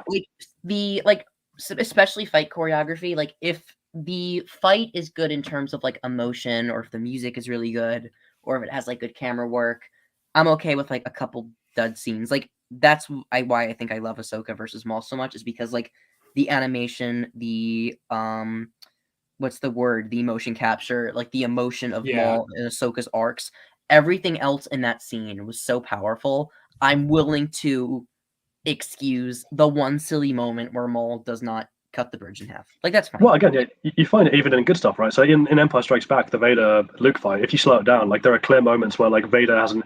Well, not even Vader, right? Because like there's a reason why he wouldn't go for an easy kill shot. But like Luke has a kill shot, or like Vader is like swinging his sword like a baseball bat rather than like a sword. And I'm like, that's not great to watch. But also like the rest of the fight is so good, and the rest of the movie is so good, and the character arcs that have led to this moment are so excellent. Like I'm willing to extend that good faith. Like fight choreography and lightsaber duels was never like this franchise's strong suit, I'll say. Yeah.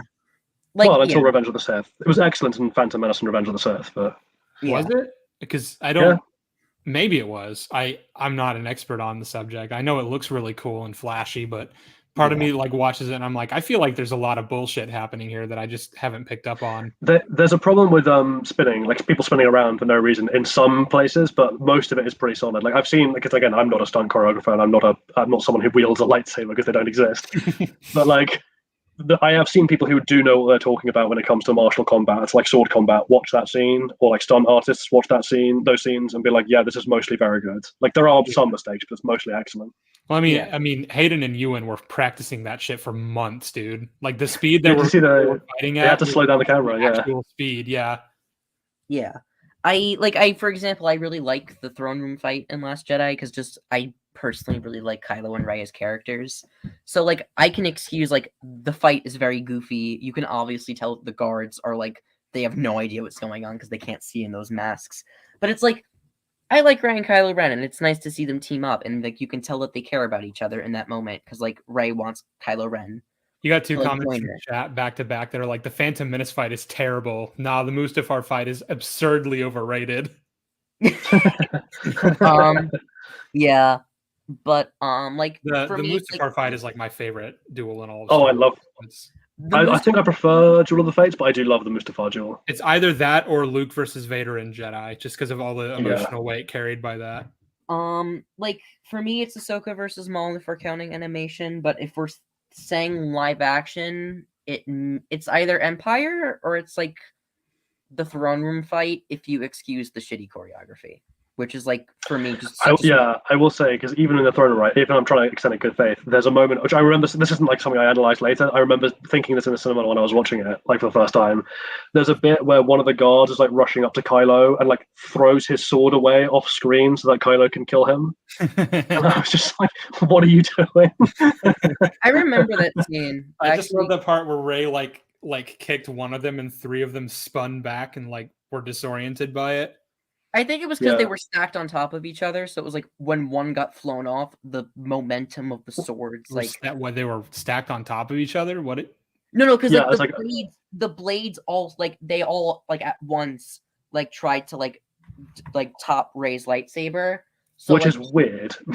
Yeah, like so I kind of like to like get the sword out of her hand, like the momentum of it, or like the weight of the sword. So then she kicked one, and it was like since they were all like an amalgamation together, they kind of like flew each other back. It was weird. I guess she was using Luke's force kick, because I don't know how a 75-pound 18-year-old girl kicks three armored guards hard enough for them all to fly back at once.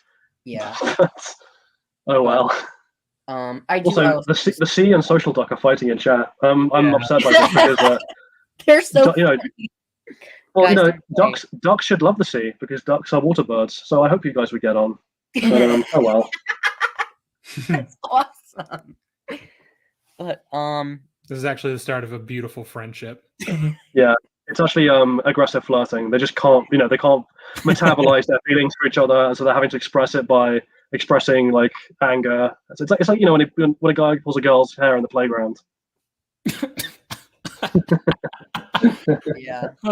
But anyway, unless there's anything else that needs to be said, I think now's about the time to call it. Yeah, that's really Sheev, it's done, Sheev. It's over. We don't have to talk about Mandalorian ever again. Now I got to go back and like deal with the copyright shit on my Mando video so that I can. Oh shit! Then I'm done. Oh, you finished the video? Yeah, I tried uploading it earlier before the stream started, but then I got hit with like 2 copyright claims. Oof. I got to deal. You lost the battle, but you will win the war. I will win the war. But I really appreciate this. I said it at the beginning, but I really appreciate the talk with you guys. I thought that this was just really great, just for us to like sit back and chat. But yeah, no worries, man. I had a really good time, so thank you. Fun. Just a casual you guys are amongst friends. I was very worried that this was going to be like you guys invite me on and then just bully me, because it happened before, and I just got like I was getting flashbacks, so I'm like, what if it happens again? But like, don't worry, man. We're not geeks and gamers. You'll be fine. Like, you told me that Echo Base Network one time invited me on to talk about Mando, and it was the most like uncomfortable stream because they were so passive aggressive. It was like I was talking about like, oh, I really like Paz Vizsla, and they're like, yeah. I was like, Jesus, like it was like so uncomfortable. And then like a date on that note, Sheev, why is it when you said like you're amongst friends that you said it in such a sinister voice? That's just my resting voice, by the way. I have a very dry and so sardonic way of speaking. You're stealing my British shtick. Sheev actually like convinced me that they're dicks, because it was like they were talking about Elia Kane, and they're like, she's a woke character because Katie O'Brien plays her, and Katie O'Brien's lesbian. And I was like, are you saying that if Katie O'Brien? I said, if Katie O'Brien is straight, would that not make it woke? They're like, yes. So they're only mad that Katie. Yeah, so they're homophobes. So they're homophobes, basically. Yeah. No, and they're like, Joey, we know you're gay. It's fine. I was like, what does this have to do with me? Like, why did you bring that up? Like, please don't. Yeah, no, they're assholes. Fuck those guys. Yeah. She was like, Joe, they're not your friends. I was like, yeah, I don't think they are. Yeah, I'll be honest, Joe. Anyone who says like, oh yeah, being gay is bad, and then there's like, and then goes, aren't you gay? Is probably not your friend. Yeah. Yeah. Anyway. Yeah. But on that note, we shall wrap up. So thank you very much, chat, for again coming to one of these streams. I hope you had a good time. Social Duck in the Sea, please play nice. Sheev, thank you for inviting me back on. It's always a pleasure, as I always say, but it is always a pleasure to be on these streams. So thank you. And Joe, thank you for being such a wonderful guest. Thank you. Yeah, so one of these much, days I'll just be like, I hate you, Sheev, for subjecting me to this Mando bullshit. Anyway. Have a great night, okay, guys? Yeah, you too. All right. Thank you, guys. I need to eat food now. All right. Bye, everyone. Bye, guys. Bye-bye.